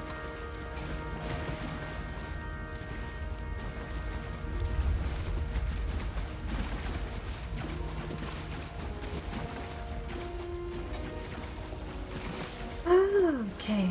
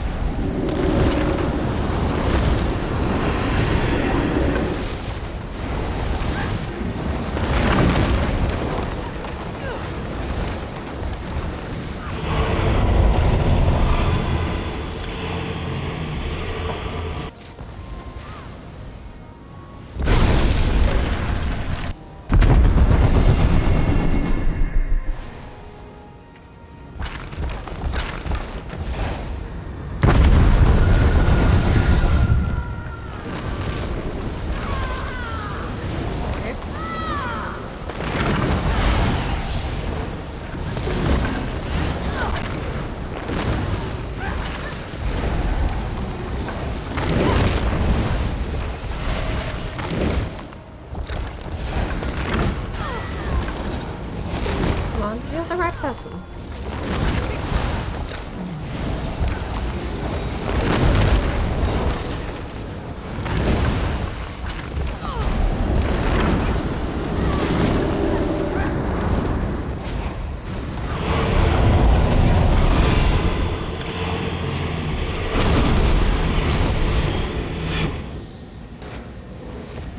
Okay.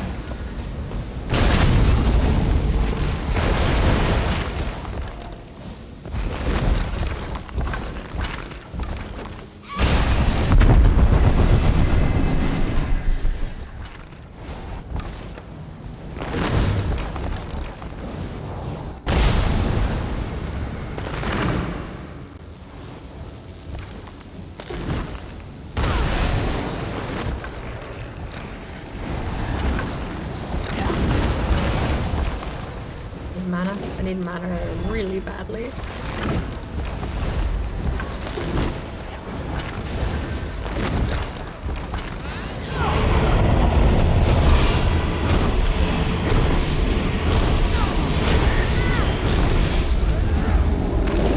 Four. Why don't my staff? Why am I putting my staff away?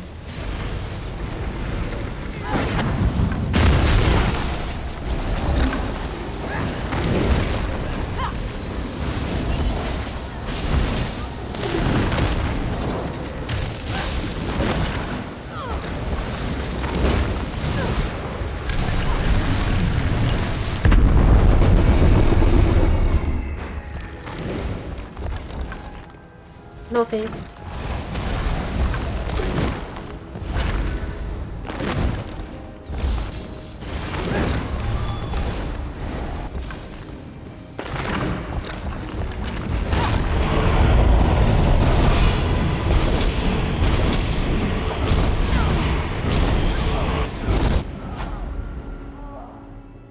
By that point, if he absorbs like 4 or 5, even like 20,000 spell resist doesn't save me.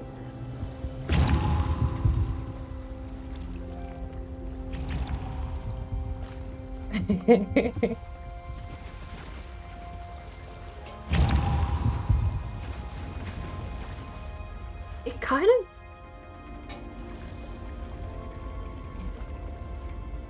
Do we not have taunt? Because I feel like there are so many times where I just do enough damage to the glowing blue skeletons that they aggro me instead of walking towards the boss.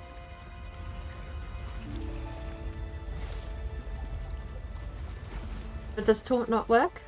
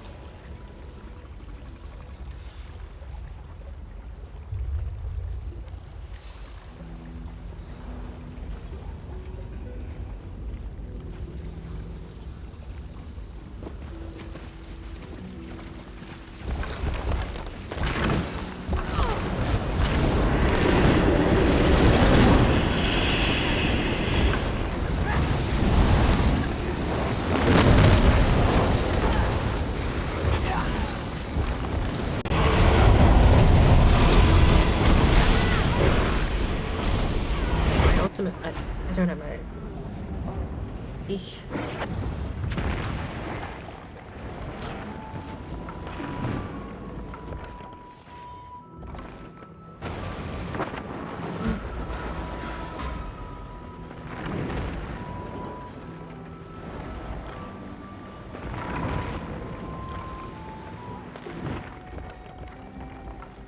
I sat there spamming my ultimate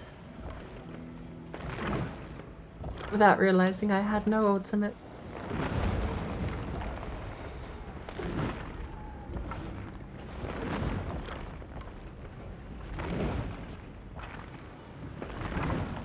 Well, I guess they're doing pretty okay for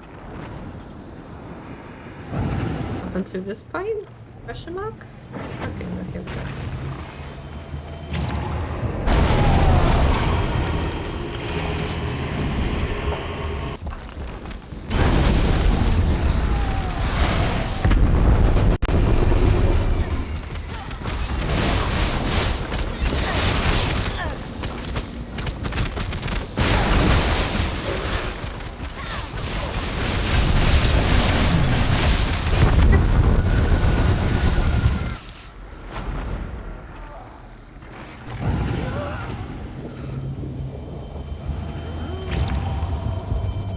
Well, I was amused by farming HP healers off of that.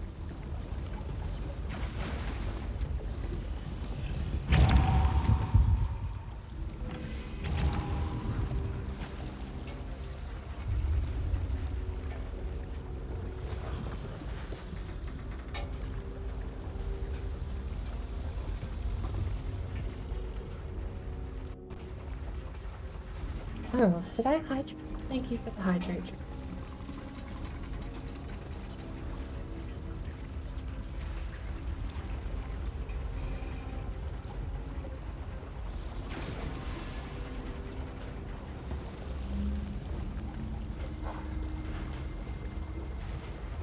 I'm gonna go for the defense system this time. I want to see if it does anything to the little guys.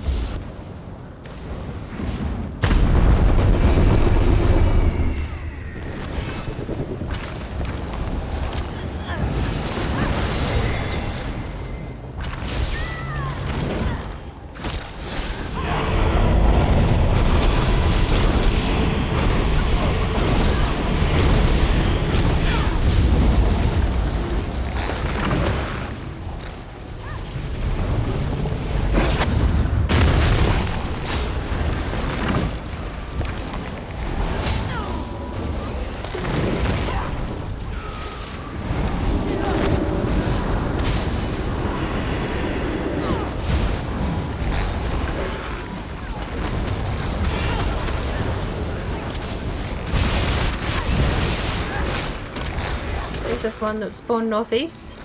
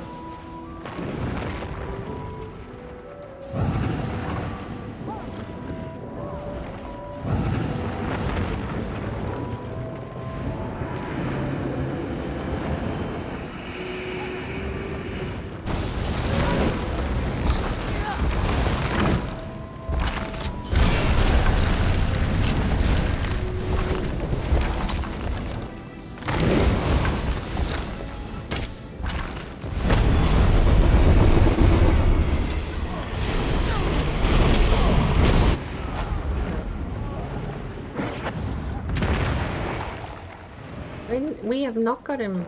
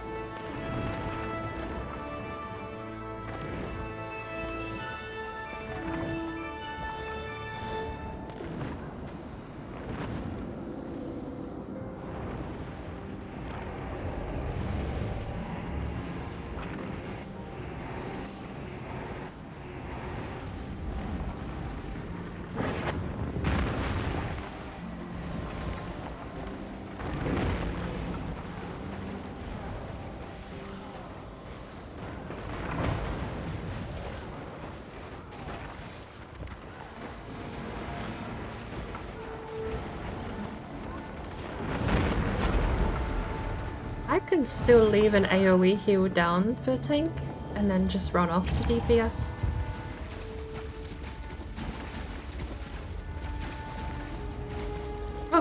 I mean, there should already be an AoE heal down near boss anyway, so I just won't move it.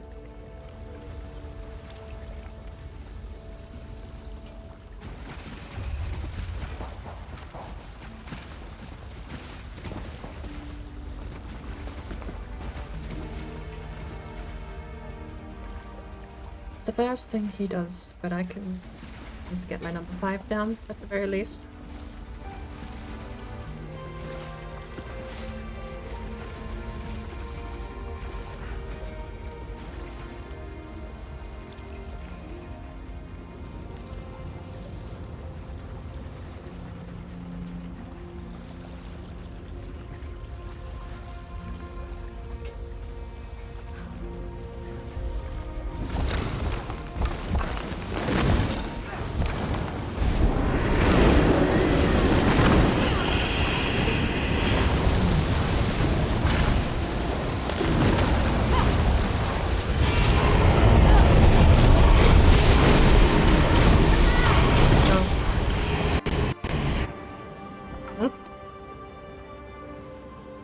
If the boss does both of those abilities back to back, I can't DPS.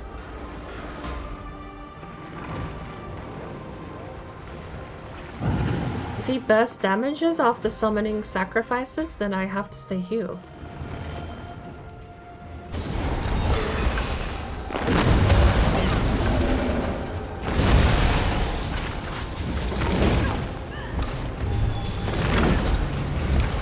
No mana.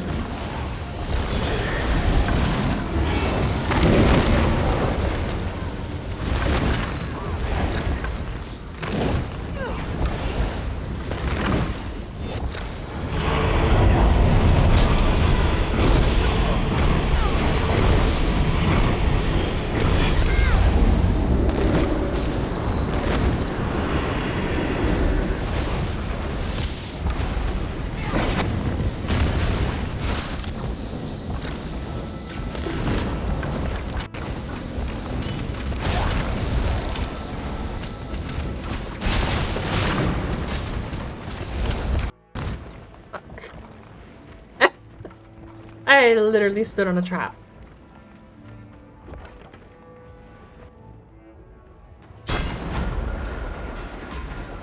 Necrotic grasp just murdered me. I have to get the healing.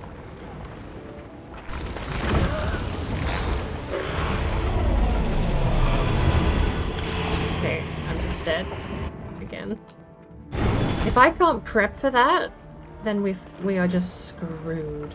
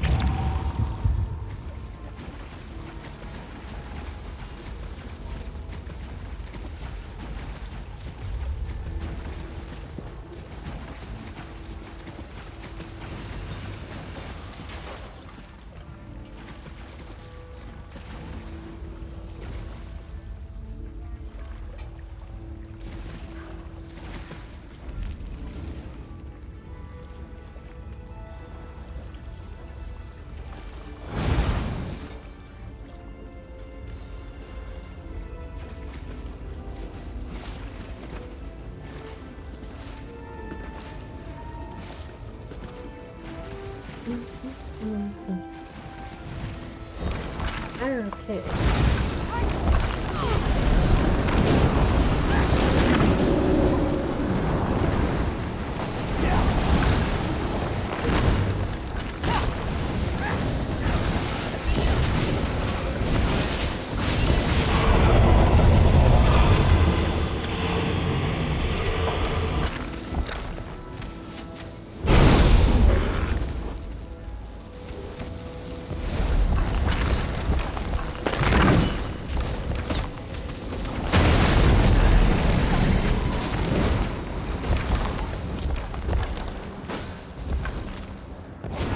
struggling for mana, that is so hectic.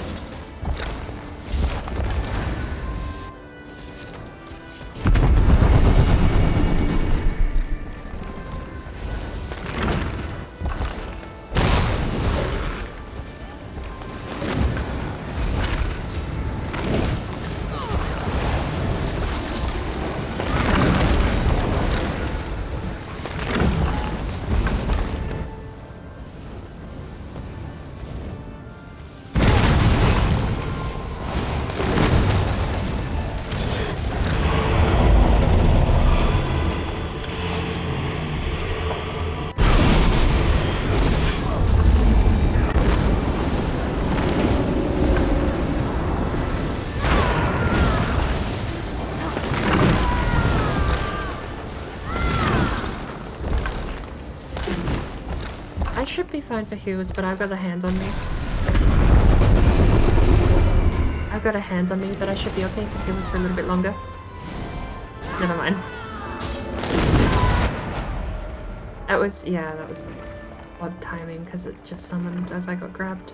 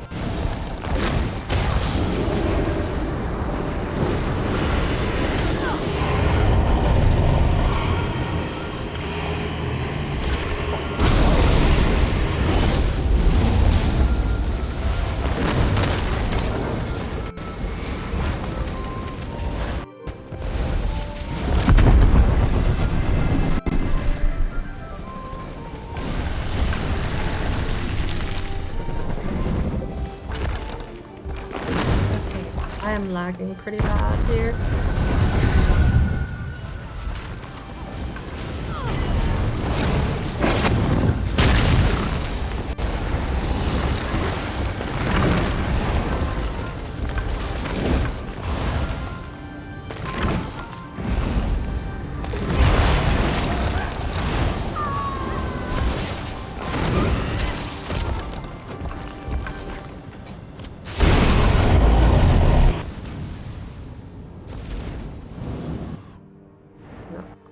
Say that.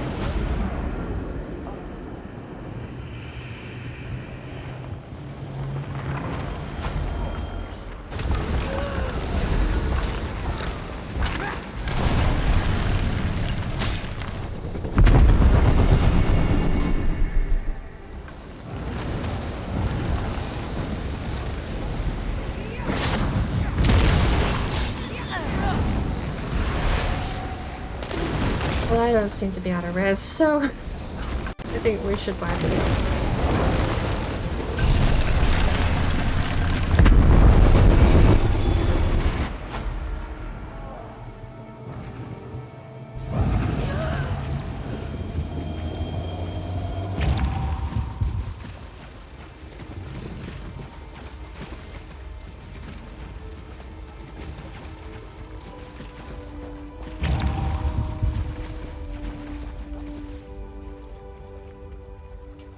Even if he's in the center, we should have plenty of time to drag the boss away from the skeletons, because they don't move very fast.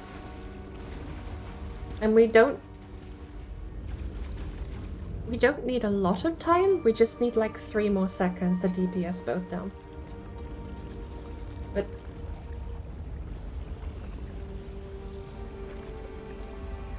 we'll just have to remember to reset boss back to center after he summons though. So that we can react in time.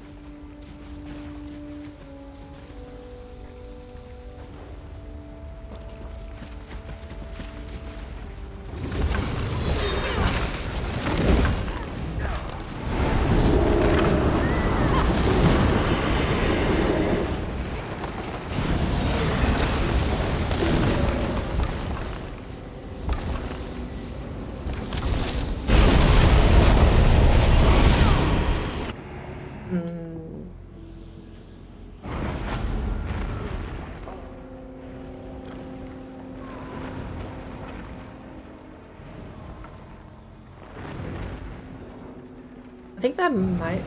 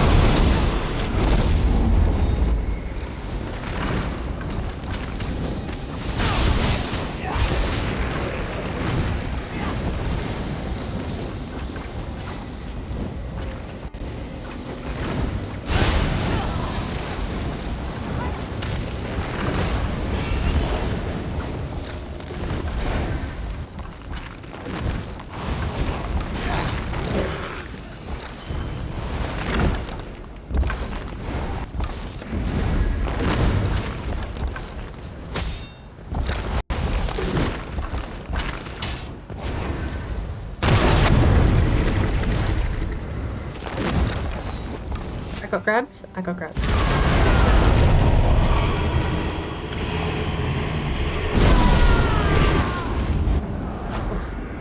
I actually almost survived that in my safety circle.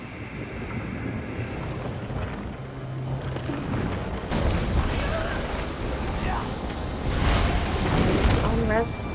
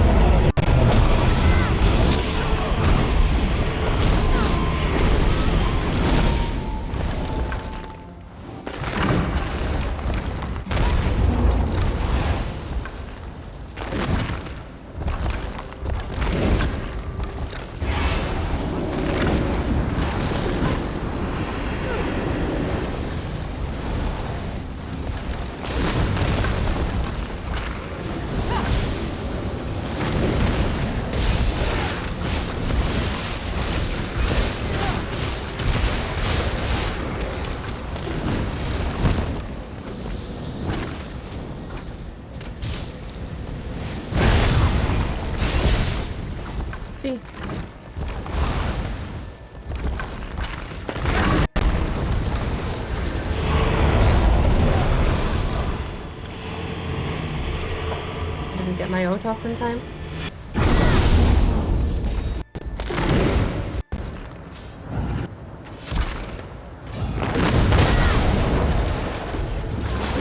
Come on. Why can't I rest? I don't want to have to reload for lag.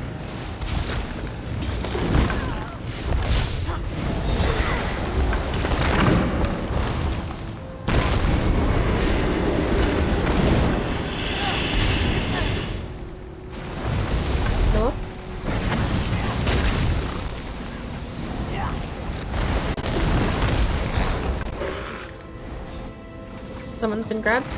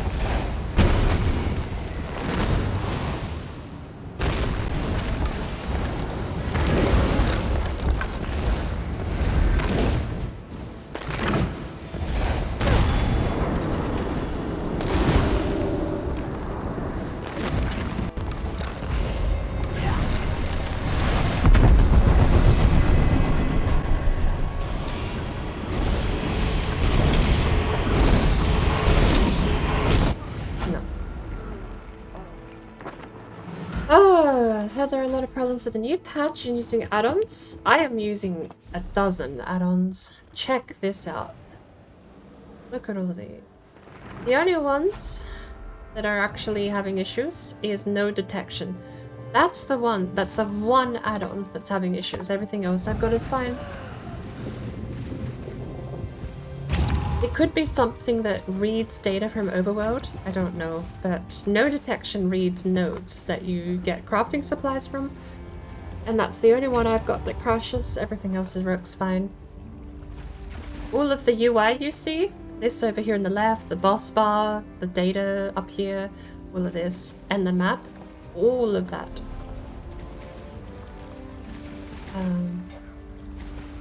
Most of what you see is an add-on for me. I've actually got 2 UI add-ons. I've got Bandit and Advanced UI combined, which is...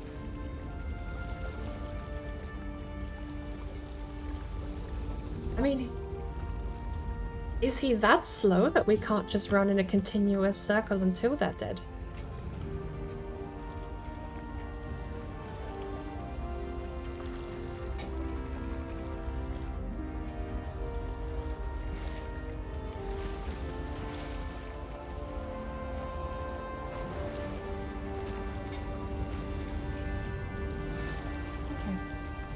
Once more.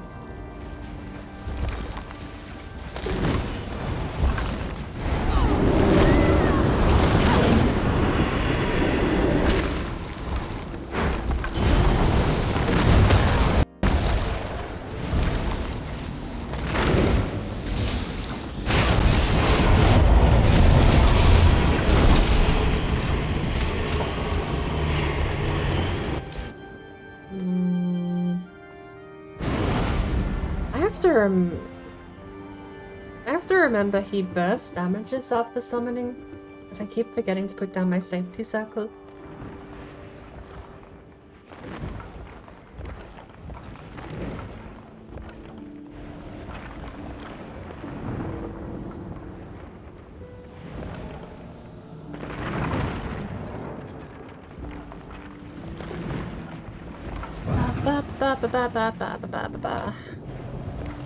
Thank you.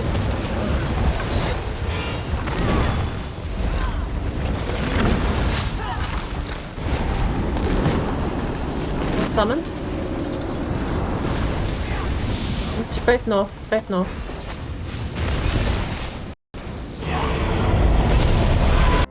I got grabbed. Okay. I have wiped both times he's done that.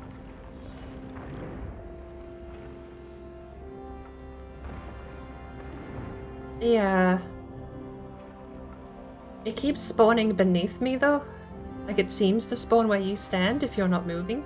And I'm not paying... like, if I'm DPSing skeleton, I'm not watching the ground, and that's killed me more than once.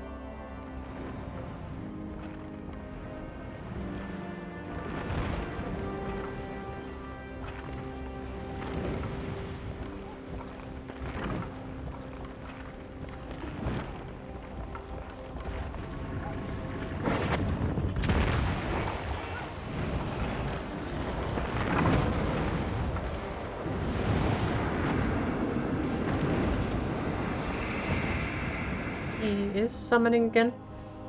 Head south.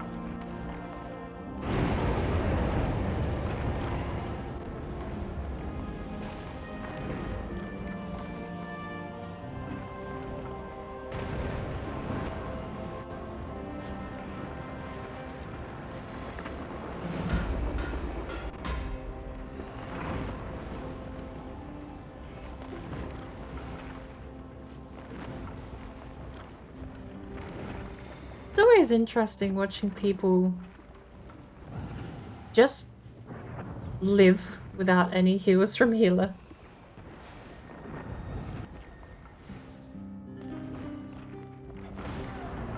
Ooh. Ooh. There's one.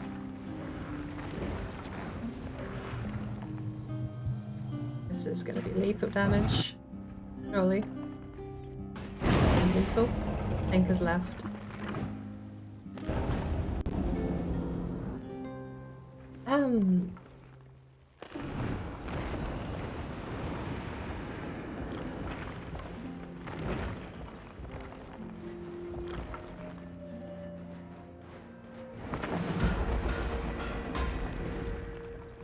I need to go to the restroom real quick again, so I'll just be another 60 seconds.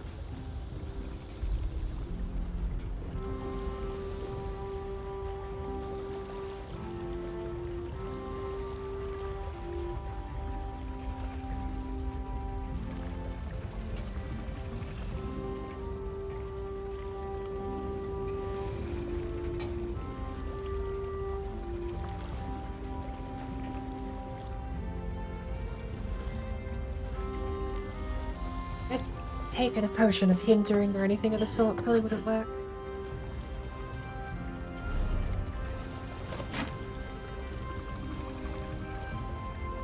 Potion of hindering probably wouldn't affect anything here, would it?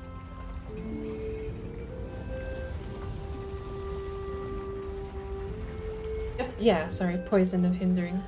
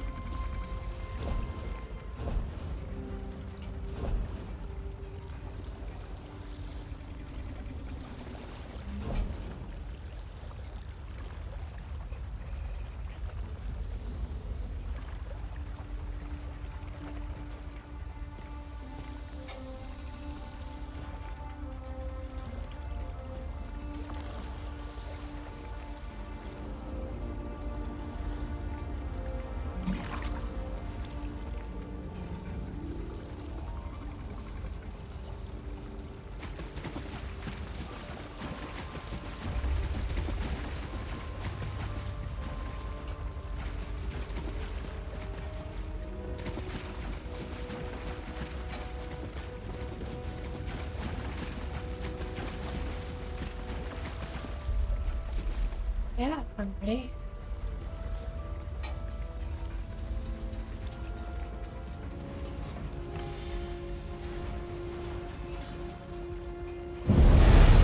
Oh, the...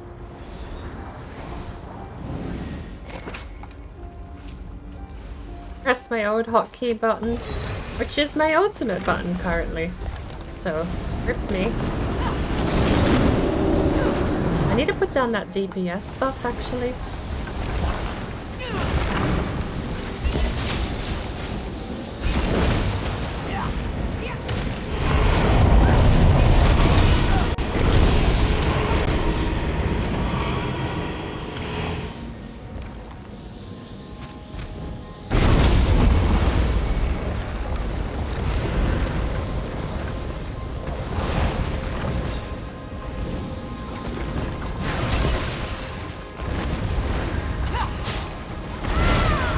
Oh. Okay, that one I did walk into.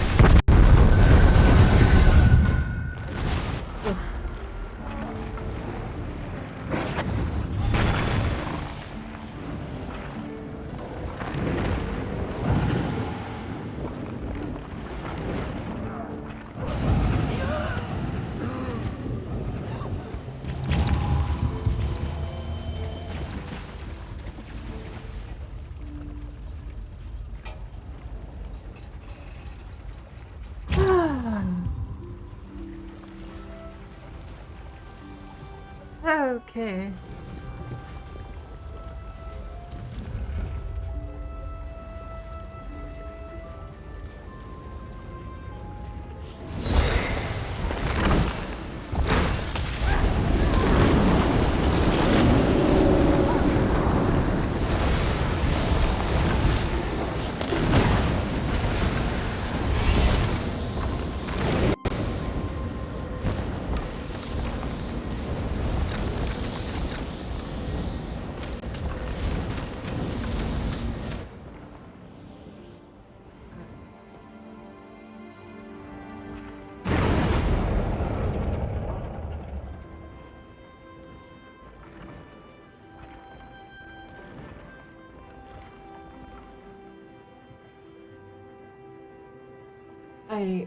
I don't know. I'm lagging so bad. I'm not seeing stuff happen and I'm taking damage from it. I can still react to taking damage, but I would really like to know what's happening.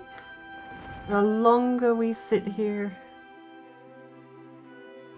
I'm loading in. I'll be up in a sec.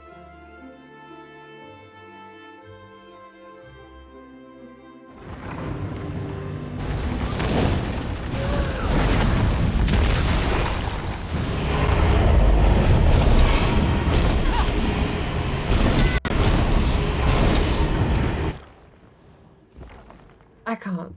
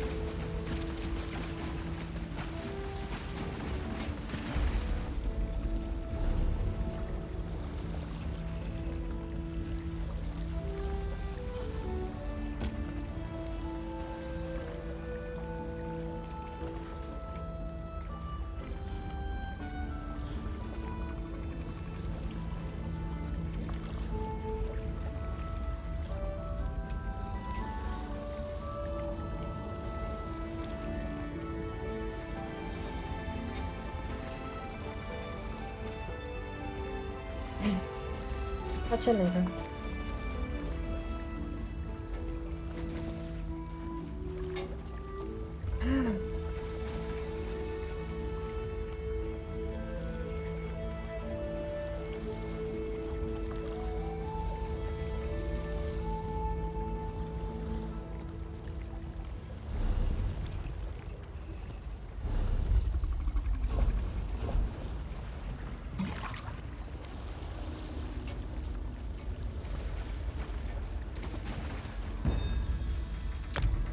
I have never run this before, so they can all go in my sticker book, if that's alright. Thank you.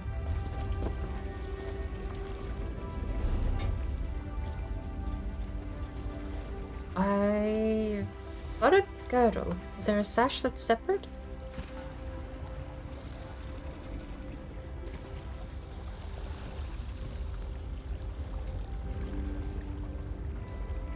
No, I don't have that one.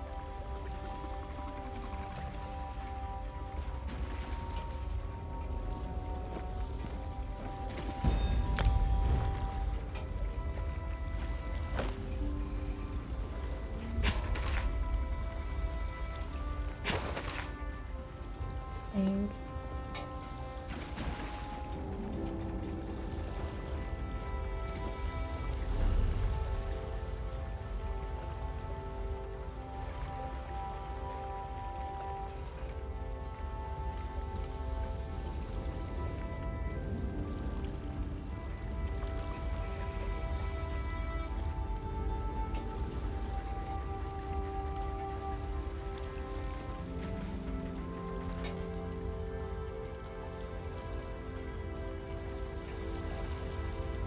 Tougher than I thought it was gonna be. How tougher than I thought it was going to be.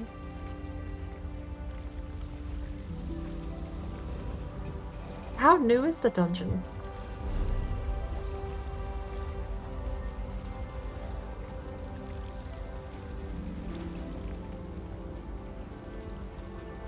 It came out a couple of patches. I'm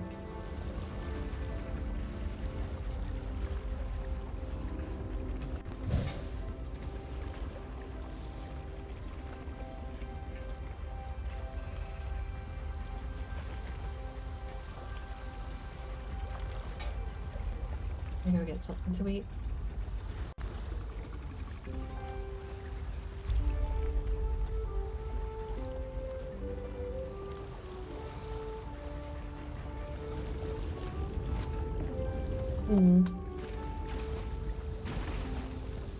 I don't want to keep running it, but I don't think I'm gonna find anyone wanting to do a dungeon this late.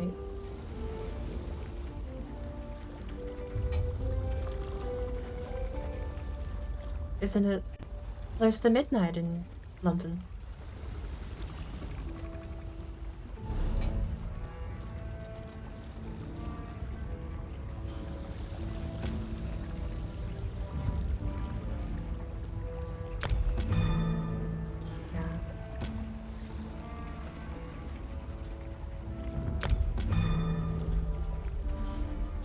Oh well.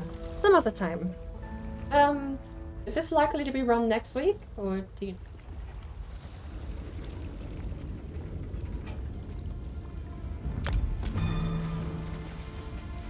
See if I can get some spare time for it then.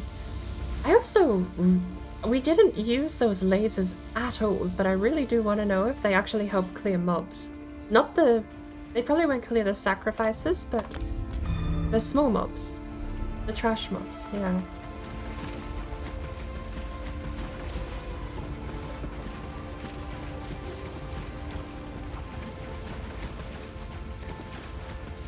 I kept wanting to use them, but I just kept getting too...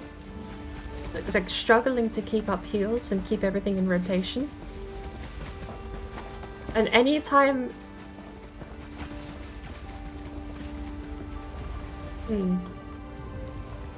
Anytime I got some spare time on my hands was when he did his burst damage and I had to just stand in my safe zone and ultimate to keep alive. But... oh well. Here's all the runs though. I'll see if I can join in next week if they're being run again, but I'll catch you later.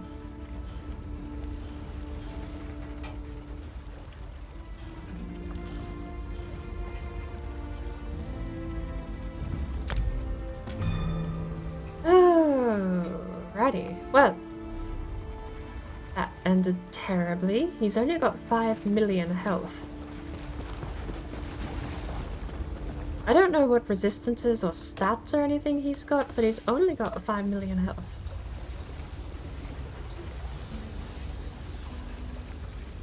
The mechanic is entirely based around him. I feel like he regens slash... oh, pardon me. I feel like he regens slash gains back his health every time one of the summons get through. So it is paramount to make sure no summons make it through. But that's the whole boss fight mechanic. They made it tricky to do because you have to juggle different jobs between different people. And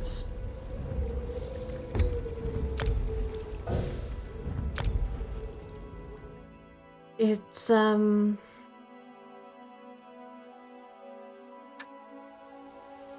just a matter of making sure you have everyone doing their part. I feel like... I'm gonna pretend I actually know strat here, but I feel like healer has to stay heals. And if you have all the time in the world to DPS, I feel like tank goes for a walk with the boss and runs around in a ton of circles and does some crazy circle magic.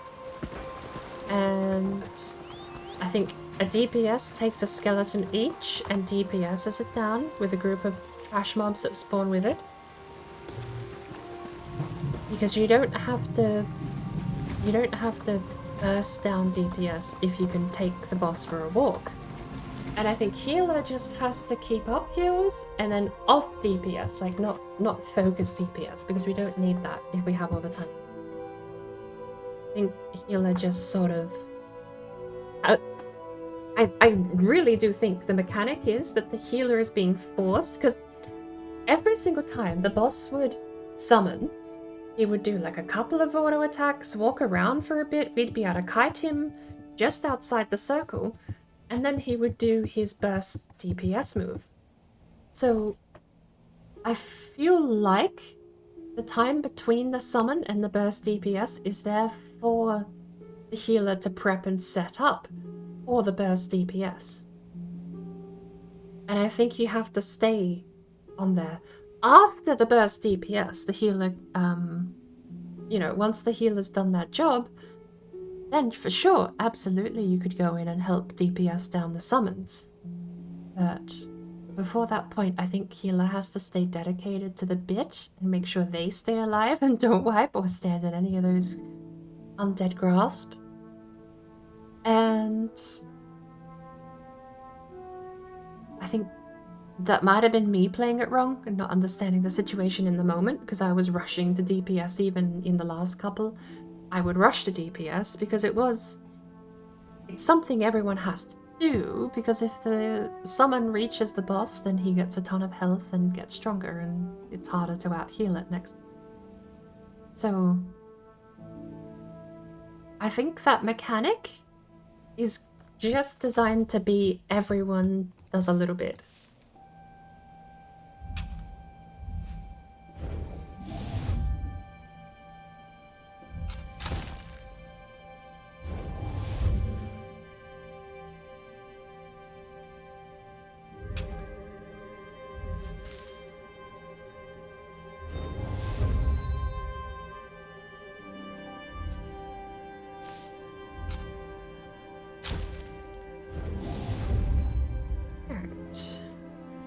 Speaking of strategizing and realizing how to.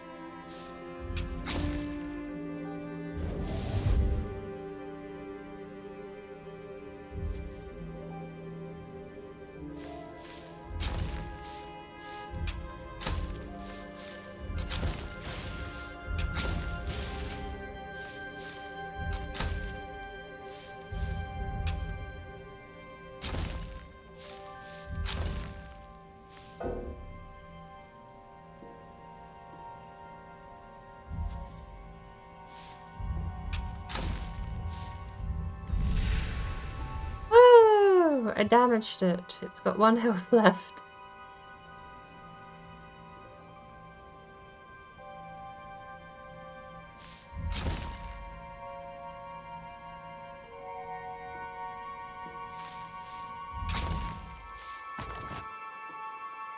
Okay, finally. No bonus loot, but we got that out. And I didn't damage it. So, positives. You wouldn't expect a bunch of Ironbeards to be master stonecutters, but brewers really knew how to work a chisel. You'll find megaliths like this all over the Sisters, but this one in particular is in good shape.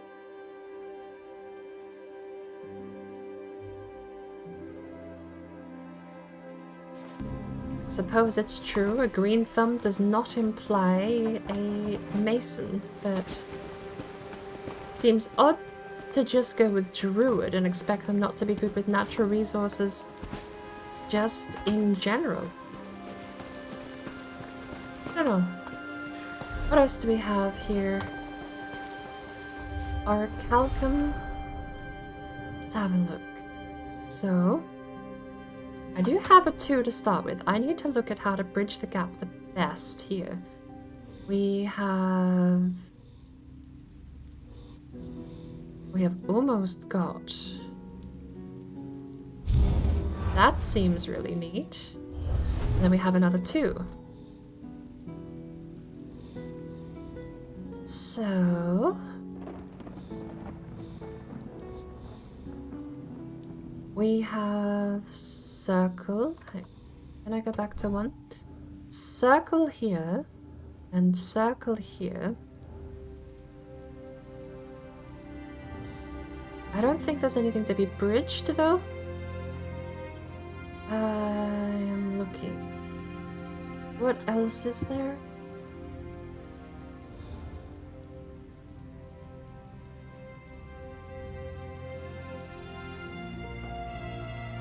Don't know how it works in ESO at all.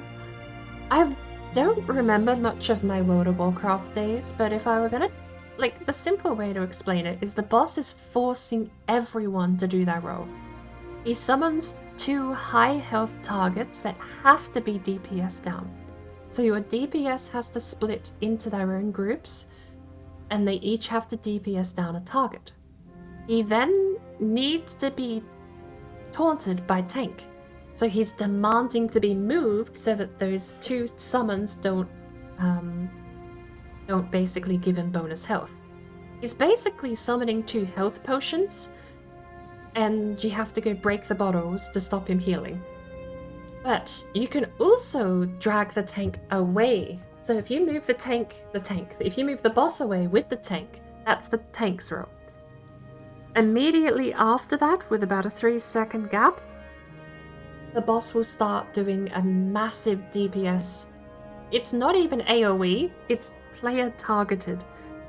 So the only way to survive the massive DPS is to out-heal it. Everyone is being forced to perform their roles within the space of 10 seconds.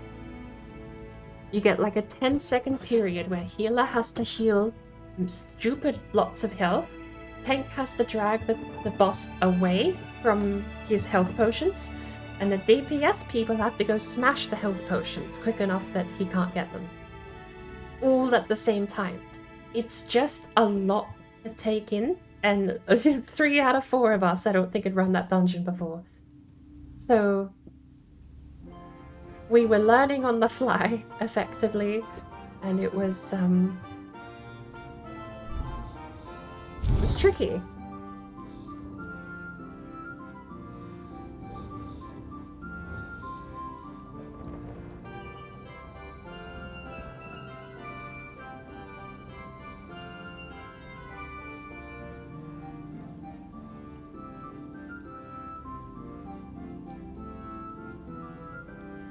It was a deep... So that's actually MMO terms. It was a DPS check, a healer check, and a taunt check, all at the same time. That's what it felt like. It felt like you just had to all perform one of your class jobs, but all at the same time. So there was no room to really mess about not focusing on your role. And I think a big failure of the last couple of runs was me not focusing on healing and trying to still mentally prep for burst DPS, because in my mind, mentally prepping for the burst DPS stopped the bad guy from getting the heal. But that didn't really work out, because once we solved the problem of rushing to do it, I then had all the time in the world to set up and prep heals for his burst DPS, so the heal check that came. It's a misplay by me, but everyone had a roll check basically at the same time. DPS check, heal check, and a taunt check all occur at the same time, and it's a lot to have to handle. And if you don't do all of those things, the boss gets a massive amount of health and a massive amount of damage boost. For every skeleton he absorbs, he gains a stupid amount of damage and health. He starts at 5 million, and I think he ends up scaling to something. I think I saw him at 9 million health at one point after the 4th skeleton absorbed.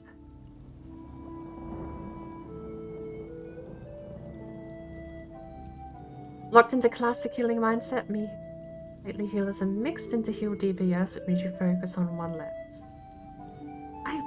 Yeah, you get a lot of... Even MOBAs started doing that. Nobody wants to play support. The problem obviously isn't the people that don't want to play support. The problem is clearly the role. So now they just make support in MOBAs that also do DPS. Dota actually, I think Dota 2 did it well. Support is not a non-damage role. Support is simply a complementary role that can still do some surprising damage late game. They have good scaling, support role in Dota 2. But the support role isn't the same way you would normally think of support in League, where it's a heal bot. Or even in Classic WoW, or even in here, where it's a bit of a heal bot.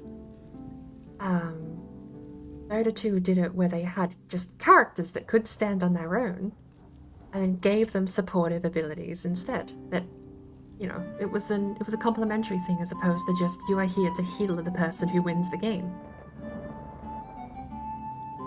I like the traditional support role. I like playing damage. I don't like when those two things mix together and I can't figure out what I'm meant to do.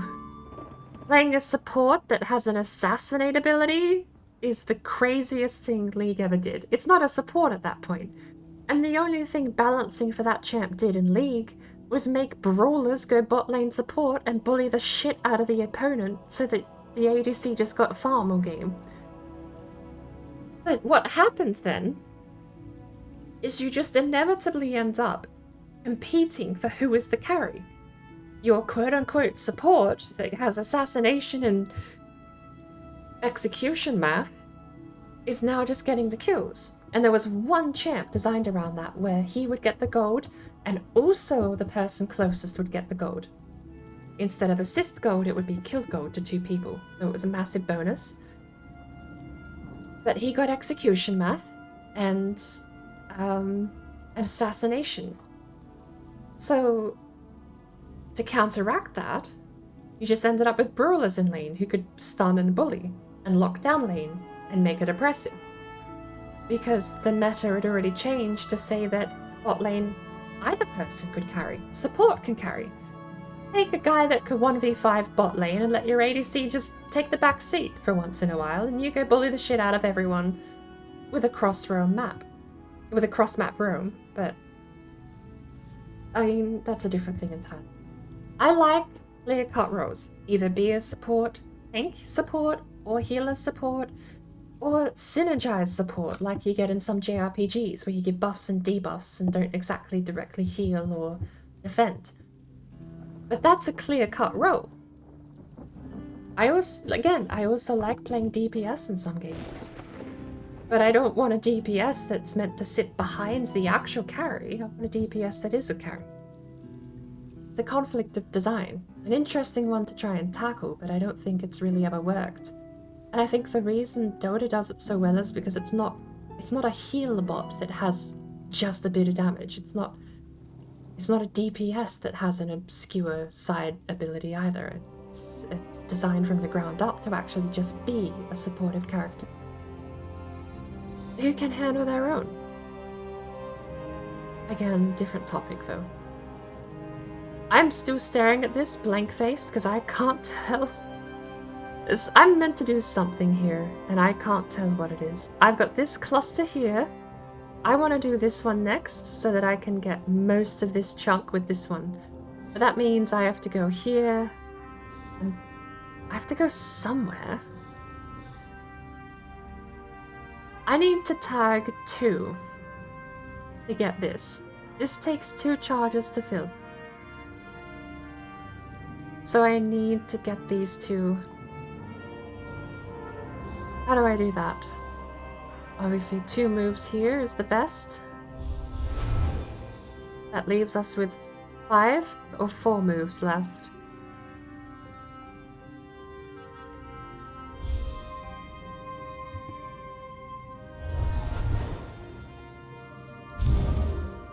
Alright, we have 2.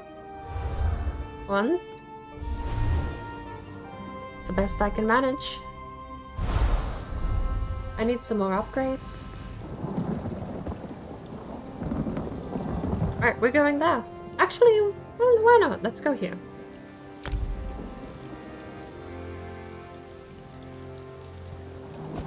Let's head west. Alright. Field chat, everyone's offline. Let's have a look.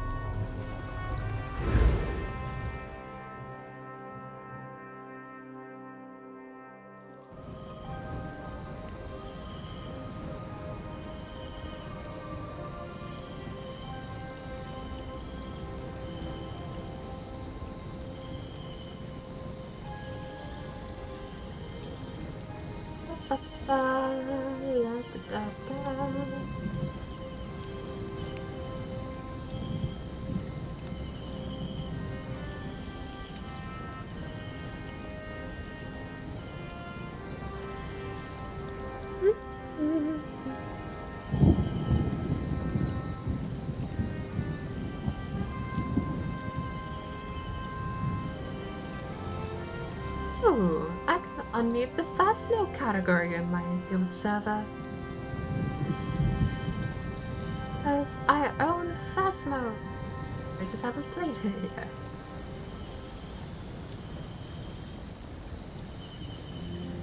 But browse event tech ESO logs. This updates this dungeon. No, that's actual log data. Wow. Dungeon trick. Wait, ads, duties.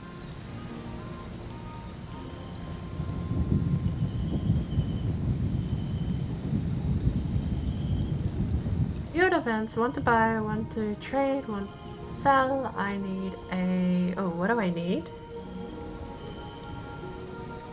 I don't remember what I need.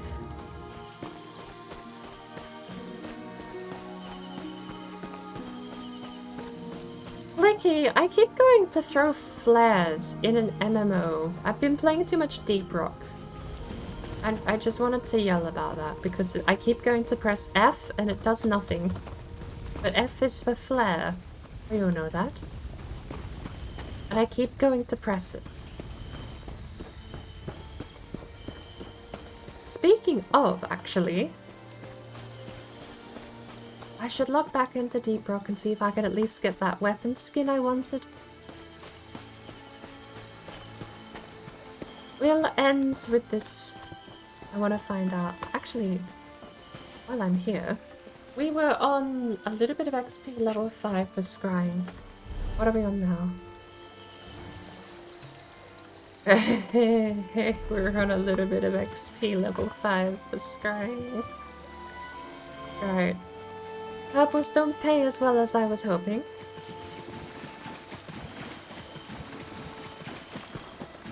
I was kind of hoping that every tier of that perk, or every different color of the rarity, would double the XP, because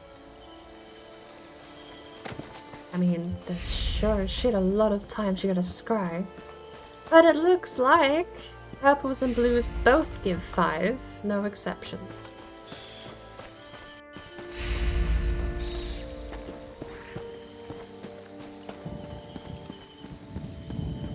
What's 60 by 5? 60 divided by 5.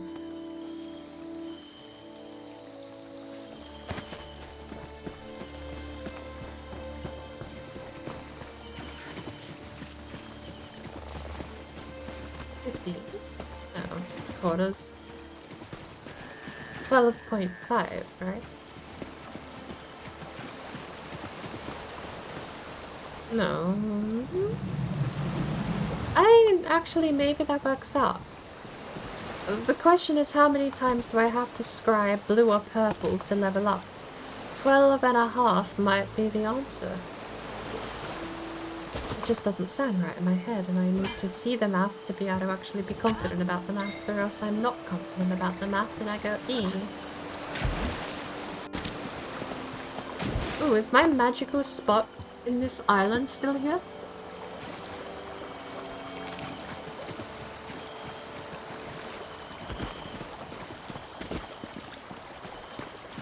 They've changed the island. There's stuff here now.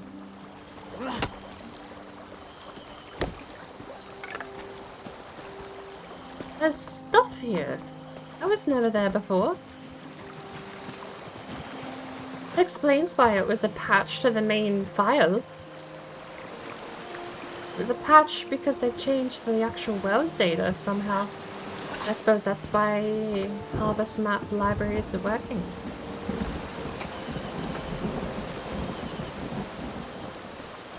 Oh my lord, I just went to throw another flare. I'm gonna slap myself at this rate. I want to run that dungeon again.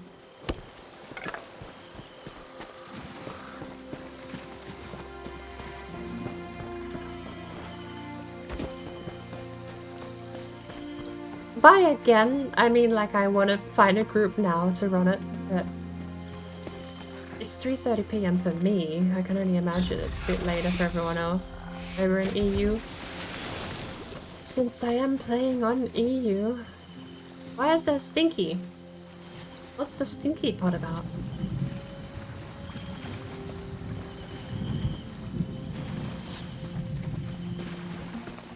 Instant L play pot is now available to scribe.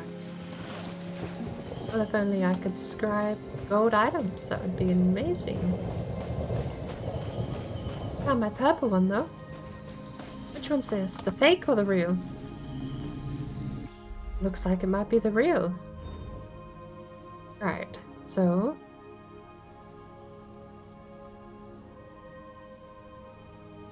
that one, I need W. I want that one and that one.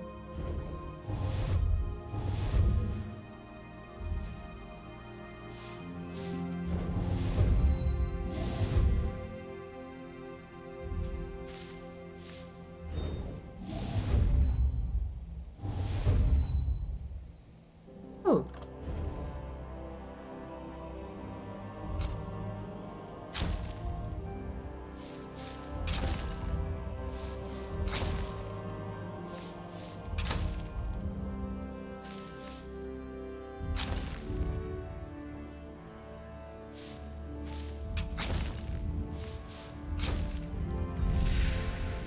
There we go.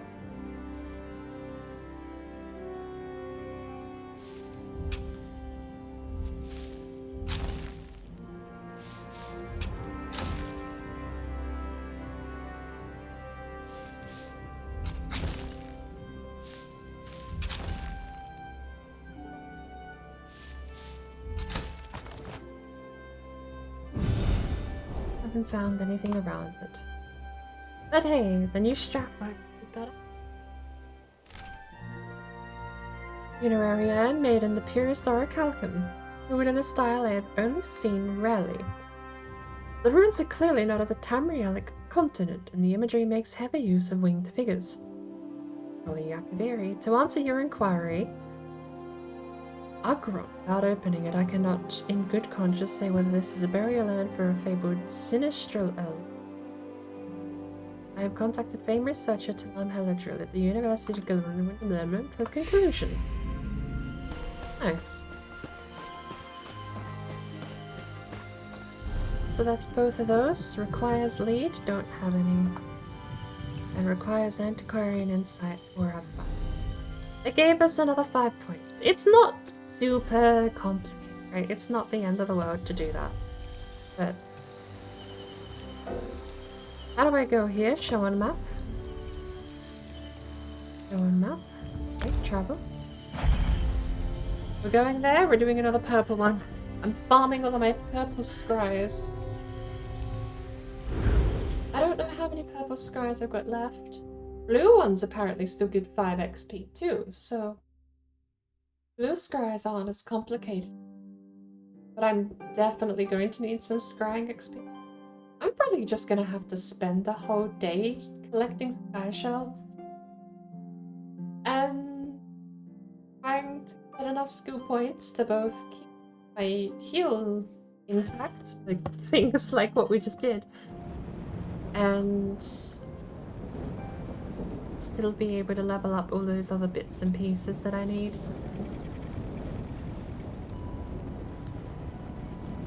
Okay, so I've already acquired max progress in this antiquity. Prove it.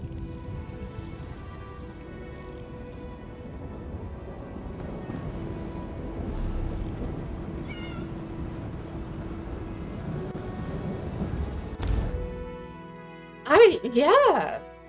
Honestly, really happy with how it turned out. I unironically saved up to buy glass armor, thinking there is no way it doesn't look like the glass armor from Oblivion. The glass armor from Oblivion is almost iconic to me. And to be fair, they definitely made sure you could make the glass armor from Oblivion. So credit where it's due, the customization stood the test, but holy cow, did that regular armor just look terrible. Where was it? Was it here? Like, look at this. I can't preview it, can I?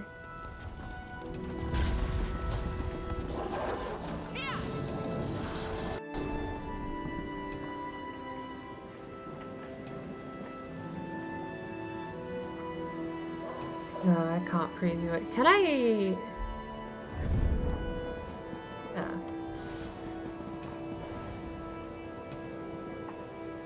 Like, it looked pretty bulky.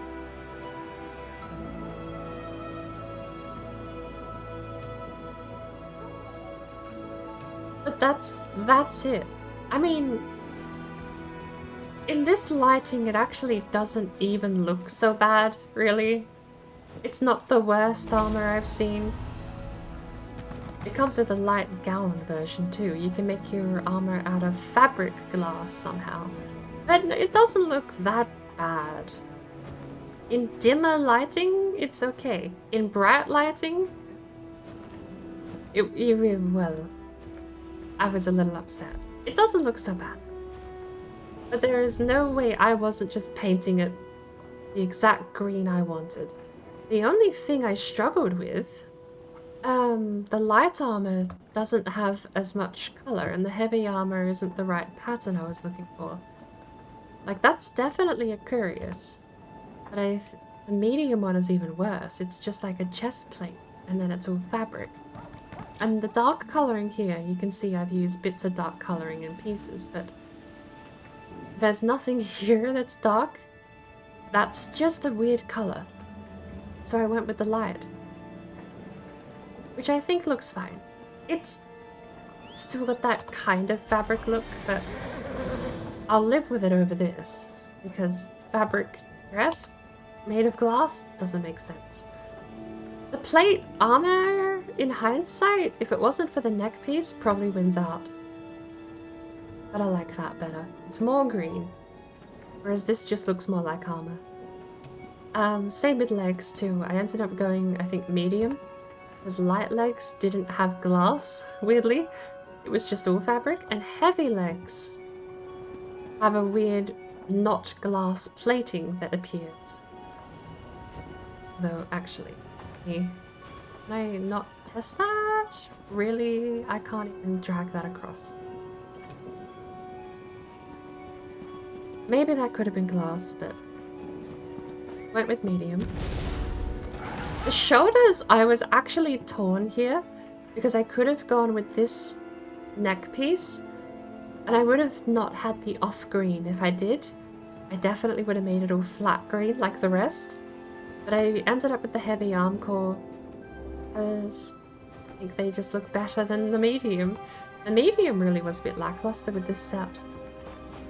The boots went heavy as well because the light had a weird off color. The medium again had a weird off color but still looked better, but the heavy boots here just won out because it had that iron, shiny iron under palette, but they just looked the best out of the lot. Hands for heavy, waist is just the belt, but I didn't really look much at all three. I just kind of picked heavy because I was making most of my stuff that style at the time. Got fabric gloves with some very small gauntlets. Again, the weird off color on medium.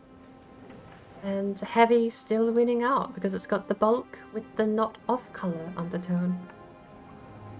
But yeah. We've also got a hood with glass ears and back. I don't like, I get it. It's a costume. Throw caution to the wind and just design it to be funny looking and cool. But fabric glass has to be the most amusing. So the merchant I bought this armor from also has ebony armor. So eventually I should be able to go save up. It's 250 crafting writs. So I've got a lot to save up to do. I'm either gonna have to do 2 legendary crafts and a bit, or just save a ton of crafting writs up until I can actually get enough to spend it on the ebony one, because it's 250. Now, if I don't have any on me, do I? No. Most average writs pay out 30 or less. So it actually is a fair bit of grinding to save up 250. You don't get writs very often, and a lot of the ones I have are jewelry crafting writs, which are a pain in the ass to budget for. Most jewelry traits sell for 30k septims.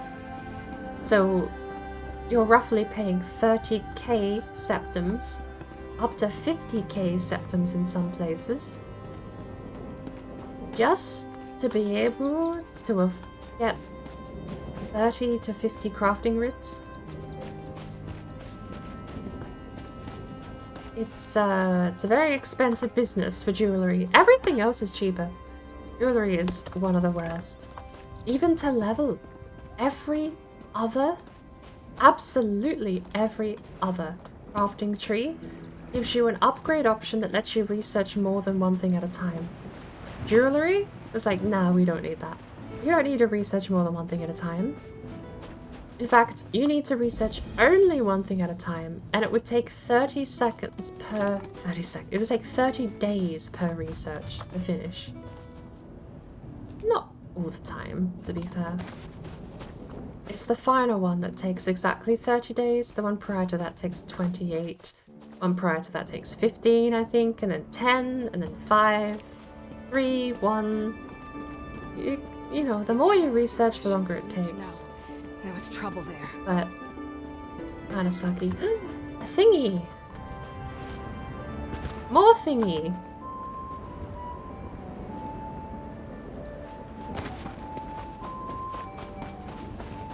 How do I get thingy? I need to get to Schoenhelm. Okay, bridge. We're learning.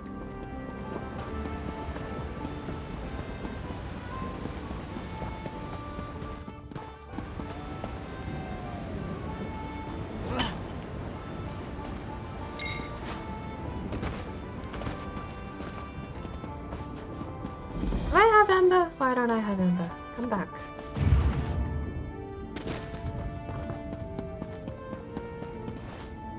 There's trouble in There it Kreshik, is. but I'm not sure I'll find a safe haven in that place up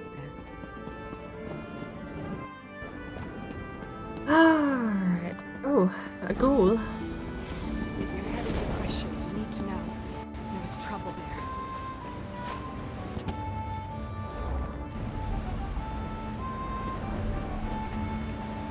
Everything is loading so slow. Alright. I think I am done more or less with the day here. I'm definitely going to be doing more Deep Rock Galactic, but that's in my own time. We have a thing to uncover here, though. Need to go treasure hunting.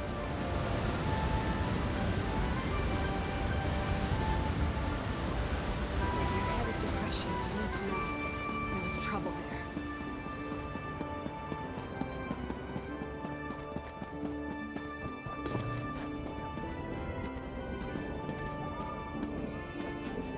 Good lord, the game's stuttering pretty bad. Let's find this scry, and then we'll probably raid out, find someone else who's online.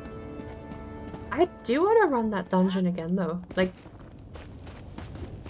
I put too much effort into that dungeon. Although not really a lot of brains. And I'm stubborn.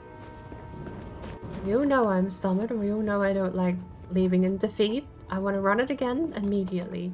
No one's online. So, I will simply just live with running it again someday. And defeating it.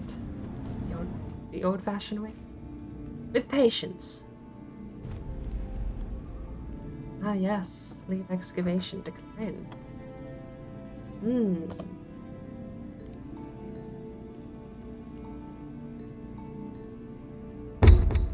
There we go.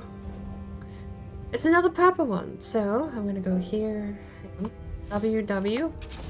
That was the wrong one. R. WWR. Green. Okay. Hello there. Hello there, Science Chan. A long time no see. Welcome back. How are you doing? No, I should have allied earlier. That's green. Is that not?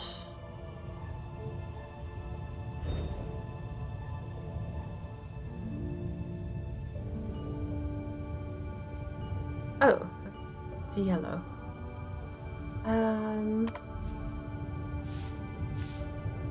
What am I doing? Oopsie daisy.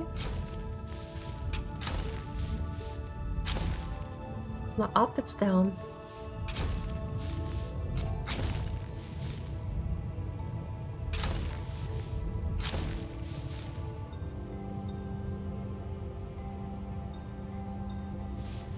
It's doing that. Okay. Finish the excavation. Easy. How are you doing? Tazzarella, welcome in. Welcome in, Raiders. Welcome in, everyone. If you don't know me, my name is BordBrain.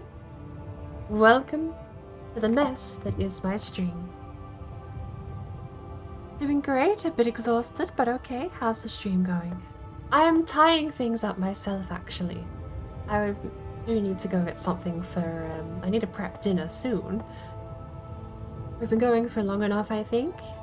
And as for Monza, I actually was so surprised we were doing so average. We had a lame like a terribly lame launch. Even the AI launched faster than us. We binned it twice, as you saw. We threw it into the wall once, but no damage. I was very lucky. And 3 laps later, did the exact same thing, just 1 turn later. But, count my blessings where I get them. No damage both times. As it turned out though, Monza did claim a few people that weren't me.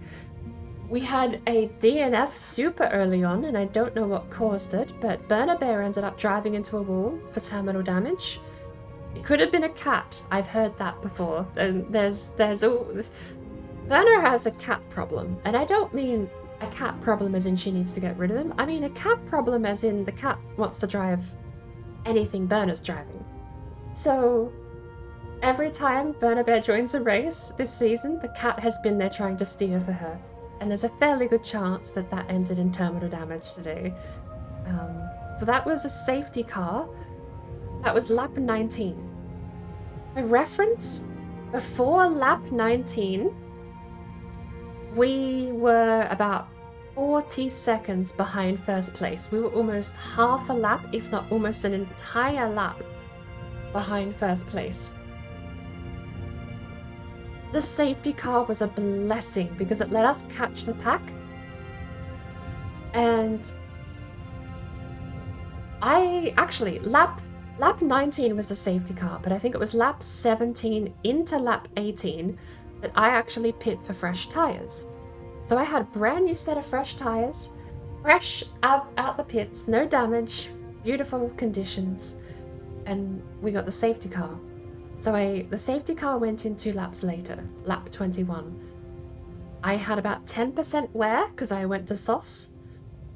They're very, very squishy. And things were going okay. I had a bit of a messy start after the safety car and people got away from me again. But we were keeping track and we absolutely gained all of those 40-second, the gap just disappeared because we caught up to safety car. So it was back to being a fair game until it was lap, I think 23 or 24, we got another safety car and that drove us back through to basically end a race. Long story short, 2 DNFs meant I was suddenly in 3rd place, defending against 4th, I think. No, I was in 3rd place flat. We had 6 people, 5 drivers, 2 DNFs put me in 3rd. The AI was in 4th behind me. And it was a race for who got which spot on the podium. But the one thing I had going for me was another fresh set of tires. I did damage my wing and took that into the pits to get repaired as well. And on top of that, I had a 5-second penalty for speeding in pit lane. I accidentally doubled the speed of the pit lane speed limit. It's 80 kilometers an hour or 50 miles an hour. I ran in at about 100 kilometers an hour. A bit over the top. No, it was 160, sorry. Because it was 100 miles an hour. Either way, that got me a 5-second penalty. The next time I went back into the pits to get my wing repaired and a fresh set of tires, we served that penalty. So when we drove out of the pits, we had no penalties on our end time. Whatever place we finished was the spot we finished. The first place, second place drivers ended up getting a collision that cost them a 5-second penalty each themselves, which meant that I had a massive advantage now. I could be 5 seconds behind first place and still get first place because of those penalties and me having served mine. But it went even better than that, because after we got out of the pit lane, our fresh tires just absolutely cleaned up. We floored it past people after, I forget the name of the corner. It's the chicane, the 3-point chicane before Parabolica at Monza. And I can never for the life of me remember anything except that it starts with E. But we were doing about double speed exiting those chicane pieces. We obviously went flying past second place with enough of a speed and enough of lead that we took Parabolica pretty cleanly too and put a bit of a gap behind us. The final lap, and this is the one thing I don't like, is the final lap, first place spun out. I did not get to earn my right to podium first place finish. I did get it. I didn't earn it. It soured the mood a little, but good lord, my heart was racing those last few laps after safety car went in, because I knew I had to just push everything I had. Because I had 3 laps to do it all in. With all the safety cars just delaying the whole race, basically. If I didn't make a move in those final 3 laps, I just would have ended up in 3rd. Which, after a couple of DNFs, is effectively just last place. All in all, it was a brilliant race. I'm just a little soured that first place ended up spinning. Without that, it would have been genuinely like a blockbuster style, movie style race. I was really happy with it.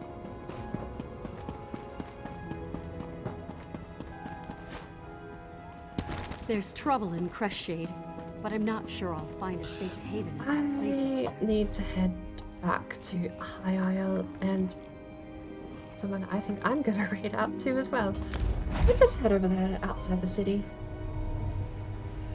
Science Chan can be a blessing. SC.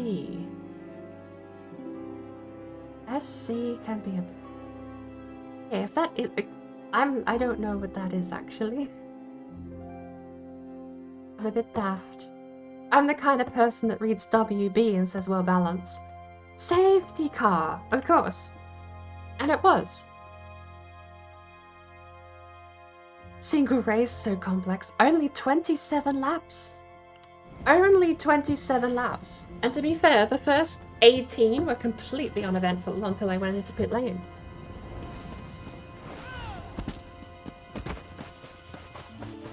Is there any weed over here? I want more. Columbine I'll take. Looking for wormwood though. Oh! Wormwood! Ah. Speaking of, and I'll go get, I think that's Imp Stool over here too I want to grab before I adding up too much. Namira is rot. Imp Stool is tiny and round. They're both brown and they're both mushrooms, so I will... I'll say close enough in this. How was your stream though, Science Chan? And I hope you've been having a lovely Wednesday. We did just finish up here doing a dungeon, veteran dungeon in Elder Scrolls. Actually, it's on this map. We're back in the map. The veteran dungeon was over here, Raven Deep. It wasn't so bad. There's a couple of bonus bosses you can fight that give you buffs. Actually kind of useful buffs too. There's one that gives you a shield on damage on a cooldown, which is really useful. And the other one gives you a bunch of activatable traps that you can use against enemies on a cooldown. There's Imp Stool. Look, it's more round. It's the big flat ones that are brown that are Namira's Rot. And you have another one that's, it's a Risala. That's what it's called. But I can never remember what the round Risala cap looks like. I think it's Risala. It's been a while since I paid attention to the third brown mushroom. Long story short, the dungeon went terribly. We learnt a lot, but we did not clear the dungeon. So doing that dungeon veteran is going to become a thing I'm driven to do now. I've set that dungeon has set an enemy. I was defeated by an NPC effectively. To be fair, the boss actually has a really challenging set of mechanics. I don't know if anyone's familiar with MMO talk, but it was a DPS check, a heal check, and a tank taunt check, basically all at the same time. So what you ended up needing to do was have everyone perform what they need to do. It's on paper it's simple. But the reason it's so complex is because the tank and the DPS also have to coordinate together. The tank has to lead the boss away from the targets the DPS are attacking, because if the boss reaches those targets, or those targets reach the boss gets a massive amount of health, and a massive amount of heals, and a giant boost to all of his damage output. Tank drags it away. There's a bit of, you have to yell what direction these summons come from so that you can take the tank in the other direction. And my job as healer was basically stand still and look pretty, make sure I don't die, and then use my ultimate, because the boss, after summoning, the boss has about like a 3 to 5 second gap, and then he just starts target DPSing every player character with massive amount of damage. He does something like 10k damage per hit. It was insane. And for every skeleton he absorbs, for every summon he gets, that actually, if they connect and absorb into a bigger version of the boss, that burst damage I have to out-heal gets insane. There's a point where I was healing through... Actually, let's find some logs. I was healing through hundreds of thousands of damage with those fights. It was like ridiculous. How do I go back? Is there no back? Well, here's the boss.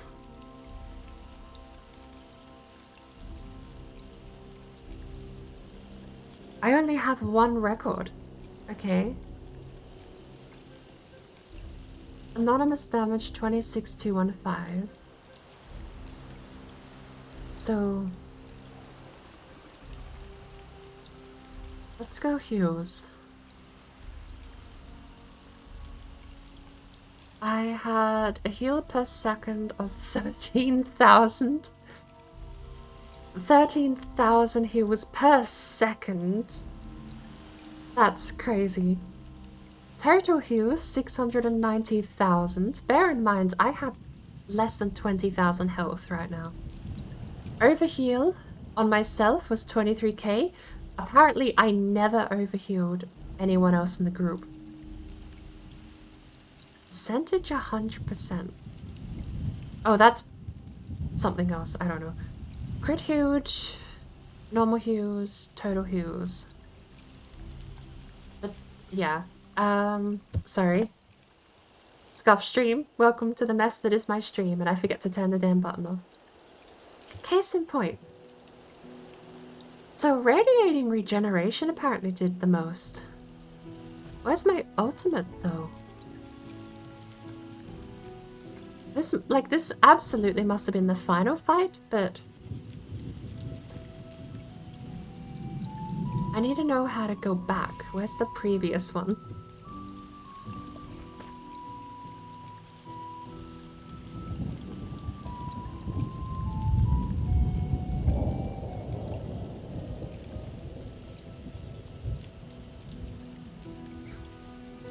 I think record limit 1 out of 30 is the ones that I've saved, right? I scored a drop! Wow! We've got drops back after the patch. It's weird it took 5 hours to appear, but...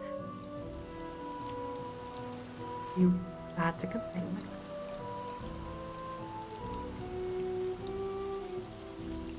What? We're attacking Julius Caesar the 7th. Bunch of unknown targets. Okay. I'll admit I have no idea. Heal self.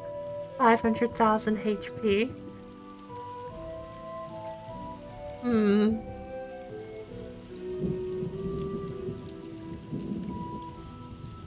I don't know why that's not working properly. It might be because we've got some problems with add-ons at the moment.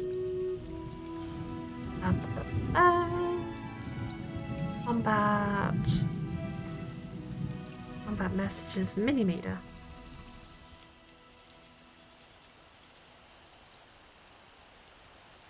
Combat duration.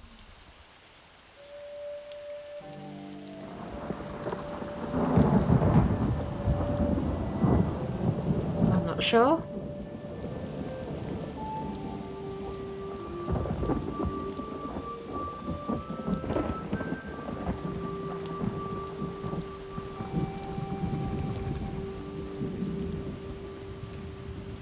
I'm not using this one, am I? I think I am using AUI. I mean, it would say so. Hang on. I'm just kind of annoyed that out of all the fights we were running, this is the only one that's been recorded at 3 PM. Nothing else is recorded.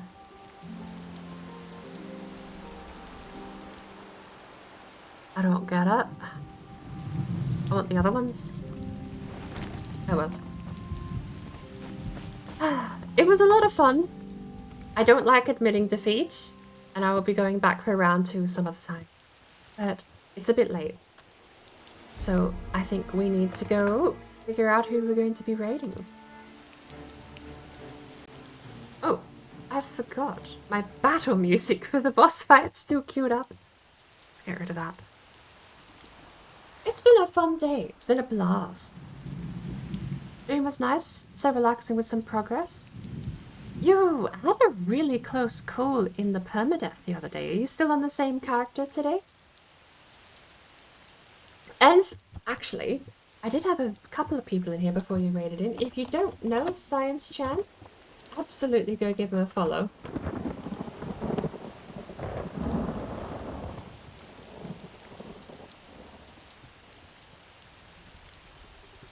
It's a brilliant vibe and a great place to be. Whether you're actively watching or just need to lurk for a little while, it honestly is really, really entertaining. And you've got some great bits where you just find the most fascinating trivia or pieces of... trivia is the right word, but it's just really fascinating things in the world that you bring about. And you have these amazing bits where you talk about the craziest things. I remember the first one I ever saw was the Metro one. Drink only water and milk, else your bones will be weak. Like Skyrim. Water is healthy as fuck. Bitch. Better drink water, drink water, drink water, drink water, bitch. Drink water, drink water, drink water, bitch. Drink water, drink water. I've overbooked today. I've been going for 13 hours. I had Wednesday race day. After Wednesday race day was 5 hours until I had to do Elder Scrolls Trials. So I skipped sleep and crammed caffeine, thinking that that would be the day. It only ended like an hour ago. it went on for longer than I thought.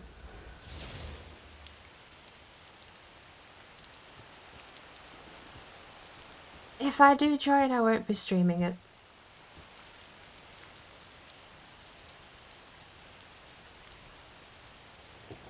But I haven't eaten all day, so my plan right now is to go get something for dinner.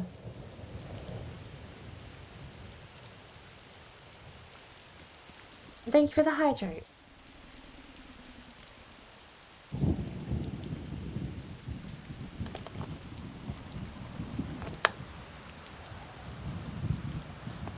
Well, if you're about to load up, we could always send everyone your way. But I'm pretty plumb tuckered out at the moment. What have we got? A lot of people online at the moment, actually. Morning Darkness is doing no map. Red Fairy doing Primitive Thursday. Oh shoot! Hang on. I'm not done with the day. I have to go down to the baker because I've ordered hot dog rolls. I am having hot dogs for dinner. That is sorted. Absolutely 100% sorted. We are having hot dogs for dinner. It's brilliant. So...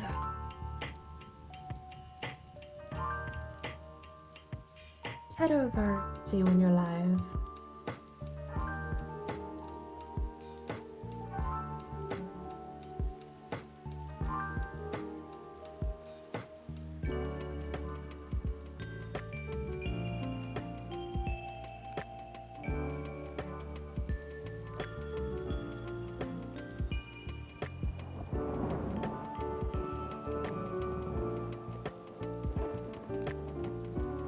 Right, we're gonna sit tight for a little bit, but we will be rating Sparkle as live.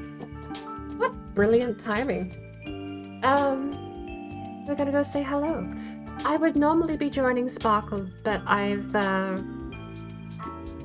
made several mistakes today, and I'll have to explain it properly to Sparkle. But long story short, I thought the day was gonna be over 3 hours ago.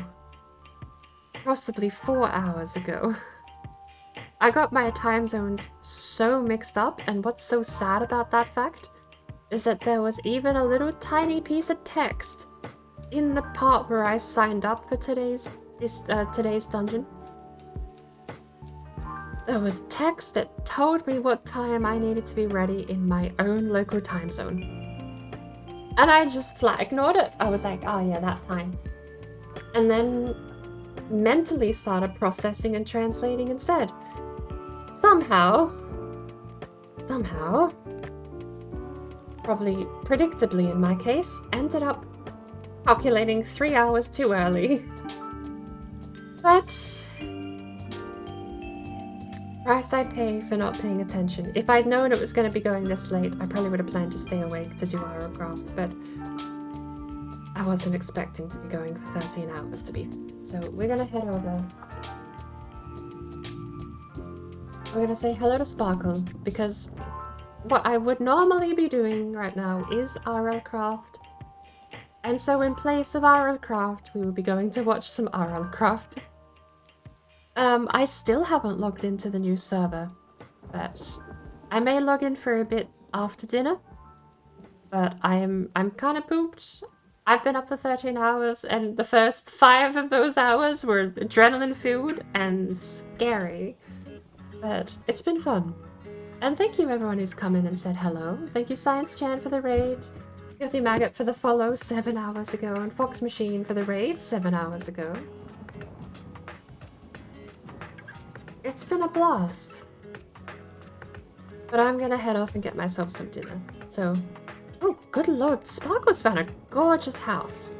Alright, so, if you want the global emotes, we have global emotes. If you want the funny animated Flappy Bird, we have that too. Or, for 100 channel points, you can purchase any of my regular emotes, including that gorgeous face, and you can make your own raid message with whatever emote in the middle you prefer. I'll be taking the Flappy Bird with me though, because that's my new favorite emote on the channel. And Sparkle actually made it. She put together the animation with my dumbass face, and it's gorgeous. So I'll see you right over in Sparkle's chat.